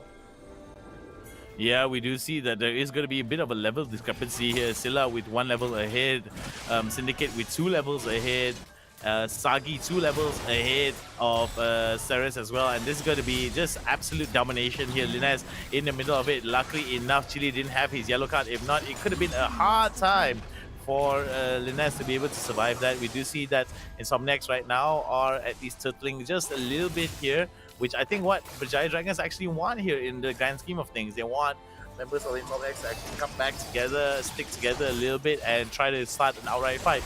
If they are able to time a tidal wave really well, and Ceres is able to actually output the maximum amount of culling damage, then this could be an end of days here. Oh, Destiny has been opened up. He will be able to go for the teleport here. It's going to be a hard time for them, as we're going to be seeing that it is going to be Cataclysm being dropped down from the side of INSOMNIAX, but it's not going to be enough. Berjaya Dragons are closing out with the double kill going over to Scylla, as we're going to be seeing Ceres is going to be the next target. The perfect execution going to come in. It's not going to be enough for him, as Syndicate gets taken very dangerously low. Ceres now very, very low indeed, as Winter goes in, but the Grand Edges will not be able to get the knock up, as we do see Ceres as well as Wadu, and another one for the side.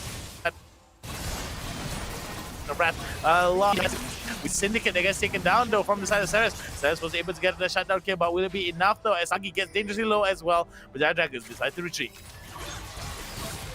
And just like that, Berjaya Dragons completely cracked open the base.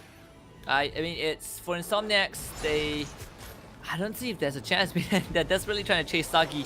Sagi still has the flash and heal. See if he wants to turn and fight this deadly plumage is out. Sagi with a Feather Storm. Raph tried to get on his flash. Blade Caller. Sagi still standing strong. Finally loses his life, but Asilla is going to come in and play clean. Now Linus can use the Cataclysm, but Asilla is out for sure. He can flip. Tries to go on top of Linus. Wadu is going to come in as well to provide assistance. Asilla plays around the Twilight Shroud. Gets a couple of damage in. Sure can flip.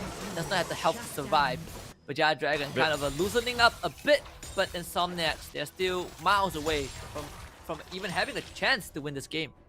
Berjaya Dragons out trying to play the very reckless game there. Wrath right now, I think, is going to be in response to border here. Destiny has been opened up, giving a little bit of information on where other members of INSOMNIAX are going to come from. But we do see that Berjaya Dragons be like, yeah, we're just going to close this out really well. Chili right now getting a fight against Ceres here, will not be able to take it out. Culling almost hits Chili down for the count here. Luckily enough, he was able to get away. The relentless pursuit that came in from Ceres was I think the key thing that got him away out of range just ever so slightly from Berjaya Dragons Chili. Oh yeah, absolutely. Berjaya Dragons gonna work on the mid turret as they slowly escort that minion wave in. INSOMNIAX right now, they need to try and find a way. Again, now you can't take a 5v5 against Berjaya Dragons, so you can try and overwhelm them with numbers at least.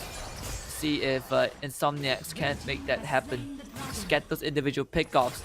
Easier said than done though. Berjaya Dragons, they stick together like glue. So INSOMNIAX, they will probably just need to make that Hail Mary attempt on that inhibitor turret. Alright, so we're going to be seeing here Berjaya Dragons with total of 20 kills compared to INSOMNIAX 6. 14 kill score differential here for the side of Berjaya Dragons, as we're going to be seeing that looking at the gold differential as well, the item differential, is just the sun and the moon here between Berjaya Dragons as well as INSOMNIAX. It's going to be the last fight, the last hurrah from the side of INSOMNIAX. Berjaya Dragons already picked up 2 kills. And INSOMNIAX, they have nothing to do. Asilla gets to the back line and Raph knows that he is dead. Syndicate will deal the finishing blow as Berjaya Dragons quickly clean up shop, and they want to close out the night on a good note. Starting with game number 1, they break the Nexus and they will lead 1-0. I think Berjaya Dragons were able to close out today with the highest kill differential here, with a total of 19 compared to INSOMNIAX 25 to 6, with a kill differential of 19. I think is the highest thus far, but it's only been game number 1. They still got game number 2, potentially game number 3 if this keeps going.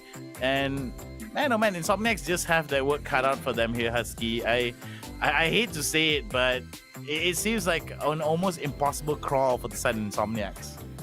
Oh yeah, I mean, Berjaya Dragon just showed a masterclass of Wild Rift. You know, still keeping the status of the best Malaysia team by far, and you know, their experience is definitely showing. This new roster has been phenomenal. You know, the addition of Syndicate and Scylla really elevated Berjaya Dragon's gameplay. They are known to be a team that just plays everything perfectly. And you add these two aggressive players, they really shake things up, because now there's more ways to play the game for Berjaya Dragons, and they do it without any single mistakes. I feel like how Sam9 said that they wanted to go for the long-term investment, right? I felt that because Berjaya Dragons has so much adaptability, and I think that because each member tends to play a Wild Rift in wildly adaptable situations, right? I think that they are the ones that benefited the most in terms of these new roster pickups. But then again, we won't know until they face the likes of the teams that I think are similar tiers to them. But let's take a look at the match, the post-match breakdown here, and break it down for us, Husky, in terms of the numbers. Yeah, I mean, it's a stomp, to say the least. But of course, you have to be honest to yourself as well, right? You look at how Berjaya Dragon played the whole game. Is not to take anything away from INSOMNIAX. Obviously, they deserve to be here. They qualify all the way from the close qualifiers. But this game 1 performance from Berjaya Dragons is just Berjaya Dragons in a nutshell. You know, they are not messing around. They play every single game as if their opponent has a chance to beat them, and which is why the discipline from Berjaya Dragons has been absolutely sublime. This win, there's nothing much to say about that. Although there were a couple of questionable decisions made by the members of INSOMNIAX. Hopefully they iron that out during the break later on. It really could have made the game slightly more bearable if they did not make those moves. Like, for example, trying to contest a Cloud Drake with no flash and just trying to cancel the Rift Herald with a flag and drag. That was pretty weird as well. Other than that, it's just trying to adapt to Berjaya Dragons is a hard thing, honestly. Yeah, it is going to be a tough... It's going to be tough, actually, going up against teams like this, mainly because of their ability to just take advantage of your mistakes and really punish you. And I feel that Berjaya Dragons is one of those teams that are not only capable, but they count on the fact that you're going to make some mistakes like that, and they're going to try to punish you in whatever turn that you make and really put you on the back foot. Anyway, I guess that's enough from us. We're going to take a short little break. We're going to be back with game number 2 of this potential best of 3. See you in a bit, guys. Lihat, tunggu Stewie. Boom! Wah, bakar, bro! Itu petangkap alam mata. Ada kali Berjaya mendapatkan triple kill, mencari yang keempat dan kuasa kill.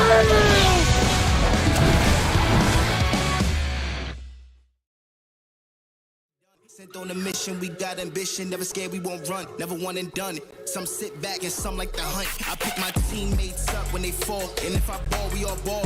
Crashing balls, crossovers and all. Just call us the ball, don't fear nothing, call us galore. Serving them all, we outside, we barely indoors because we gave it everything when we had nothing. Gave it everything when we had nothing. Holding on by a thread, couldn't grab nothing. Seems we moved on to a better place. Shine, shine away from the shade. But now that we're here, ain't no going back.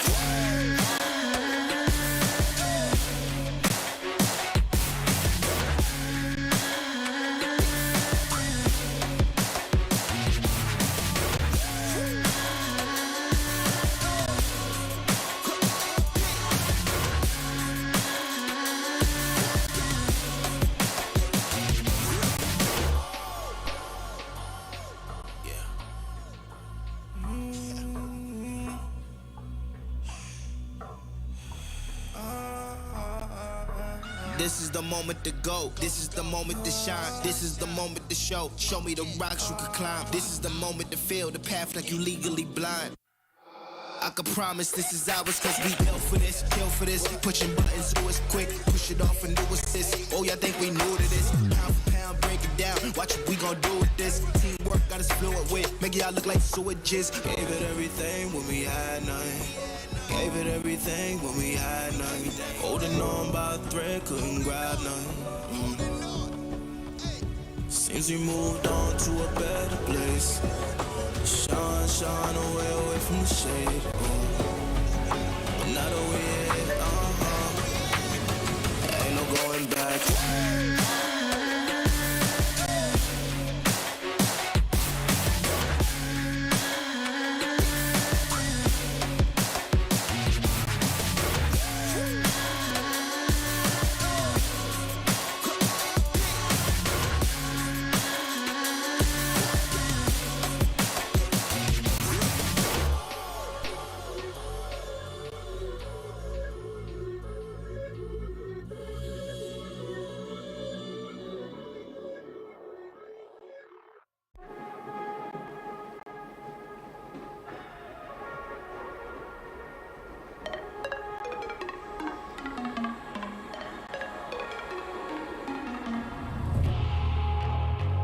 When you found me like that, I was doing not bad, didn't care about you. I was high as fuck, wasn't looking for love or anything new. It ain't funny, little devil in disguise, think you got me, yeah. You're so naughty, I feel something happening to my body. Cause you shot me in the heart, can't get over it. In the other part, I recover it.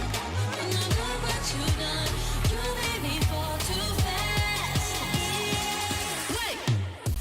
Lihat, tunggu Stewie. Boom! Wah, bakar bro! Adakah dia berjaya mendapatkan triple kill, mencari yang keempat dan kuasa kill?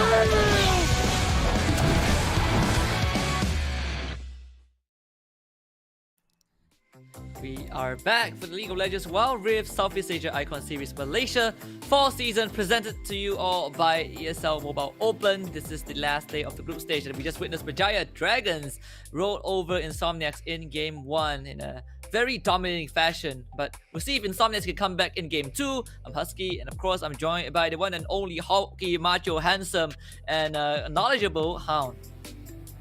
Don't know about hulky, handsome, and knowledgeable lah. Maybe slight above average handsome lah. Okay, let's just give it that anyway. All jokes aside, and a lot of the shade being thrown under the desk, right? Let's go check out what has been happening thus far. It has been a crazy game here being shown from the side of Berjaya Dragons, mostly because that they were able to just clap back at every attempt of INSOMNIAX to be able to try to come back with any advantages that they tried to accrue for themselves. But it seems that coming in from INSOMNIAX, there could be some adjustments that could be made, but on a scale of 1 to 10, 10 being likely and 1 being highly unlikely, I'm giving it maybe a 4 if members of INSOMNIAX do not actually try something. They have to risk it.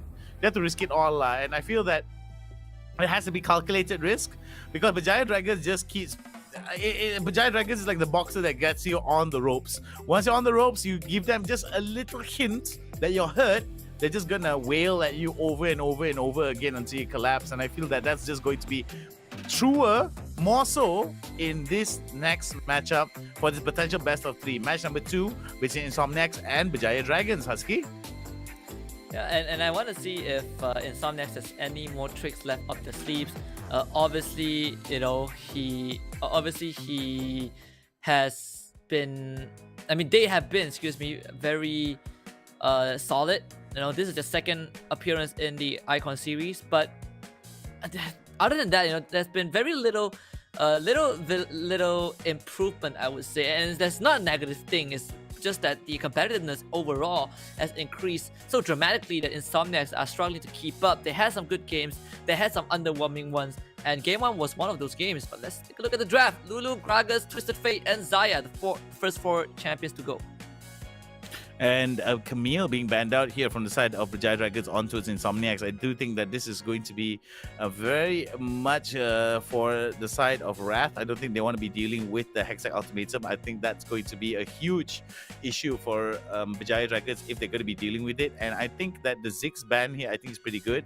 A lot of it is going to be dedicated towards Chile here for the Sister Fate as well as the Ziggs, but there are a lot more options. I think that Berjaya Dragons does really favor the Ahri as well as a pickup. Akali is still very much open, so it could be very interesting to see how that's going to turn through. Zaya being banned out, so Sagi will most likely either go for the Lucian or maybe if the Lucian's not around, maybe the Kaisa or the Ezreal. We do see Ezreal being picked out every so often, but Wrath going Teemo, I don't think that's going to be the case here for the side of INSOMNIAX. No way. Nah, there we go. Takes the Rakan for himself. Loving this Lee Sin opening. Syndicate, no, he's definitely going to do wonders on that. INSOMNIAX now hovering over the Jax, and they will pick the Grandmaster of Arms. This Jax can have some impact on this game. Definitely a pick that we don't see often. And of course, Berjaya Dragons about to bring in the superstar is Draven. Wow, all right. I just got wide-eyed there mostly because we rarely see Draven being picked up.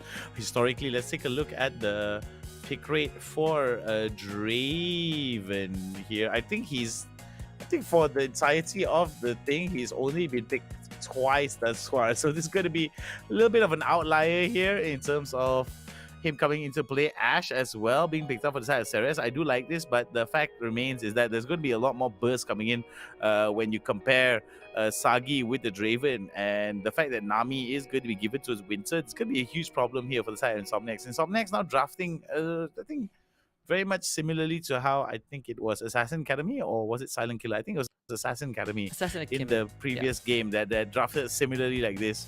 More of comfort pick rather than meta picks, and I think that Berjaya Dragons as well, they're being a little bit loose here, loosey-goosey in terms of some of their picks, and maybe it could benefit them, maybe it won't benefit them. We shall have to wait and see how it's gonna go in terms of when we go into game.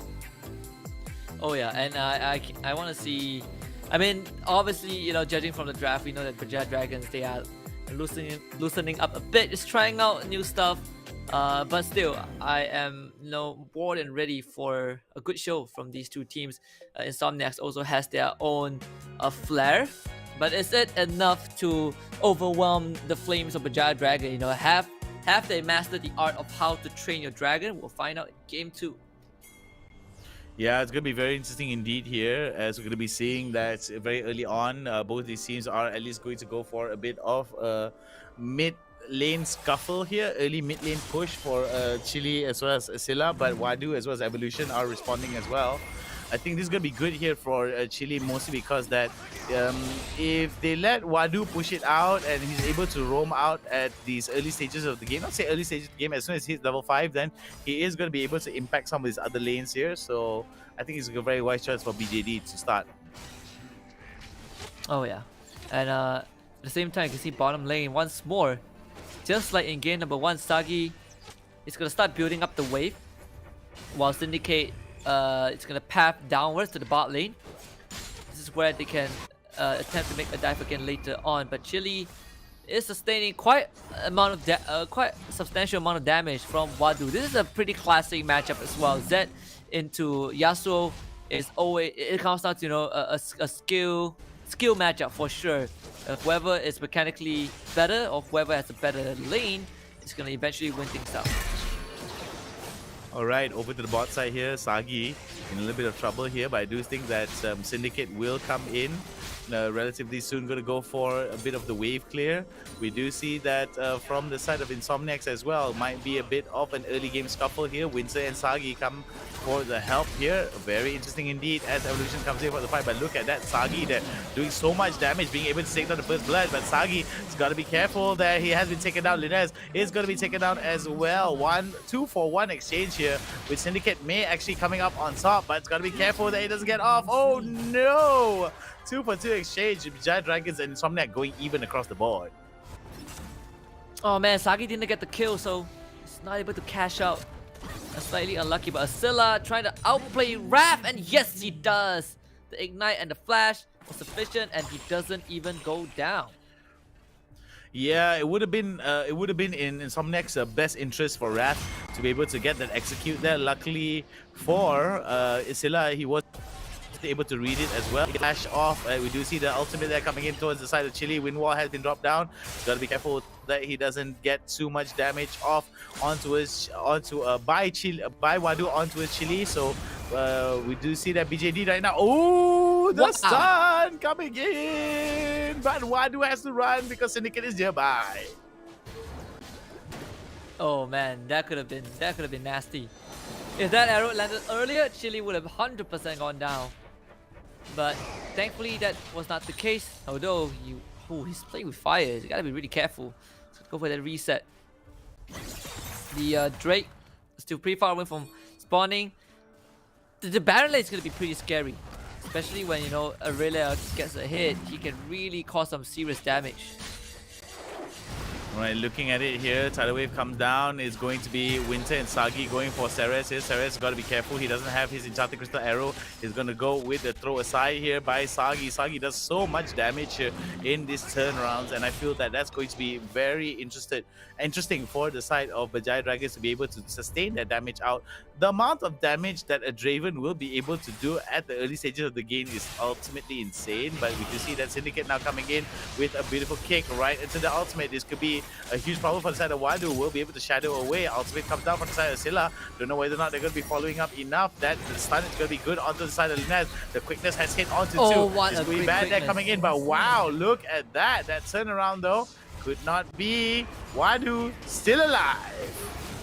Oh, the Whirling Death blocked by Evolution as well. Could have been a kill for Sagi. So close, but nonetheless, Berjaya Dragons still able to do decent amount of damage. Evolution with the clutch save. Now Sagi is gonna face up against Ceres. He's slightly under level due to the earlier death, so can't really be that aggressive. Winter might change that though. Counter with the Ebb Flow. Aqua Prison is not gonna hit, but he had the tidal wave. Barrier forced out. Enchant the Crystal Arrow, but still Winter gets the kill. He's the true carry. Good flash to avoid the unstoppable force, and now Sagi is to turn around and try to fight Wrath. He is ignited, but I don't think it's gonna go down. And in fact, here we go. Death Mark from the Z. It's gonna shadow backwards, but Syndicate is on the case with the Resident Strike. This is a messy fight. Evolution and Linus is also here as well. Asilla late to the party, but gets 2-man flawless duet. Are they still trying to go for it? Chili just reached the party, but it is over. So he gets nothing, and both teams will call it truce. A bit of a truce here from both these teams, as both of them going to be exchanging some kills. I think that BJD were able to walk forward here, or walk away with a bit of a lead, substantial lead. But we do see that Chase is going to come off. Linez may come in, start spinning around and going to go for the stun. But look at that, beautifully done there coming in. Syndicate comes back from behind. Linez in a lot of trouble there. It seems that he's going to be overstaying as he's going to be taken down from the side of BJD. Double kill going to go over to the side of Scylla. Oh man, that was suddenly INSOMNIAX. I thought they evened out the playing field, but with those two deaths, Berjaya Dragon back in the lead. INSOMNIAX can't contest this dragon because Jax was dead. Jax is dead, so Berjaya Dragon can walk away with the free Mountain Drake. Mountain Drake for the side of Berjaya Dragon, giving him a little bit more survivability and durability here in terms of defensive stats. Do you think that from the side of Syndicate here could be an opportunity for him to try to turn around the fight? Deathmark going to go over to the side of Syndicate. Don't know whether or not that was a wise choice onto the side of Wadu. Beautiful read there coming in from the side of Chili. Chili will be able to flash out, but it's got to be careful though. He doesn't want to sustain that fight for too long. 4 members of the side of INSOMNIAX come in for the counter kill as well. 1-for-1 exchange here. Oh, Enchanted Crystal Arrow misses onto Sagi here. Asoma Force comes in. This is going to be very dangerous indeed. Tidal Wave going to be able to hit onto tree, right into the 3-man Aqua Prison. Beautifully done there coming in from the side of a Winter, as we do see the follow coming in from the side of Syndicate. Will be able to take down Wrath. Could he be able to take him down? Whoop, one more hit is going to be enough, but Ceres now going to go in for it. The teleport's coming in. Oh, managed to get it with the second skill from the side of Ceres, but Winter being on towards the side of INSOMNIAX. We're having kills all around the board here. Berjaya Dragons being a little bit free and easy here with their game style. I feel like I've seen this before. There's this very weird sense of deja vu right now. Berjaya Dragon just having their fun. Chili, I don't know if you saw that, but this guy, he last breath, he followed Wadu all the way as he went back to his original shadow. Oh my goodness, and getting that kill was actually super well for Chili, even though he went down. So I would say that Berjaya Dragons still kind of in the lead. You see all these massive fights, everyone trading 1-for-1, 2-for-2, but Berjaya Dragons still have an advantage. They're not going to get the Rift Arrow and probably use it to take down that mid turret.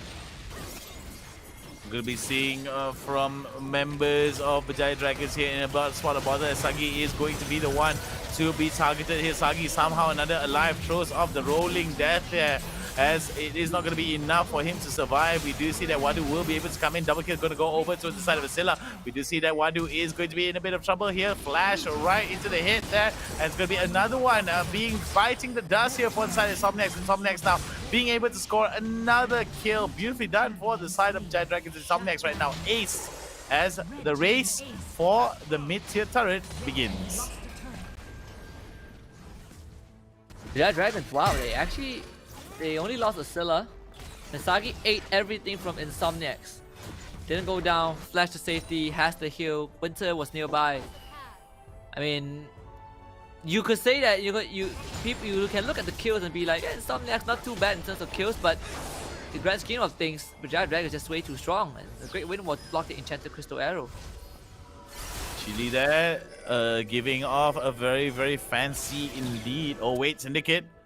Oh, just in the nick of time, was able to get away. Wind Wall from Chile. It was a very smooth way to block that enchanted crystal arrow from Ceres. We do see that the pick potential coming in from the side of INSOMNIAX is starting to pick up here, especially with Wadu and Ceres. Ceres, I think, is very much inclined to be that enchanted crystal arrow sniper. Oh, look at that, right to the unstoppable force on towards Chile here. It could be a fight that could turn in favor of the side of BJD though. Yep, good Aqua Prison onto 2, stand aside from Sagi, throws out the rolling dance and use the spinning axes to try to get some kills. As Chili goes down, damage not enough, the arrow came back off cooldown, now Sagi is in danger. Aqua Prison is not sufficient, at least for now. Wow, it is. Sagi goes into stasis, now Ebb and Flow keeps him alive. Sagi turns around with the help of Syndicate, gets a double kill. Sagi does not go down. Finally, gets taken out by Evolution. But it's going to be a triple kill for Syndicate. He's going to look for the quad.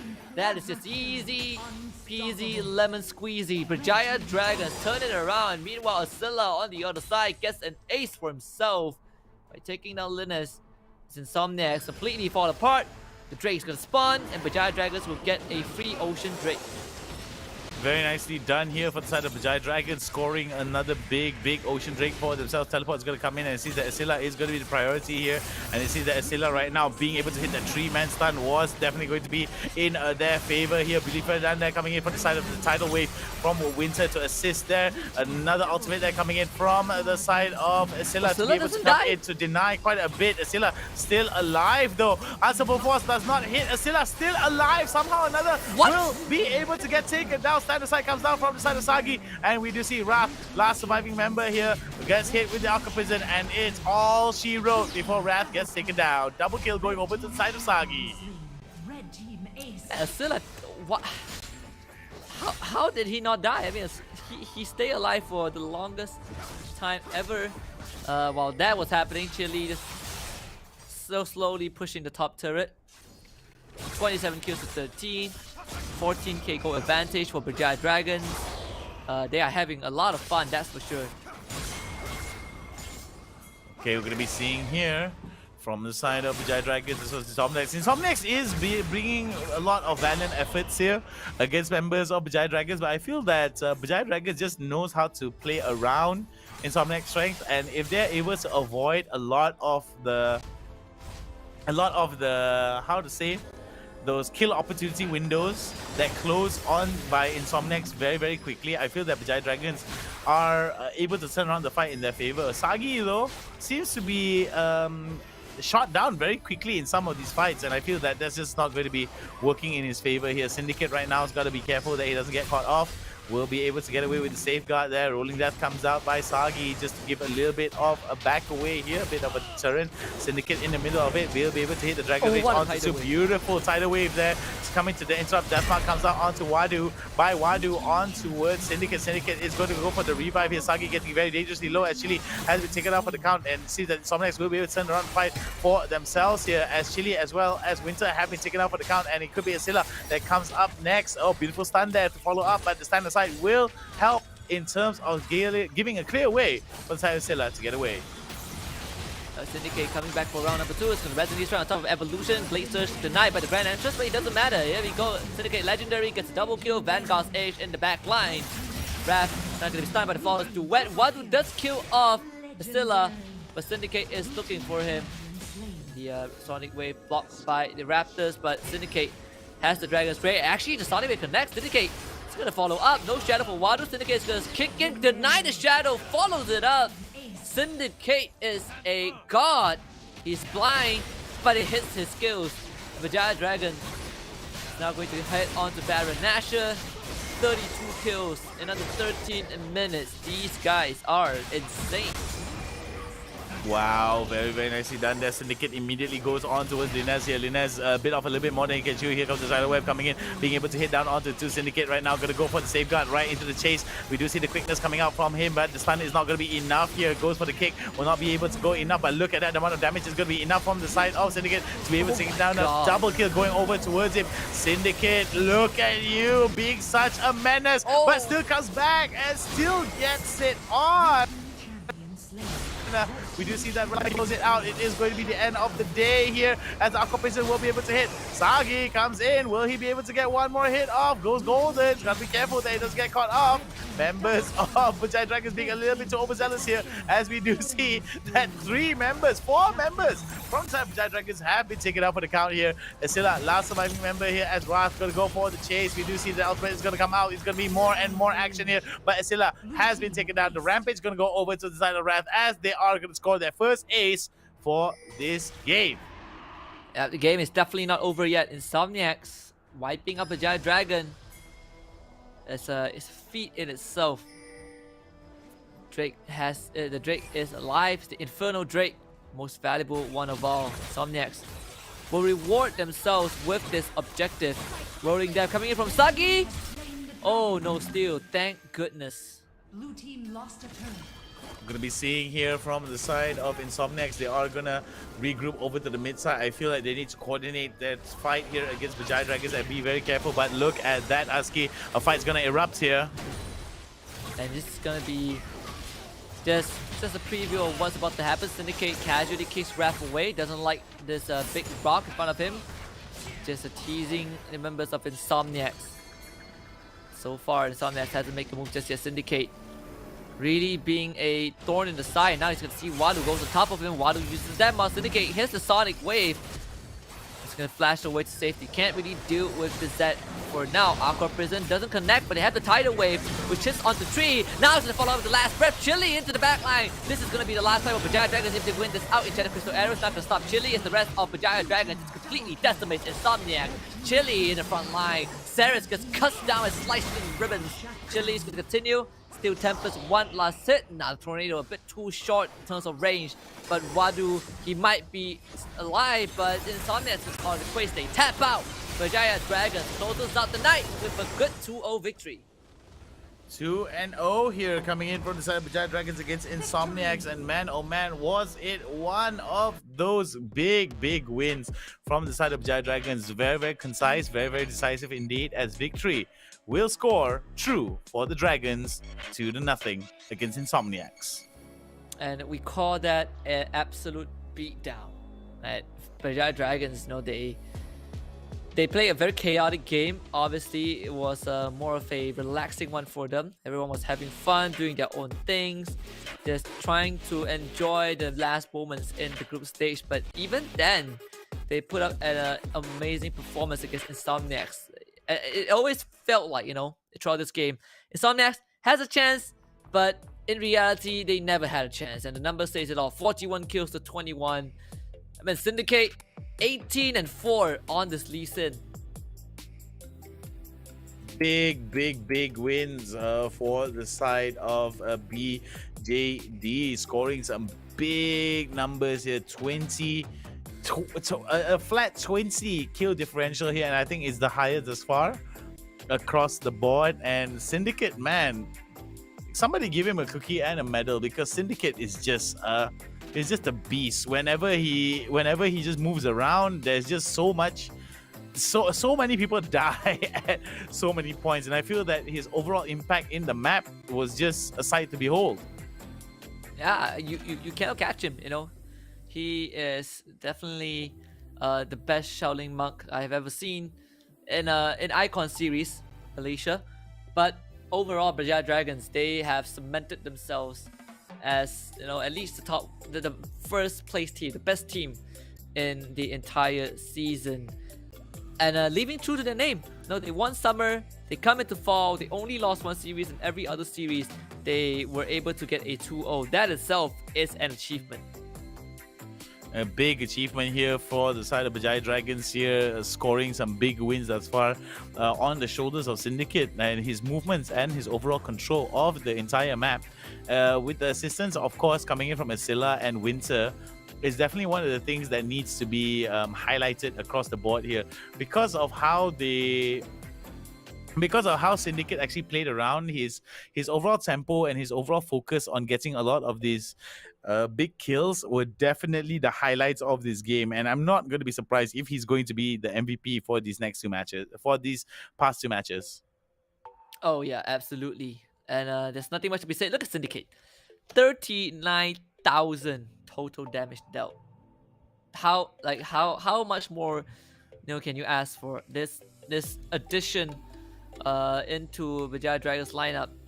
It's perfect. You know, he fits just like a glove. And Berjaya Dragons, they undoubtedly have convinced everyone that they are top contenders.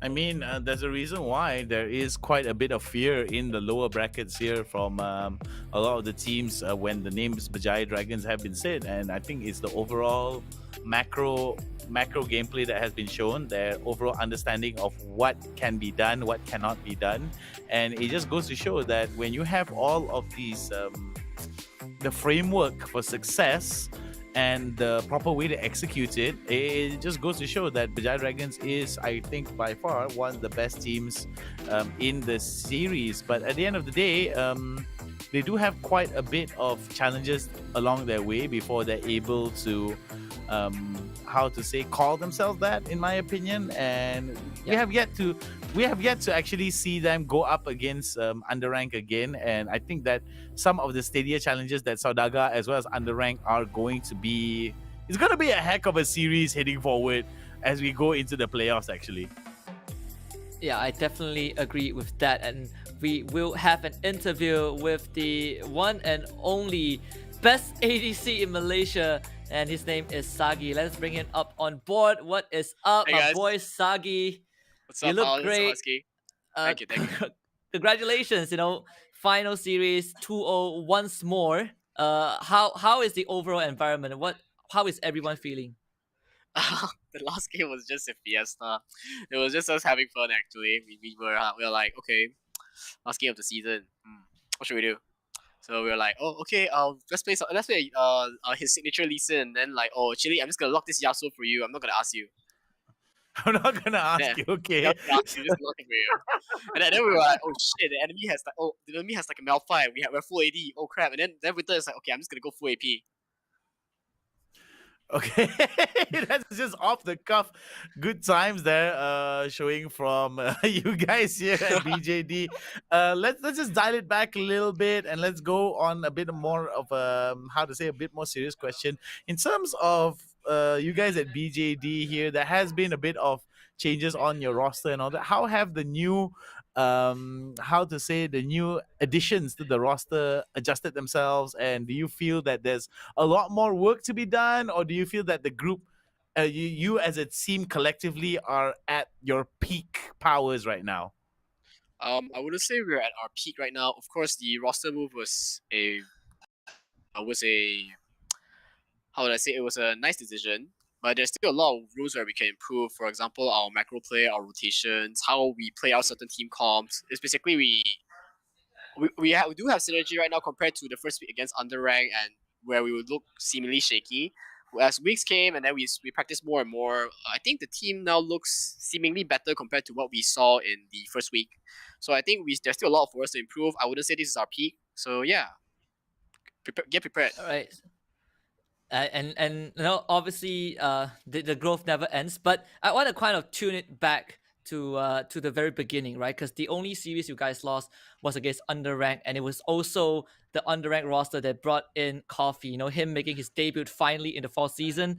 Obviously, there's playoffs coming up. You guys are gonna meet again, so there is this notion going on with how Coffee is now the best ADC, while you were the one who got the title in summer season. Any thoughts on that? Do you think you're still the best, or do you think that this time you have to fight for that title? I don't have to do the fighting. My team will do it for me. So yeah, very off the cuff. I love it. I love it. I love it. You see this cushion? You see this cushion right here? I'm just gonna do this, and then wait for 4 of my teammates to carry me, and then I'm just gonna be like, "Oh, I'm awake. I have to carry now. Okay, I'm gonna do that." This guy. this guy, I tell you. Of course, all jokes aside. Of course, all jokes aside, he's a very good AD carry player compared to what we saw in the past few seasons that we saw, like from preseason until now. Now last time we had Momo. I think Momo was one of the few that was actually very good back in the summer season. And then now with the addition of Coffee, addition of Dazzle Me, Wild Rabbit, I feel like competition on Dragon Lane seems pretty okay right now compared to what we had back then. Okay, one last question before we end the interview. As much as we would like to talk about UndeRank as well, we do want to give a little bit of a highlight towards Saudaga Iblis. We do think that these teams do have quite... Saudaga Iblis and UndeRank are some of the teams I feel that can give Berjaya Dragons a run for their money. Do you feel that they are on the same level, or do you feel that there are just a few minor adjustments and you guys can swiftly put them down? Well, I wouldn't want to put too much comments on this. I'll say we shall see in the upcoming fall playoffs. Okay, very safe answer. I love it. I really love it. I like the confidence, and I'm looking for a surprise. I really can't wait to see what is in store from you guys, Berjaya Dragons, and of course from you, Sagi. All the best to you, and all the best to your team. Thank you very much. You as well. Thank you for all the castings today. Bye. Okay, thank you very much. Goodbye. And, very off the cuff. I really like how just off the cuff and very like down, just brass tacks when it comes to Sagi. Simple guy, fun loving guy, and I like the meme of just like, see this cushion? Yeah, I'm just gonna. That was funny. We need guys like him, you know. He's one of the few guys who are, like you say, off the cuff or very spontaneous. Sometimes, you know, he has a bit of humble brag, but at the end of the day, you know, he backs it up with his performance. So I like it. You know, hopefully the next time we see him for our next interview, he's gonna be lying on the same couch with a glass of champagne in his hands and holding the trophy for fall season. That is still a long journey for that. Hopefully not breaking the backs of his 4 teammates that have to carry him until he has to wake up, right? Yeah, I mean, to be fair, you know, they can use the prize money and send everyone for the chiropractic session. You know, it's all solved. Edward has it all solved, you know, like so there was this I saw this question right on social media. We were interacting a bit, and then Edward was telling people, you know, how he's already bald, right? Because he made a bet if they won summer, he would shave his head. So I told him that if you want your hair back, just don't win fall season. You know, I would change my predictions. You guys don't win, you keep your hair, everyone is happy. So now, you know, I've already set the storyline. It's up to the team to tell me what's the result at the end of the day. Yeah, I would like to see him bald. I think it's going to be a ritual for Berjaya Dragon to slap the head of the manager before they go into game. You know, that's definitely going to be a case there. But anyway, closing thoughts before we check out the MVP graphics here, Husky. I would say that Berjaya Dragons, you know, we gave credit, right? UndeRank, Saudaga Iblis, Sem9, these are all very great teams. At least when we look at the top 4, but Berjaya Dragons so far have shown that they are still kind of a cut above.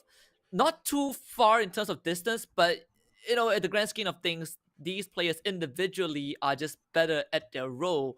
So then when we look at the head-to-head matchup, Berjaya Dragons, better numbers, better performance, better results. It comes down to the team play, honestly. Which team is just better that day, they are probably going to end up winning this, winning their games. I'm all for. I'm a big proponent of just competitive atmosphere, and I really do hope that in the short time that we have before the playoffs begin, teams such as Sem9, Saudagar, and of course. What's the name again? UndeRank were able to actually make a lot of the adjustments accordingly and are able to give Berjaya Dragons the run for their money.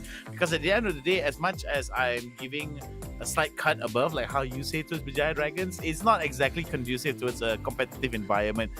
To see some of the other teams such as Saudaga, UndeRank, and Sem9 to be able to shake things up against Berjaya Dragons, I think it's going to be one heck of a playoffs as we see these teams make adjustments, and I feel that's going to be the case here. I'm thinking for those of you guys who are riding on the backs, cheering Berjaya Dragons, don't count your chickens before they hatch, because throws are real and a lot of mid-game adjustments can happen. Yeah, that is something that I definitely can get on board with, right? Obviously, as much as Berjaya Dragons are tournament favorite, they are not the definitive winners just yet. The contrary to, I think, Summer, which I also, had this exact same thoughts, that the only team that can stand up to Berjaya Dragons was Geek at that time. But individually, Berjaya Dragons were just better, right? If you look at the members, and they were able to win Geek Fam 3-1 in the 4-1, in the Summer Cup final. But coming into fourth season, even though Geek Fam right now are not in the best spot, they have been swiftly replaced by Sem9, Saudaga, and UndeRank. And if you ask me in the best of 7, is Berjaya Dragon gonna have a quick, easy win? I would say no. It will go to a full 7 games, and Berjaya Dragon might lose. Yeah, and that's the thing. I feel that's going to be a case. Sometimes it can be a case of better stamina, better endurance, in my opinion. And sometimes those games really take a toll on you guys, and that's the thing. Geek Fam seems to be, in my opinion, like my closing thoughts, a shadow of its former self, with some of the massive changes that has happened to us, and we do hope that they are able to at least recover. They have not looked really good ever since some of the changes that has happened towards them, and we really do hope that some of the the organizational changes happen within the team, and maybe some time off from competition could actually benefit them. And let's take a look of the player of the match. Our MVP, no skip, KDA ratio of 9, 27,793 damage total, 16,987 total goal, but a KP of 75%. This guy was everywhere, high kill participation, high damage dealt. So he is kind of the all-in-one package for the team in that particular match. And of course, Syndicate has shown that his jungle pool is very versatile. He has played the likes of Rengar, Kha'Zix, Lee Sin, but if you want him to be on Jarvan, a Camille, Vi, he can play those champions too. There's no way that you can shut him down in draft. You can narrow down your champions that you want him to potentially use, but Syndicate will always find a way to make it work. And that is the good thing about having a strong jungler. We talk about how junglers are the most important role, and Syndicate is the embodiment of that. This is the leaderboard. Berjaya Dragon, Saudaga, E-Blaze, and UndeRank shared kind of the same points in first place, but it's just the score difference that separates them. Saudaga, E-Blaze in second, UndeRank in third, Sem9 in fourth place, INSOMNIAX in fifth, Geek Fam 6th place, Silent Killer in 7th place, Assassin Academy in 8th place. And of course, the bottom 4 from INSOMNIAX all the way to Assassin Academy is not over yet for them. There are still the Last Chance Qualifiers on Thursday. And that's going to be a very interesting one indeed here. Last Chance Qualifiers are going to be, in my opinion, the wild west for these 4 teams. And I think that a lot of that is going to be apparent on the fact that those Last Chance Qualifiers is best of 1, right? A single game elimination, if I'm not mistaken, right? Yeah, absolutely. And that is very brutal, right? It's running the gauntlet. If you are not on form that day, you're out. And how crazy it is that I can't believe I'm saying this, but INSOMNIAX, they missed out on playoffs in summer. This time in fall, they have Last Chance Qualifiers, but they might also stand a chance to miss out for 2 seasons in a row. And at the same time, we might not see Geek Fam in the playoffs. Yeah, what a world we're living in to see Geek Fam not in the playoffs. And I guess maybe there is a silver lining for some of these teams, because they will be able to go back and maybe make some adjustments along the way. I feel that sometimes there is always reasons behind why some of these teams are missing out on their opportunities. But the Last Chance Qualifiers will definitely tell a different story overall. INSOMNIAX going up against Assassin Academy. Silent Killer going up against Geek Fam. They will fight off against the qualifying matches. Winners of match 1 and 2 will face off against each other. And whoever wins that will qualify to the playoffs. Yeah, and there's no time to slack. Only 2 days to kind of prep, and all of these matches will be played in the best of 1. That is the kicker. Even in the most important match of of your falls split, you only get 1 chance. So I'm looking forward to this. Obviously, looking at the arrangement of the brackets, you can say that INSOMNIAX and Geek Fam are very likely to meet in the finals, but I want to reserve that that prediction, because there's a chance that we see a different result, and even then we won't know who makes it to the playoffs until the finals has been concluded. Maybe in the span of these next few days, there will be some adjustments that have been made where it could benefit the team in a big way, and I feel that that's always going to be the case for some of these teams. At the end of the day, right, we can never really predict, especially when it comes to the last chance brackets, because it is a best of 1, and we've seen it happen time and time again, even to the best teams in the world. One wrong push, one wrong ping, one wrong call, and it's GGWP. And this could ring the same for any team at any level of play. And I do hope those moments come more and more, because sometimes it just shows how dynamic Wild Rift is to be able to just give so much chances to some of these teams, even though that all hope may be lost. One play is all it takes for you to lose it all. Yeah, absolutely. And speaking about chances, there's opportunities for all you guys watching out there to participate in our Maggie Hot Cup tournament. Ole just disappeared, but essentially just go to the link. It is in the description. Sign up, bring your friends. If you don't have a friends, we will find friends for you. Get a taste of how competitive it is. And of course, we have Community Spotlight, our tradition by the end of each day. This one is by Jason Yap Chun Stew. Win rate when Teemo is banned equals to 100%. That Agreed. I absolutely agree. That was the ban that gave Geek Fam one game over UndeRank. Yeah, I mean, that was definitely one of those things. I feel that's just the turnaround there for the side of Geek Fam. That's definitely something to, to take note of. Thank you very much for your input, Jason Yap Chun Sil. We do hope that you've been enjoying the show thus far. We do hope that you will continue to watch the show. And from Marsita Rahman, lose doesn't mean you fail. Keep doing what you guys are doing. Keep fighting.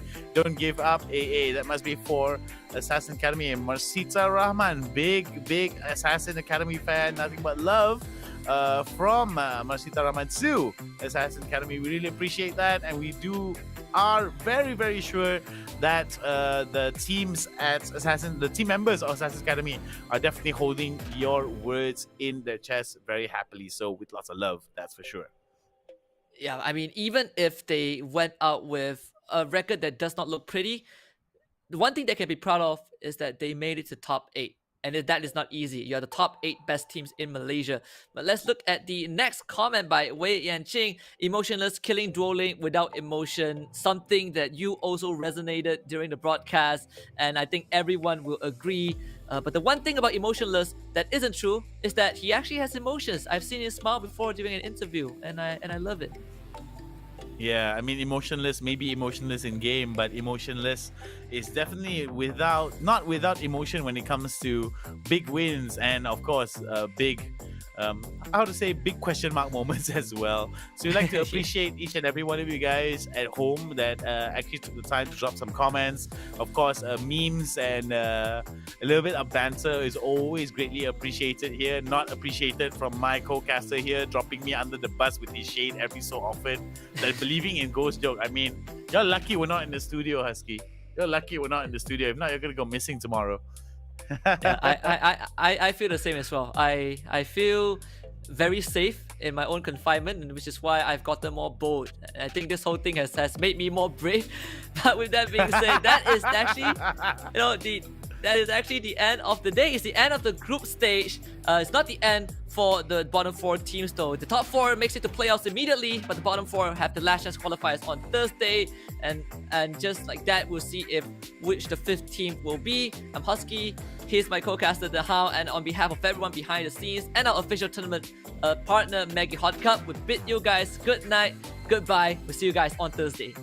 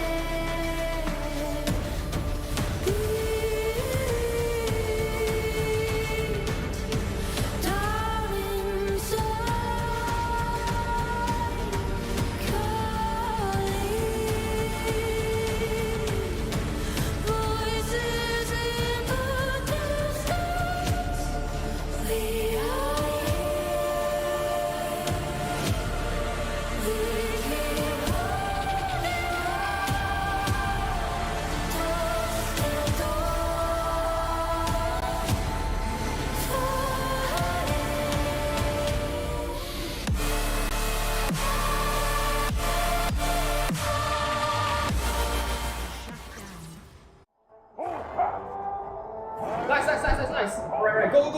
Down first. Can. Alright, down already. Nexus.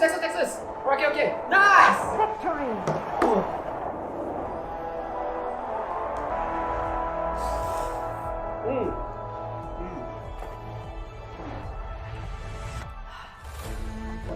I'll see you in the game. Alright guys, let's go on board. Okay.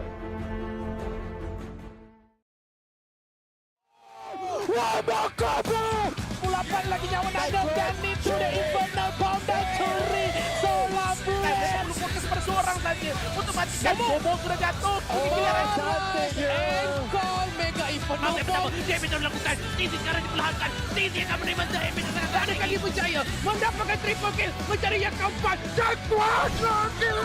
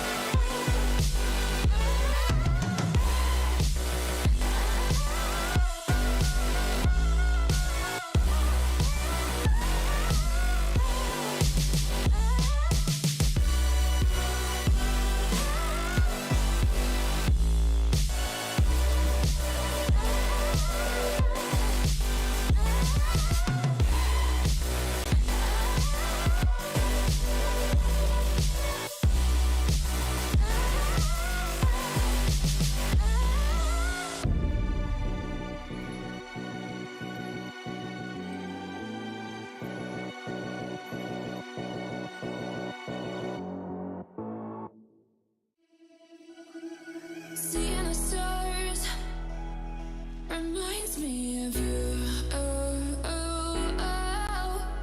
You left me with scars, but I know that one day you'll see it through. You give me air to breathe, you give me light to see. When things are out of reach, you bring them back to me, back to me. You see it through, you see it through, you see it through, you see it through.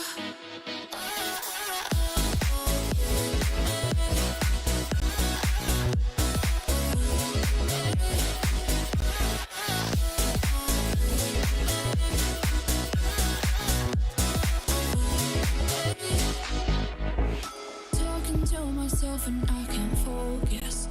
Yeah, I'm broken. The door is closing.